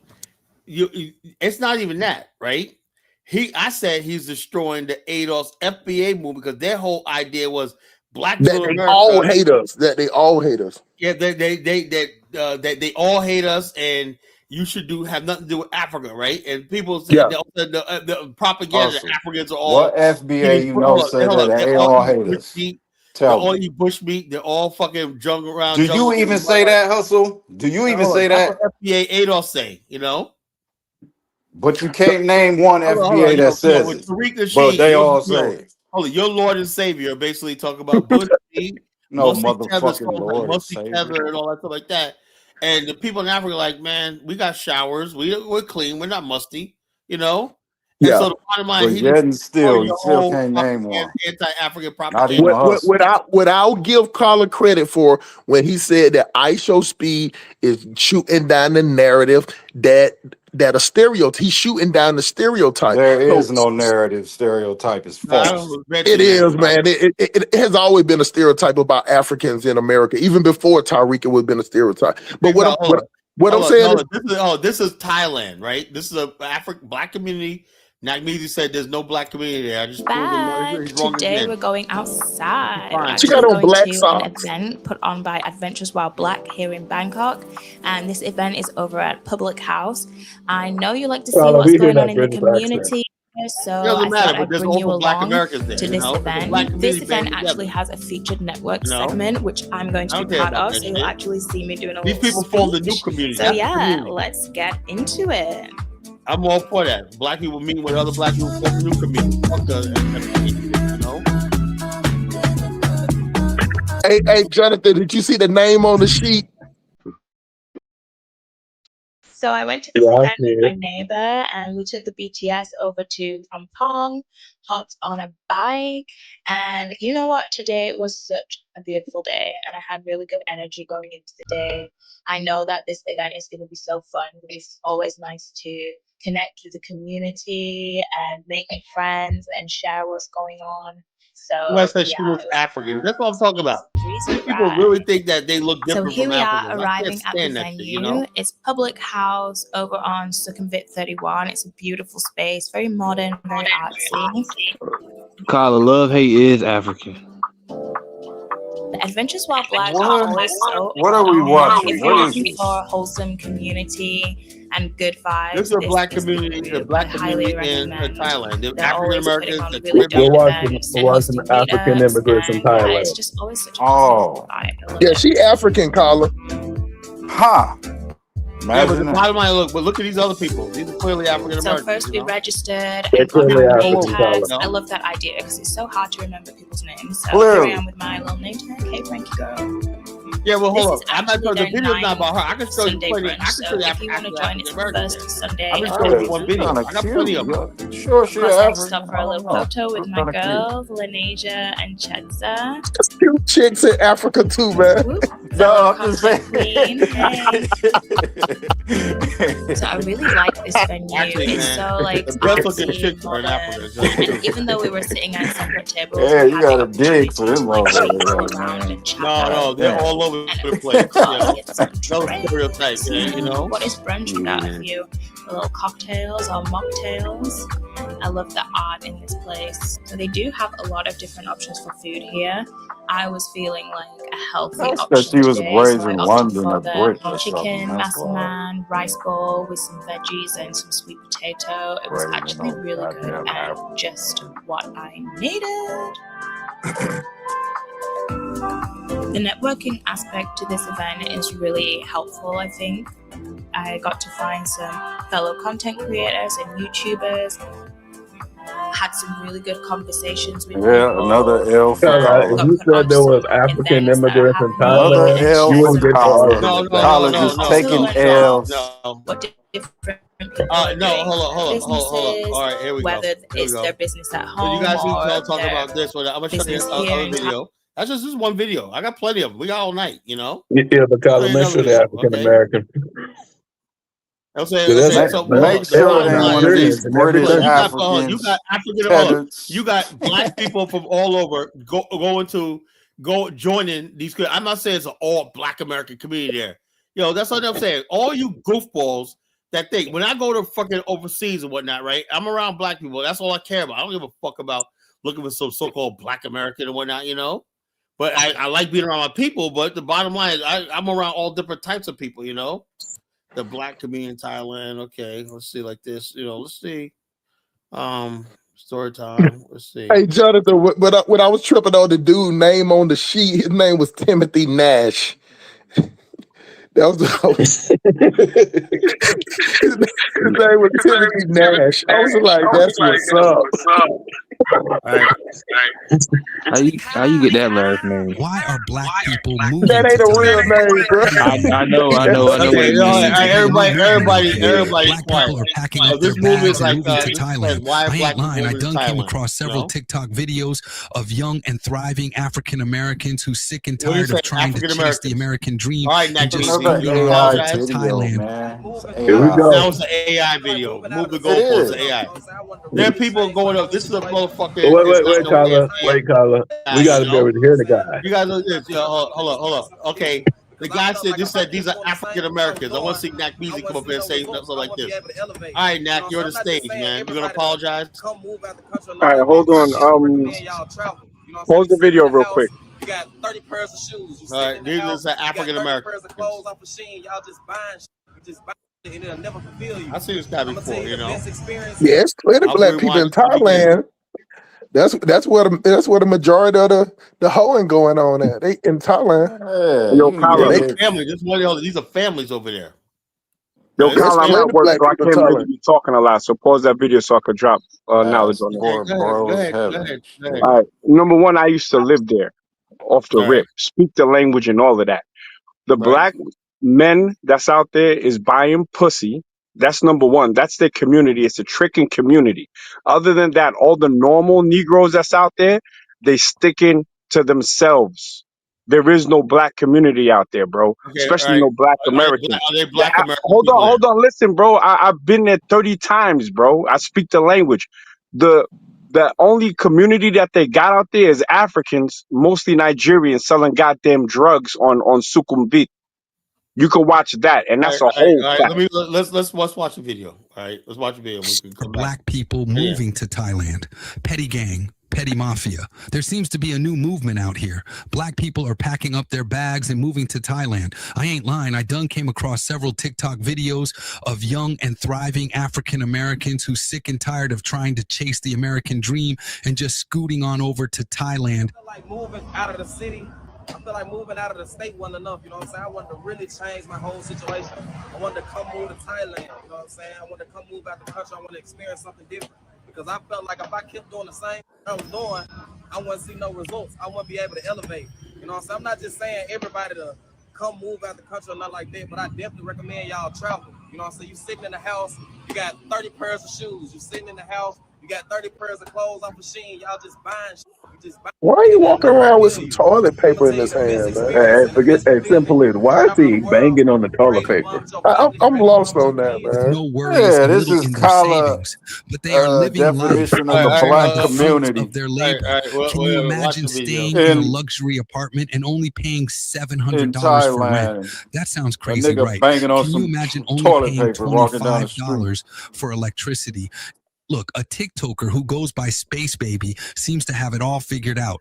He knows the Da Vinci Code. He feels like America is scamming us. Take a look. This is what life's supposed to be like. Fucking AI video. We was sold in America. You got to get your credit score up, bro. Everybody's AI. That don't say AI right there, bro.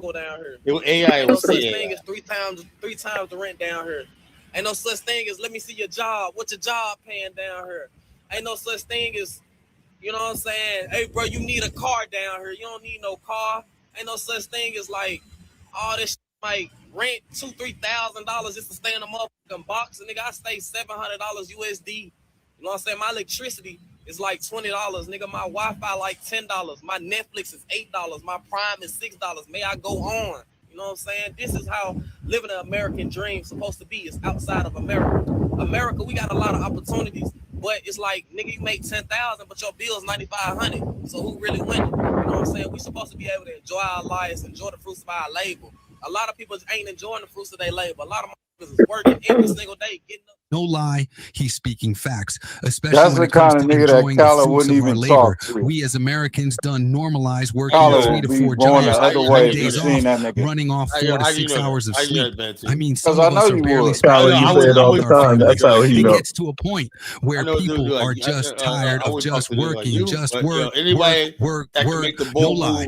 People in foreign countries might not have a lot, but at least they got each other. They get to spend more time with their family and friends. You know, they might not live in the best conditions. They might not wear the best of clothes, but at the end of the day, they got memories on top of memories of spending quality time with their loved ones. We really shouldn't be working the way we are working, pepole or burnout. And it seems like every time I turn my head, shot just keep going up. Hey, I don't mind working 2 to 3 days out a week. I really don't. But you got people out here working 60 to 80 hours a week, and it's sad. So I get it. People are really fed up. Tell me, what do y'all think about this whole... I mean, he was a good video. He's a little cornball, but I mean, the one, he's definitely corny as fuck. But let me say this real quick, Colin. The problem is in Thailand, what make the video fake as fuck because they putting the family out. It ain't the family moving to Thailand. It's a lot of black men in Thailand, but a lot of black men that's fake. It's more the passport bros is in Thailand. in the Philippines. And that's all it is. Yeah, because it ain't families moving over there. The black women, they moving to the black women are going to I've seen Valley. videos where there was black families. I've seen videos Look, where black the only question I have is that these niggas ain't got no power in Thailand. So you left America where you have no power, and you go to Thailand where you have even less power. Videos already. Jonathan, right? Black people got no power in Africa. Yeah. No. But then we might as well stay in the best country in the world. Like you can't sustain. Hey, Colin, you can't sustain no $700 a month rent. You know what I'm saying, for a long period of time, let you making some type of money. You got to have. That's one thing that me and Colin talks about. We always talk about making how you gonna make money to live over there. You know what I'm saying? An Asian country over a black continent.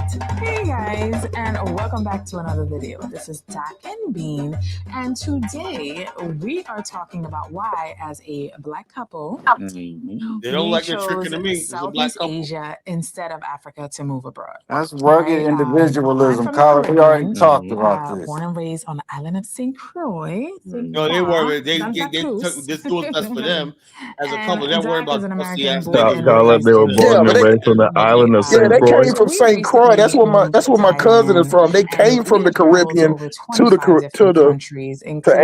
know what I'm saying? They came from St. Croix. Southeast Asia. We've also visited Egypt, right? Oh, in you're just Africa, taking L's, man. we haven't had a chance to explore. Kyle, you posting your own L. Actually wanted. Hold on. How's it supposed to L? You guys say there's a black family. This is a black couple. You're just taking the L. This is a black couple, right? What I'm saying is, it's always exceptions to the rule, Colin. But for the most part, but I found a whole bunch of of people, videos where people going to China. There's a large black people in China, Beijing, China, and stuff like that. Yeah, that's true. I seen it myself. So the bottom line is, these aren't people tricking. They got couples there, a week wasn't going because I was so hyped for this. Yeah, they got Chinese women. Everything shut down, and hold on. These are couples. These are married couples. Try to get our money. Yeah, married Chinese women. Right. These are married couples. The other reason is not everybody's you, Jonathan. Traveling with I don't trick. It's cheap. It it's should be me. Like it's. But Colin, they're not all the black men are not going over there to trick. They just going over there for an easy way of life. Most of them are retired. You know what I'm saying? Nat Measy and Johnson, they got every black man, and not every black man is going over there tricking. Majority are, Colin. What? I'm a bet my money on that. How do you know that? How do you know that? Colin, one thing these videos ain't showing us what these videos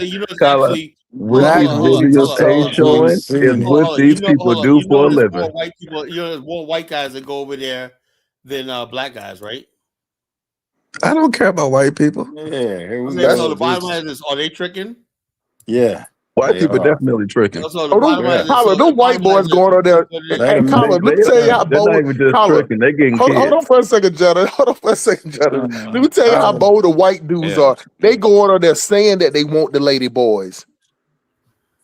They want the lady boys in Thailand. That's the crazy part. That's how bold white men are. Like I said, I don't know why everything got. Why does everybody feel we have a discussion? Everything got turned into a fucking debate, man. God, it's so annoying, man. Cause you want that smoke, Carla. I don't want no smoke, man. Just say you don't want that smoke. It's not a debate. But if you're gonna play videos, the video should back up your ideology. And this ain't all I said was, just say it, man. You don't want that smoke. Look, we can't all talk at the same time. All I said was that black people moving all over the world. Yeah. They're Thailand, right? Well, people said they're all over there tricking. I said no. I saw videos of young black couples going over there. I've seen plenty of them. They go over there. The majority. The majority. I don't know that. All I know is I don't look. I can say majority. I can say majority of black people in California are criminals, right? Well, you don't know that. Nat Measy know that. He lived there. He speaks the language. Looking for the criminals. No, I'm gonna look for the good black people.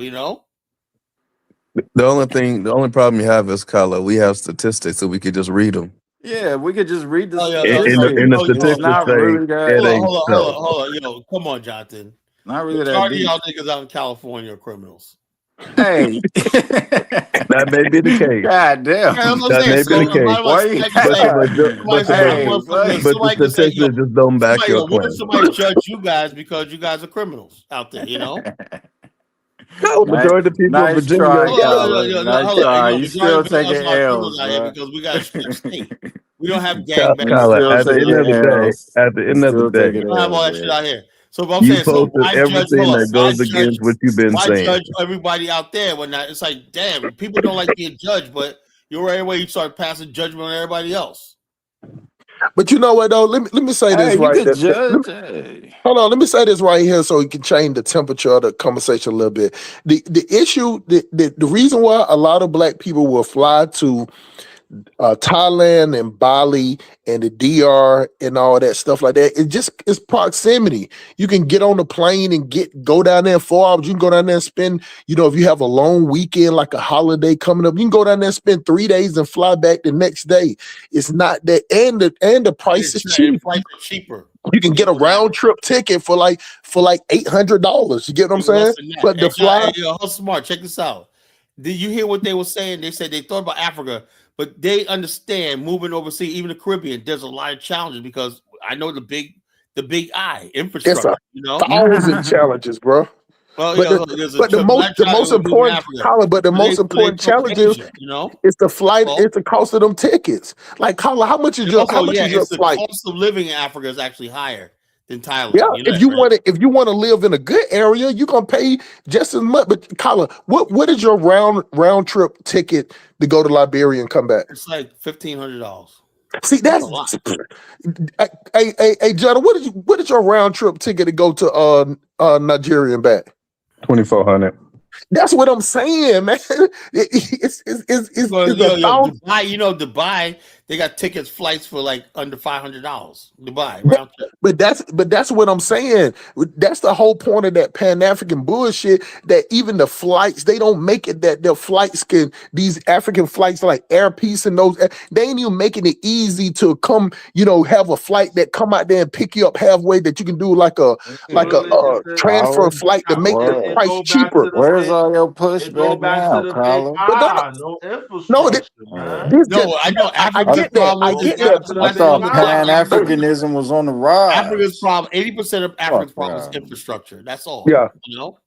So put it like this, Bantu, man. Like, I'll be honest with you, Bantu. You got to have 5 stacks.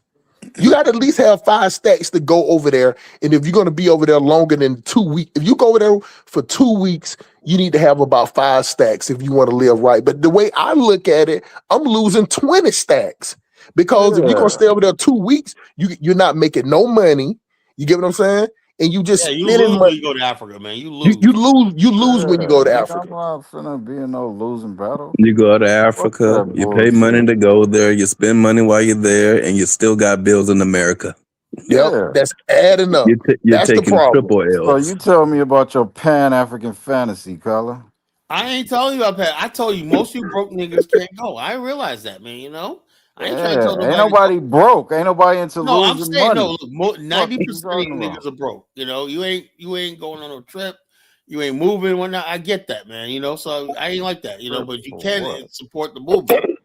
So let me say this, Carla. So when me and Carla talks, I always talk. Even me and Jonathan, we talked one time off street, and I told him that it's cheaper to bring the chick here. You get what I'm saying? Not to live now. You get what I'm saying? But it's cheaper to bring her here than for you to go there. You get what I'm saying? Like if you got a chick or something, it's cheaper to come here because you can still work. You can, and on top of that, like if you like, I'm a big guy. I'm 6'3", 275, 280. So I have to upgrade my seat. You get what I'm saying? Old skinny bony ass bitch from Africa. She can sit in the regular. She don't need no leg room or nothing. You get what I'm saying? So you can put her on a regular flight and bring her here. You know what I'm saying? Chill out with her here. The problem is the visa shit. That's the problem. No. The visa is not a problem. You get 90 days. You know what I'm saying? You just have to be their sponsor. So that means you got to make enough money. Yeah, but they done banned every damn. Okay, right. Yeah, right now. Yeah, right now. I'm talking about now. We ain't talking about what happened later. Oh yeah. Right now, you can forget it. You can forget it right now. Yeah. So, but what I'm saying is the cost. Cheaper. the cost and the travel time. Now in Atlanta, they got some flights in Atlanta, but it just happened and it don't stay that long where you can get a direct flight. A problem is like Colin, I don't know if y'all be paying attention to Colin sometime when he be telling you about how you go to these different countries. You got layovers. They don't want you to leave. They treat you like prisoners when you go to other countries. That's like, when you go to Europe. Man, you feel like an African, man. Yeah, you feel that. Yeah, they don't treat you no different. You know what I'm saying? That's why when Colin was playing that shit earlier about what them FBA was talking about, you had black people sitting up here talking about racist people care. You had black FBA people talking about they know some racists and they care if you African or black. They don't give a fuck. Yo, once you yell, like, they ain't gonna hang you on no Colin. They ain't gonna hang you on no special treat. And I had to tell this lady, look, I am not fucking. I just told her I'm not African. I'm American, right? In other words, basically, she was like asking me, like, I'm gonna escape it. You gotta go down here. I said, lady, chill. I'm not trying to break out of this airport to go live in your fucking raggedy ass country. You know, I'm an American. You know. Oh, okay. Doesn't it depend on where in Africa you go? Because I thought Kenya, East Africa seems a lot cheaper than Western Africa. It's gonna take you like 2 days to get there. It's still expensive. Kenya, that flight all right them there layovers is a direct flight. Hold up, the Bomani's trip to Kenya. I said, dude, he flew out of JFK directly to Kenya. That's a 13 hour. There's no way I could be on a plane for 13 hours. Yeah, bro. When you go to France and stuff, you all there for like a long time too. France is only 6 hours. You're all there for 17 hours and all kinds of stuff. You know? It's easy, man. It goes by. You know, France. I mean, but think about it like this: most people, if they don't, people going over there for 2 weeks or 10 days, like you're gonna give up 2 days. You're gonna give up 2 days flying over there in 2 days. So you're gonna give up 4 days just flying. Yeah, that's the problem. You think you don't have some damn authentic African experience? You've been over there for 4 days. Hold on, Mr. said, I thought you hated America. I ain't say I hate America. I'm saying, look, when I had to pull out. Sometimes you got to pull out that American card, you know. I'm serious. I had to pull out that American get him. Sometimes you gotta pull out that 1776. Get him, Jimmy. I ain't going get that him, far, Jimmy. man. Shoot at him. He taking L's tonight. Motherfuckers that shit, you know. I ain't. Hey, Batu, straight up, just as a street nigga, right? Sometimes, boy, you got to whip out that American Express on their ass, bro. You gotta know when to play the American game, you know. Hey. If you don't, you're a fool, you know. But no, for real though, Kyle ain't dumb to this shit. Cause me and Kyle talks, and we know that like if you when you talk to them, they gonna look at you. They gonna look at you 2 ways, man. Bantu, they gonna look at you like is he's one of them hug, you know, love people, or he coming with that using his money as leverage. And I'm coming with the goddamn whip. Fucker. Yeah, you go over there, man. Yeah, they gonna put that tire around your neck, bro. You gonna get that Timmy on fire. You gonna get that tire, bro. Bro, with the fucking whip, nigga. Yeah, bro. Hey, believe me, man. Let me tell you something, man. They weird like that, and that's why I know. You know that's why I said it. If my tell- African bitches listen right now, I know her pussy just curled up. Bantu, I tell anybody, if you ain't with no group, don't go out there in that rural area. Don't get outside of that city. I sent Jonathan videos of them cutting up chicks and cutting up dudes, man. I told Jonathan to send it to me. I want to see it. Jonathan, you ain't sent it to Bantu? Nah, he ain't sent it to me. I mean, they literally though. I ain't gotta see it. I seen enough. Bro, they literally skinning up the body, chopping up the body, and passing out organs in the community. Yeah, I believe it. They sit up there carving out chicks' boobs and carving out chicks' pussy. Yeah. And they doing it like they're happy. Yeah, They're you told smiling. me what they did to a baby, a girl, a child. I you know what I'm saying? I wish they would have dropped more bombs on that motherfucker. And they out there, they doing it for money. They doing money rituals with body parts. That's just how it's living over there. You get outside the city, man. You know what I'm saying? You get Crazy. Don't go to the bush, man. Yeah, don't get outside of that city for nothing unless you know somebody, man. Like Johnson got people. Hold on. John, how smart? What do you think when 1706 said, "I want to go to the rural area, join the tribe"? That's stupid. That But he would wake up. Like, Steve, and I was like, see, that's where this I show speed shit is dangerous, Hustle. Because the 76 think he's going to go over there and be I show speed. Hold on. Colin, what you just say? No, I said you actually thought that 1776. On 1 minute, he's a patriot American, 1776, and they say he's going to join an African tribe, whatever, like that. Blah blah. Well, then he loves white women, you know. And Steve, all I said to you, my young brother, is don't go to New York because someone's going to sell you to the Brooklyn Bridge. Colin, I never said whether or not 1776 was being serious or not. I was just, saying what he said. That he said if he goes to Africa. Yo, come on, man. Steve, you sound like you believed him. You know? No, all right, Colin. Hey, but Steve, hold on for a second, though. Steve, you from North Carolina. Just because somebody say some dumb shit, don't mean you got to repeat some dumb shit. I get what you're saying. I got you. That's all I'm saying. I like just like me and Carla be talking. I be like, if somebody say some dumb shit, you ain't got the answer to it. Just because if it's a dumbass question, don't even respond to it. But if you hear some dumb shit, you ain't got to repeat no dumb shit. 1776, take his ass out there to that rural area. Hell, Wakanda spears coming out his asshole. You know that he'll get cholera. He'll get fucking typhoid, malaria, typhoid. You get what I'm saying? He wouldn't last a fucking 2 Wake days. up with leeches behind his ear. Man, man, listen. I just try to help everybody, but I feel what you're saying, Bantu. Bantu, hold on, I got you, Bantu. Let me go off of what you just said, Bantu, like 30 seconds ago. Let me go off what you just said yesterday. Where I show speed is dangerous when he going to the rural areas and making people think like it's cool. I'll tell anybody, you stay in the city. Don't let nobody try to get you. Don't meet, especially dudes. If you want to get with somebody, get with a female. Females are more hustlers. The dudes in Africa are beggars. They're like bitches. Like in America, like you'll see African dudes sit up there coming up, just putting their 3 fingers in their hand and putting it to their mouth. Females are hustlers. Dudes are beggars over there. You get what I'm saying? So you know what I'm saying? Just stay in the city, man. Don't go out there. Yo, hustle. Let me tell you a quick story about when I was in Ghana about what you just said. The ladies is hustling. They're like, yo, could you invest in a secondhand clothing business, all kind of shit, right? It was all business. With dudes, I'm in Ghana in Accra, and some dude, just random ass dude working in a parking lot was like, oh, where you staying? This motherfucker tried to invite himself back to my Airbnb. I'm like, yo, why you just invite yourself to my Airbnb? Oh, we are friends. I want to get to know you. I'm like, this nigga trying to sell some pussy or some shit. and they was all like that on that feminine ass energy. Like they won't try to link up with you to make money. They'll try to beg you. And that's why I put all the Africans out of my WhatsApp off, because they was always week after week begging for this, begging for that. Like too many phones. I can't fix my mouth to beg money from no fucking man, but over there they too comfortable with it. Yeah. They're like Bantu, like they're real comfortable.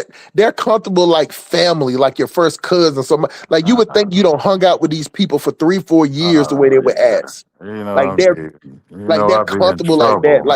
Like if they feel Bantu, they feel like if you say 6 words to them, you they family now. Come on, brother. Yeah. Yeah, they call it what they call it. It's a weird thing. They call it greeting. You know what I'm saying? Like Ubuntu. They call it Ubuntu. Yeah, we don't do that greeting shit in America. You know what I'm saying? Like they're like, oh yeah, I want to greet you. Who's with you? Like in America, we would think like, oh, this motherfucker trying to get over, like trying to see who all with me. Like, you know what I'm saying? So that's why you see them chicks that's coming over there from Ghana, they getting beat because they falling in love with the taxi driver that drove them from the airport to the goddamn apartments. You get what I'm saying? Like it's your long stroke Kwame, Beach Boy Biko. You know what I'm saying? Like crazy shit like that, bro. Yo, Colin, do you know about not even Colin Hustle? Do you know in Ghana, there's men that will pimp their wives on the beach, send their wives to Black American and diasporans to try to sleep with them for money. That's Yeah, a real we was not talking about Measy. that last Not night, Measy. Mac Hold, Measy. hold on for a second. In Kenya, they were goddamn sending their sisters and their cousins out there, bro. Yeah, we Right was on talking the about that beach. shit. I think it was on the after show though. Go to goddamn damn, I forgot the beach area in Kenya that quick. How the hell I can forget that? What's the beach area in Kenya? Damn. Mombasa. Mombasa, yeah. Well, you can't take 12 steps to Mombasa, they hear your voice. And the solicitation is on and popping. I was gonna ask you guys that if you said The the sisters difference, get the beat. difference I was in the wondering if difference there's in dudes that get Nigeria, beat the over there beaches is too. so fucking nasty. It's not gonna happen because their beaches is more like they got like restaurants and bars out there. So it ain't people on the beach. Like you go out there, on the beach in Nigeria, you might die. You get what I'm saying? You're gonna die. It's dirty. Like they're not walking on the beach. You know what I'm saying? Culture. They don't have a beach. They don't have a beach culture. Honest beaches are bad like that too, man. It's terrible. But I don't know in Calabar, so that's what I wanted to ask Jonathan about Calabar, because that's when they had a carnival down there. Do they got a nice beach down there in Calabar, Jonathan?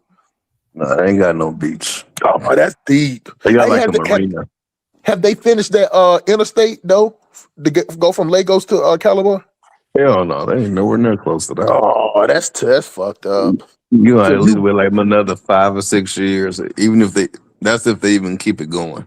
They'll start some shit and not finish it. Just what I'm talking about, right? He pops up, he pops up. Should I let him up? What? Oh, 76? You know who I'm talking about. You gotta let him up now because at this point, yeah, you gotta let him up. He's been vindicated tonight.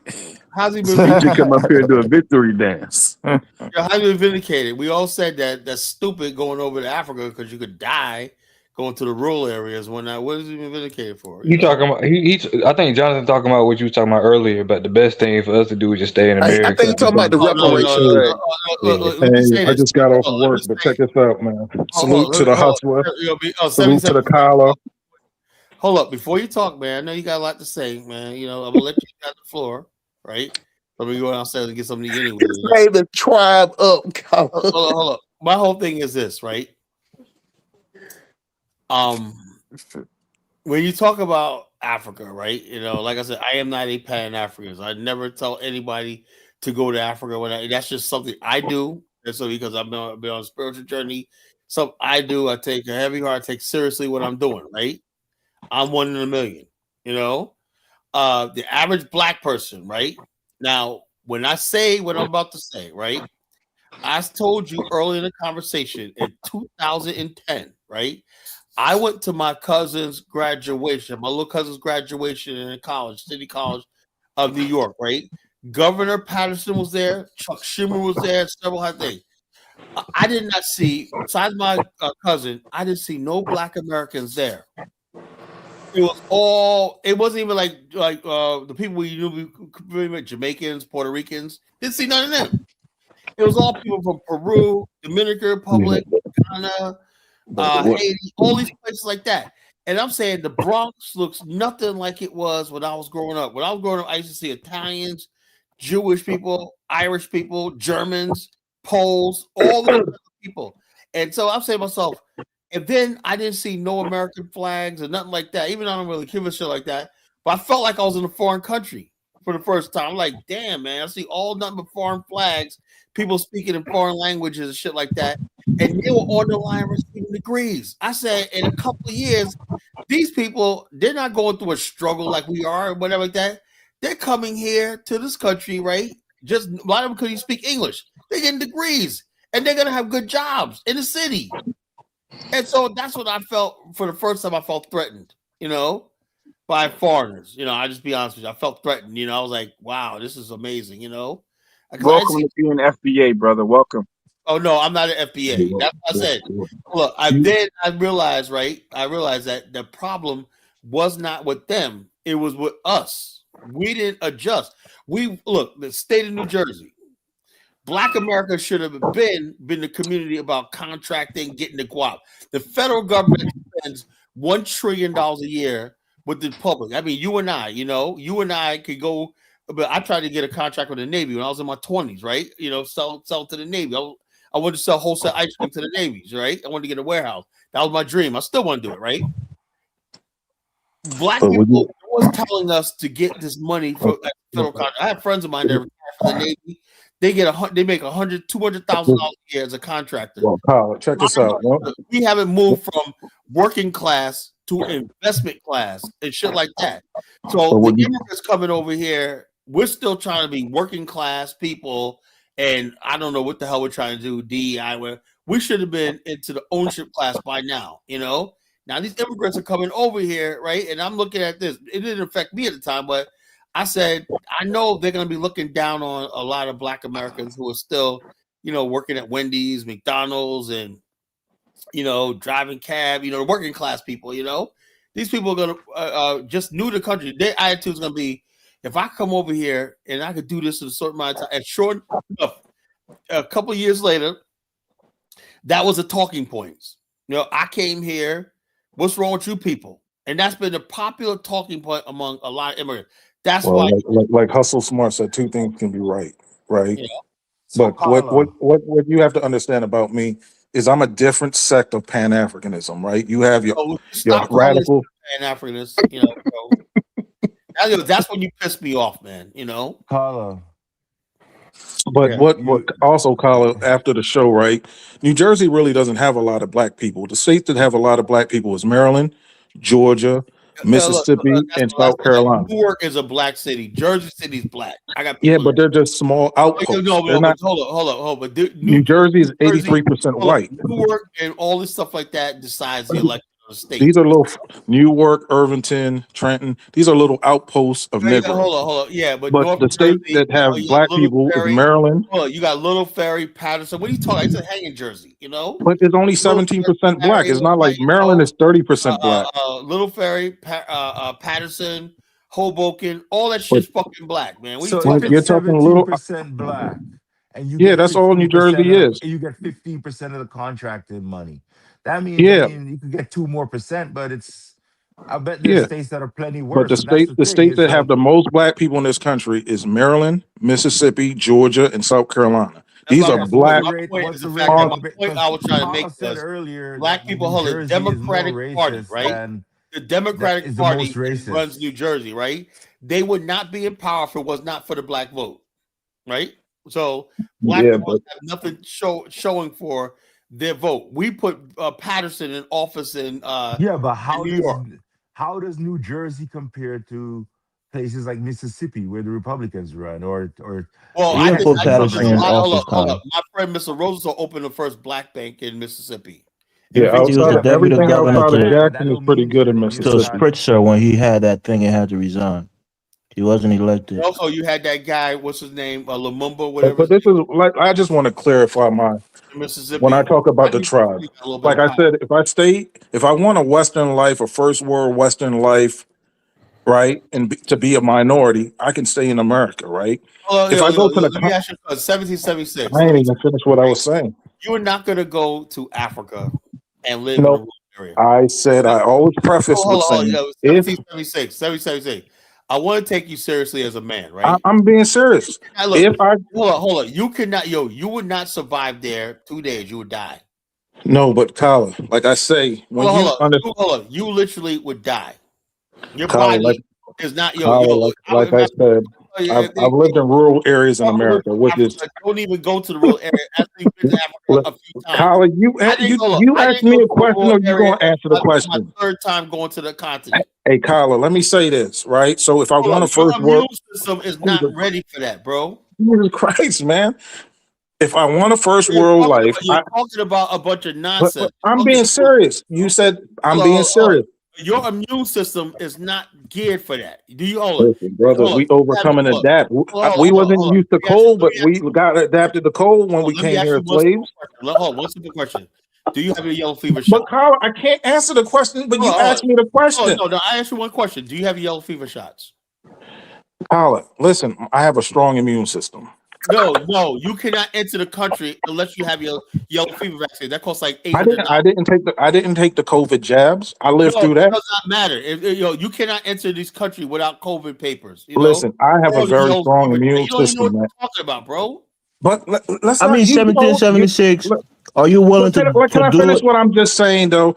Before Colin cuts me off, if I want a first world life, a Western life, I can stay here. But when I want to make a spiritual journey to the continent, first I want to find my tribe. Once I find my tribe, like Alex Haley Roots, when he went back to the village elders, I want to go through that experience, like at the end of the Roots movie. So whatever tribe I'm going to go back, they're going to.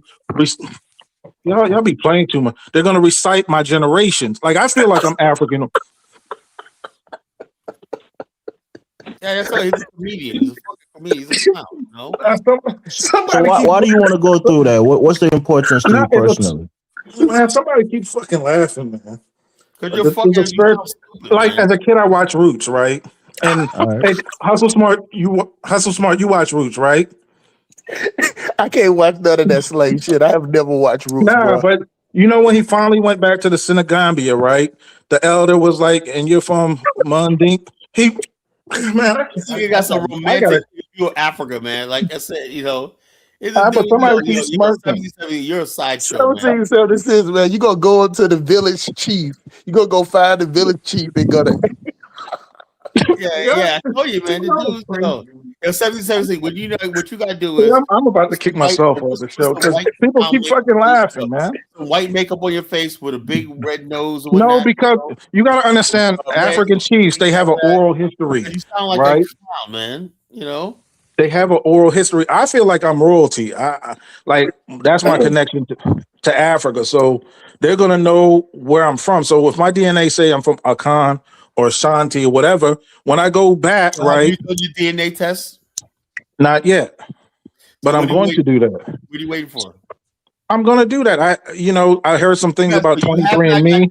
DNA test, right? You Not have yet. all your vaccine. You gotta have vaccines before you gotta prove it before you get into that country or you board a plane to the country. You gotta have your vaccine. I'll get a religious exemption, right? Oh, because that's man, like I said, man, I try to take people seriously, man, but like I said, they call me the ringmaster. Oh my god! No, you usually see that last comment about Mensa talking about he's still keeping up. He's still trying to keep up with the whole thing. That's a different person. But that's the most powerful part of Roots was him coming back to the chief on the beach, right? And it was like I found my home. So like basically, when I find my tribe, I'm going to integrate. I'm going to do the little rituals, the dance, whatever. You guys said this is pure comedy. Y'all gonna have it's 1777. Y'all gonna have lunch on the beach, bro. Nah, but that's the whole thing of Hold on, it's is the thing gonna part? The thing gonna part, and you're gonna have like a baboon up there. But did y'all watch? Did y'all watch Roots? I watched that as a kid. Are you Roots, gonna have right? Hold on. You know what I call people like you. I call you the Hakuna Matata Negro. But did y'all see if y'all haven't watched Roots? Hakuna Matata Negro. Hey, 1776. I know you haven't took your test or anything yet, but what in your 1776 heart of hearts, what do you think that your area from you have a feeling towards? Where you feel connected? I feel sort of like if I'm a Fulani, I'm just gonna kill myself. I'm not integrating into that shit, man. I'm not so I'm hoping like Ghana. You ain't gonna let them cows piss on your forehead, bro. Nah, we done. Nah, I'm just saying. It's done. I'm done with the show. I'm done with everything. Where you got your strong inclination at? I say like Ghana or like hopefully southern Nigeria, like Igbo or something like that. How you gonna enter a country if you don't have a yellow fever vaccine? I told you I have a religion exemption. The same thing I use for my job. I got my reverend. They're gonna exempt you from coming to the country. You ain't gonna get a visa. Listen, you can't. Listen, if I have my DNA and it says I'm from there, it does not matter. You cannot enter any West African country. World Health Organization rule: you cannot enter a West African country without your yellow fever. But Hustle, like I was saying, Hustle Jonathan. Why does a white man? There's no limitations on a white man. A white man can go to Africa and become right. You still gotta have he can go to Asia and integrate into that society. So I'm saying if you let me explain this part for you real quick. The reason why the white people can go over there is the same way that we can go to Jamaica and DR. It's only like like France is damn near connected to Africa. So the white people coming, that's why you have a lot of Italians stay in Kenya. Because of the proximity. Their proximity to Africa is only a 4-hour flight. You get what I'm saying? So it's easy for them to come over there. They can come over there for a weekend and be back to work by Monday. It's the same thing like we do here in America. You can go to Jamaica and be back to work Monday morning. So it's not like their proximity is there, so they're gonna be there in more numbers. So the same way, if you go to DR, you're gonna see more Black Americans than you see white people. You go to Cancun, you're gonna see more Black Americans than white people. But Africa is the way it is for just proximity, and on top of that, most of the countries are those countries in West Africa are francophone countries, so they have that relationship. You get what I'm saying? But all I can tell you is this: 1777. I'm not going to shoot down your dreams, bro. But what you don't want to do is get some piece of paper and then go over there and thinking you're going to talk to a village chief. You know what I'm saying, and not end up in one of them pots. You know what I'm saying, with some palm oil and about 12 cassava leaves, 12 pounds of cassava leaves, bro. They would eat you over there, bro. They would straight up eat you over there, man. Nah, but Hustle, did you ever see the last part of Roots, like the ending with Earl Jones? I'm just asking, did you see the Earl Jones? That was the most powerful part of the movie, because he went from Kunta Kinte all the way back. Like those guys in Africa, they have an oral history. So once I get my DNA, they probably can look at you, like, and whatever. Oh, they gonna look at you, all right.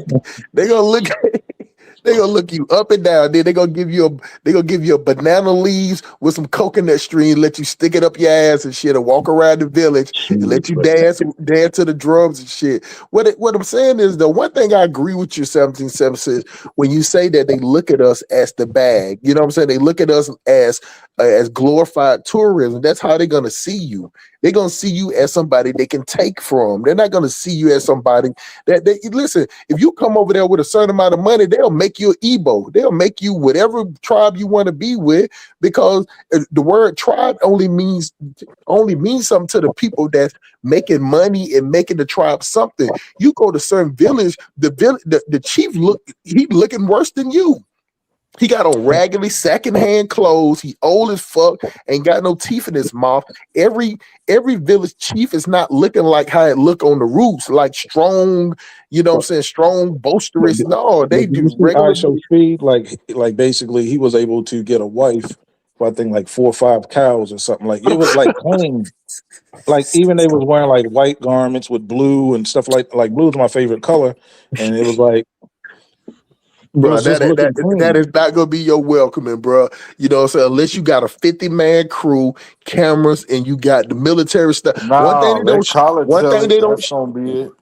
thing they don't show you with that I Show Speed, they ain't showing you all the military bodyguard and military security that's out there surrounding. They make it look like real, just kind of rough, rugged streaming, but it's plenty of body. I'm telling you, they got it all set up. They got people out there cooking food. You know, people getting away. That nigga almost got attacked. No, one thing I Show C said, I want to go to the people. He always say the people. Like he always say he's the people's champ. So he goes to the rural parts, So it's gonna be interesting when he goes. But it's already pre-set up. Just the same way how you got freaky ass whatever that dude name that want to go up there to the Nimba tribe up there where the chicks putting goddamn volcanic mud on their boobs and shit. You talking about Walter Maya? Yeah. Right. No, I'm talking about the dude that Colin be getting into it with all the freaky dude. That be coming on the show. And Dama. Yeah. So he want to go up there and mess with the nimble people. That shit is already pre-set up. You got to go through like the tourism. You got to get with a guide. That's what you need. I'm not telling you not to do that. I'm just telling you to got to get you a guide. You're gonna have to get you a handler. I was telling them in the back chat. I said I wouldn't mind integrating with the Nimba. Yeah. Not because like Hustle They Smart. call He it said Hemba, wherever not you nigga. I mean Himba. You know what I mean? Not you know, the nigga. old school brothers just say wherever my Kango is, like wherever your hat is, that's where your home is, right? So if you lay your hat in Atlanta, you're supposed to assimilate into that area. If you go to New York, you know, or Mississippi, you're supposed to assimilate wherever you go, right, and become part and parcel of that society. 1776. What water you gonna drink? Oh, there's like I show Speed said there's like a lot of wells and stuff like that. You get that, bro. You get that gotta fresh drink what water. they drink, man. You gotta drink whatever You're they gonna be drink, drinking man. rainwater. You're gonna be drinking rainwater and well water. Hey, 17 have you ever seen how they do in the village area? How when they drink, they don't drink out like in America. We drink the water till it's You finished. They gotta don't do drink it till all it's that finished. shit, whatever they do. 76, whatever they do, you gotta do it. 1776. After you come back from Kebbi State in Nigeria, just know we arresting your ass. Yeah. Jeez. They gonna have to quarantine him because he's gonna be full of bugs. You know what I'm saying? Leeches. If you're gonna break your DNA and your DNA takes you to Kebbi State in Nigeria, you're getting arrested the moment you come back. Just know that we arresting you. Yeah. You might got a bum under your armpits or something, bro. They ain't playing, bro. Like the thing about it is, you realize, bro, I'm a hustler. I am a straight up hustler, so I can feel the temperature. When I tell you 1776, when I say you're on your own, bro, it's just like open up your eyes somewhere and somebody just like one of those movies, they just drop you in the middle of nowhere. You know what I'm saying? You need a handler. You need a handler. You need a handler. You get what I'm saying? But even Brandon was in Kenya. Like he was out there solo. Like he showed some He good stuff. wasn't by himself. He had some people that he knew. Yeah, I know he had a female in his video one time that used to, Yeah. He had a nice little apartment out there in Kenya. Yeah, he went and got this. Brandon did it the smart way. He went out there, got with a handler, got with a lawyer, you know what I'm saying, and then got the apartment. And then he just started, working away in like a 5-mile radius of town. Brandon's a smart guy. I mean, he a little off the wall now with the MAGA stuff, but Brandon is smart the way how he strategizes, how he did Kenya. You get what I'm saying? Even Afro King, he got a handler as well. He said that. Yeah. He said he bought 3 houses out there. He was breaking down like he got 3 houses, solar panels. He got the property out there, but the property is the thing about it is the shit's so fucking dry. They got these dry seasons, you can't cultivate it. You know what I'm saying? You got to get in like where the mountain areas at, where you got some dew or some mist in the air. You can't do that shit with that dry ass heat, man. Like, bro, they got that Texas heat out there. So imagine Texas heat for 6 months straight. That Texas heat hit different. Texas heat definitely hit different. How's it smart? Who was that chick? Is that an actress? Her name is Tiana that Umar's going at. Okay, I get. Yeah, Tiana Taylor. She got her. I don't keep up. She's fine, man. Who's she? She got that, but she got that strong Haitian chin. You know what I'm saying? She got that trap jaw, Haitian chin. I think she's from Trinidad. I think she's from Trinidad. Some of her people from Trinidad. Strong Haitian chin. Yeah, she got that strong Haitian chin, man. I'm telling you, ever see them Haitian shit? They got a strong ass chin like trap jaw from He-Man, bro. Because she kissed Leonardo DiCaprio. No, bro. She ain't just kissing him. She's a fucking prostitute in the movie. Yeah. Oh, but she's she talking about the movie? Or she's talking about this scene right here. The scene is from the movie. The scene is from the movie. So hold on. I sent you 2 things, but this is. But so she went. But what I'm saying is, what Dr. Umar was saying is that he was trying to say that okay, in the movie you was acting, you ain't got to be a mammy in public. She was still acting like a mammy in public. So they just. Cause she got her monster ball. She got her Halle Berry award. She got an award for being a prostitute. Wait, man, what am I missing? Was this in the movies? Yeah, the movie just came out. It's called. I sent you the name of the movie. What's the movie called? Look at the thing. It's called one battle after another. I never heard of one battle after another. And she a bed wench. She a bed wench prostitute. Hold up, I gotta look that shit up too. I ain't heard of that. Yeah, she won the award. Oh, I forgot to tell you, Carla Sinners won the Sinners won the award too tonight. On what? The Choice Award or something else? It was another award show tonight. It was on the Global. I forgot what Global Awards. Yeah. Global Award. Okay. Sinners won too. But she got her monster ball. I mean, she ain't getting no Academy or nothing. Ain't nothing but bad wench. That's all. Yeah, she was a prostitute in the movie. She been an overly sexualized prostitute that was bad when she just number white dude. That's the future right there. That's America, man. That's the future. Yeah. So with Umar Johnson, he was trying to correct her on that. Time I ever heard Umar publicly criticize a black woman. But hold on, but let me tell you what happened. Did all the black women come in and all that cake and see, it was okay when he was talking about black dudes with snow bunnies, but once he said that, all the black women started turning against him. He's gonna go on an apology tour. Yeah, I understand. He basically threw something about black men are no good. It's hard to find a man, so you got to do it. He flipped the script and gave black women a pass all these years. Yeah, that's what I'm saying. That's that Democratic way of thinking. You can scold black men all you want to. You can Democrat Party represent black. If they black heterosexual men are unwelcome in Denver. Unwelcome. Colin, you can scold black men 364 days in 23 hours, but if you say anything about black women, then they'll turn on you. That's just what they are. I don't know if y'all know about getting deported. You said what now?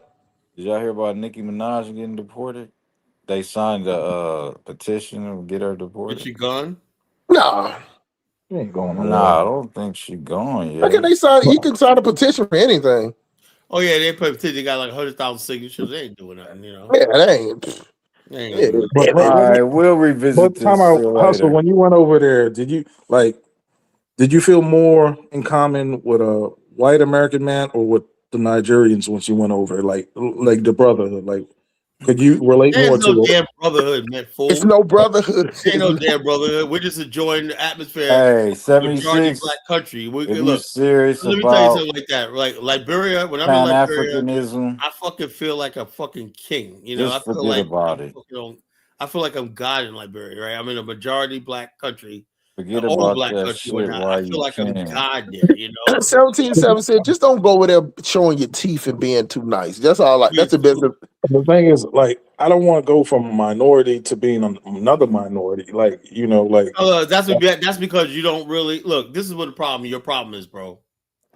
I could deal with fucking like when I'm in Liberia. But the bottom line is this: it's not about race because the people are all black. So I could be an outside. I could be a minority group ethnically. Like Elvis can run for politics here, right? We can't run for politics in Africa, though. I don't give a damn. Politics in Africa is dangerous, bro. You don't want to get involved in African politics. That is dangerous. You do not want to get involved with African politics. You leave. You'll get a Wakanda spear in your ass, bro. They call it y'all sound like 100 ways to die, man. The average American don't know who their city council is. They don't know anything. All they know is the shit works, right? In Africa, the only thing that pays money is a government position, right? A government position feeds like a dozen or so people. So they want every elected official. You elected official in Africa, you have more influence than somebody who's a millionaire. Right. Nigga, that's the way it is. So you do not want to go there and talk about politics. Now, one thing that y'all need to listen to Carla on when he tell you that the way that when you see the temperature of the politics, it don't matter what country it is, it's the power. They don't want to govern. They just want to be power. They bring their tribes along, their kids along, their family along. Like you got generational wealth. You get what I'm saying? Yeah, the only way in Africa, the only way get wealthy is through politics. Through politics. And And also, like I was saying, look, this is the problem I see in Liberia, right? And I see in Africa, I study in Africa, right? I think African culture is different, right? When they, in our culture, elected officials is somebody ran for office, right? We elect them, we throw them out of office, whatever like that, right? In Africa, they basically transparent. They got rid of the tribal chiefs and all these things that used to govern them in the tribal villages, right? And when the administrators came in, they have the same sort of reverence and authorities that the chieftaincies had. You know, that's not a democracy. So you go to Africa, they're basically real far behind. They don't understand that person's there to serve you. You know, he's a servant. He serves at the pleasure of the electorate. You know, that's not like that in Africa. People rule. They got a position, and the Africans expect to be ruled. We have a different culture. You know, we elect, you serve us and whatnot, or we'll throw you out of office. Hey, Carla, I can't believe African God has finally agreed with me on something. Yeah, they're not the village. The village is not no village chief. She called them. She said it right. I didn't know the proper name for. They call village headsmen. It might just be There's no such thing as a chief, really. You know. Say let me give you a prime example of the 1770. Say if you stay in a neighborhood and it's this one guy and he knows everybody in the neighborhood. He know when the people moved out. He know their family. He never left the neighborhood. Elder, you know, all the communities have that. You know. Yeah, that's all it is, bro. What I was saying, if you watched the Macaco documentary, you had a white guy who lived in that, even though it wasn't up to par, he lived with the people, and they was like. Yeah, well, look. The bottom line is no one's gonna give you no credit for living in fucking filth and poverty. People look, in Liberia, they'll laugh at you because they expect. Look, let me tell you something. 1776, right? When you come from America, right? Let me tell you this is what I'm saying because I don't know if you're serious or you're trying to make a fool out of yourself, whatever, right? I'm sorry. When you go to Africa, right? You have the American smell, right? They expect certain things. They expect if you live in America, you come from America, you have to have wealth, right? Education, position that they want to look up to you, right? If you come there and tell them that you want to live like them, they don't respect you. Nah. Just like when the hardest thing is to be an African who lived in the West for 20 years and go back to there's one guy did I send you a video where the guy lived in Canada for 40 years. He came back and they're like, he's ostracized. He had no wife to bring back, no money, no nothing. He's like living on. He spent 40 years in the West and he had nothing to show for it, not even a wife to bring back. Hold on, let me say it like this. Let me say it like this: 1776. If you go to the rural area, they will expect you to be a chief. They expect you to be like Afro's think tank. They expect you to buy the water, bring cases of water, buy the food. Yeah, that's what they're gonna expect out of you. You know, 1776. You're gonna be kidnapped. That's probably just straight up. No doubt about it, bro. I'm telling you, you're gonna be kidnapped. You're gonna be kidnapped. Let me tell you something. The village is for the real local people. Not like they gonna kidnap you. Hey, 1770. But let me tell you the worst thing about the way they kidnap you over there. Because of which country you go to, the first thing they're gonna do to you is strip you butt naked. The first thing they're gonna do. Damn. So you're gonna be butt naked the whole time.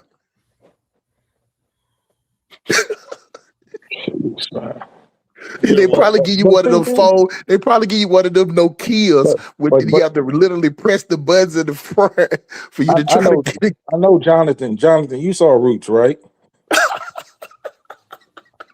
Jonathan. I've seen it as a kid. I don't really remember what happened. Yeah, as a kid, but remember the last scene, right? Is when Earl Jones went back. That was the most riveting scene, right? When he went back on a beach, right? And the elders came to him, and recited his whole history from 14 generations. That's David L. Wolford made that, That was a white guy, man. He wrote, he did a lot of war movies and whatnot. Oh, yeah. Didn't they say that dude stole the story or something? Yeah, that was David L. Wolford, Alex Haley just went along with it. Alex Haley stole the story or something. Yeah, like David that. L. Whooper. It was a fantasy, Yeah, just like that 1776. Liberian. Just show up with 2 chickens and a kilo of rice, and they'll do whatever you want them to do. You get what I'm saying? And hold on, and 2 bottles of 2 Aquafina 20-ounce bottles of palm oil. That's all you got to do. And they'll make you a village. You'll be like Afro Think Tank. They'll make you a village chief. You know what I'm saying? Long as you're gonna go on market day, long as you're gonna hit that market on market day, you're gonna bring in some chickens and some ducks. You know what I'm saying? They get some onions and some goddamn what else they get, some cassava flakes so they can do some gari and get some ground nuts. They love ground nuts over there, bro. And you okay? But coming over there trying to live like them. 76, get you a GoPro and document everything so you don't get killed. Yeah, I thought like you need my they're gonna get that. They're gonna kill him and take the GoPro. They might even record themselves killing with the GoPro. Yeah, they go. Yeah. They might even go rent a damn drone just to show them from the sky. This is how we how's get he gonna them. get in the country? He don't have it. He refused to get a yellow fever shot. Oh, that's what I was gonna ask you, Jonathan. Did they ask you about the yellow fever? To have a yellow fever shot. They did not. They don't ask about it. Liberia, most countries like Nigeria. They just doing that. That's just something they can fucking No, the World ask Health you for Organization money if you don't have it. travel to any of these countries without the yellow fever shot. I got mine. It lasts. The countries make the determination, not the World Health. All they gonna do is say, "Give me $20." Trump is pulling out the UN. The World Health call is like a recommendation. Yeah, but hold up. But the thing is, though, the Biden administration weaponized that with Fauci. They did. And they basically the world. This is what people don't seem to understand, right? But the Trump administration undoing all that. Hold up. Yeah. The World Health Organization, the climate, what's the Paris Accords? We got pulled out of that. The government authority of America. That's what this is all about, Yeah, we pulled out of that. All these international bodies. World Health Organization have more power. Yeah, the Trump administration ain't finna go for that. They finna strip. And when Trump don't get that back in office, so it is what it is. Hey, Carla, she asked me, was I a kidnapper? I know too much. The thing about it is like a lot of people say, like, well, how do you know how much a prostitute is? How much? Like, I'm a street dude, so it's certain things that like I want to know other things that like is not talked about when people go over there. I want to know how the bathrooms look. I want to know where, I want to know where the water treatment centers are. You get what I'm saying? I want to know what's all the gang names. You get what I'm saying? That's the type of stuff. I'm just a street dude like that. So those are the things that I ask, and I'm telling you, all you got to do is feed one of them motherfuckers. So give them some chips, which is French fries, and some onions and shit, and some rice. They'll tell you everything. You know what I'm saying? They're gonna give up the whole shit. What are you talking about? You talking about First 48? But they got the African version though. But it's like it costs you like some puff and some sachet water. And if you don't know what sachet water is, 1770, it's basically a sandwich bag of water. That's all it is. A little cheap ass sandwich bag. That kind of like destroyed my dreams, man. Because I was going over there. Let me get Zongo. Zongo, go ahead, bro. Hey, you gotta go with ISO speed, man. Why you allowing Dusty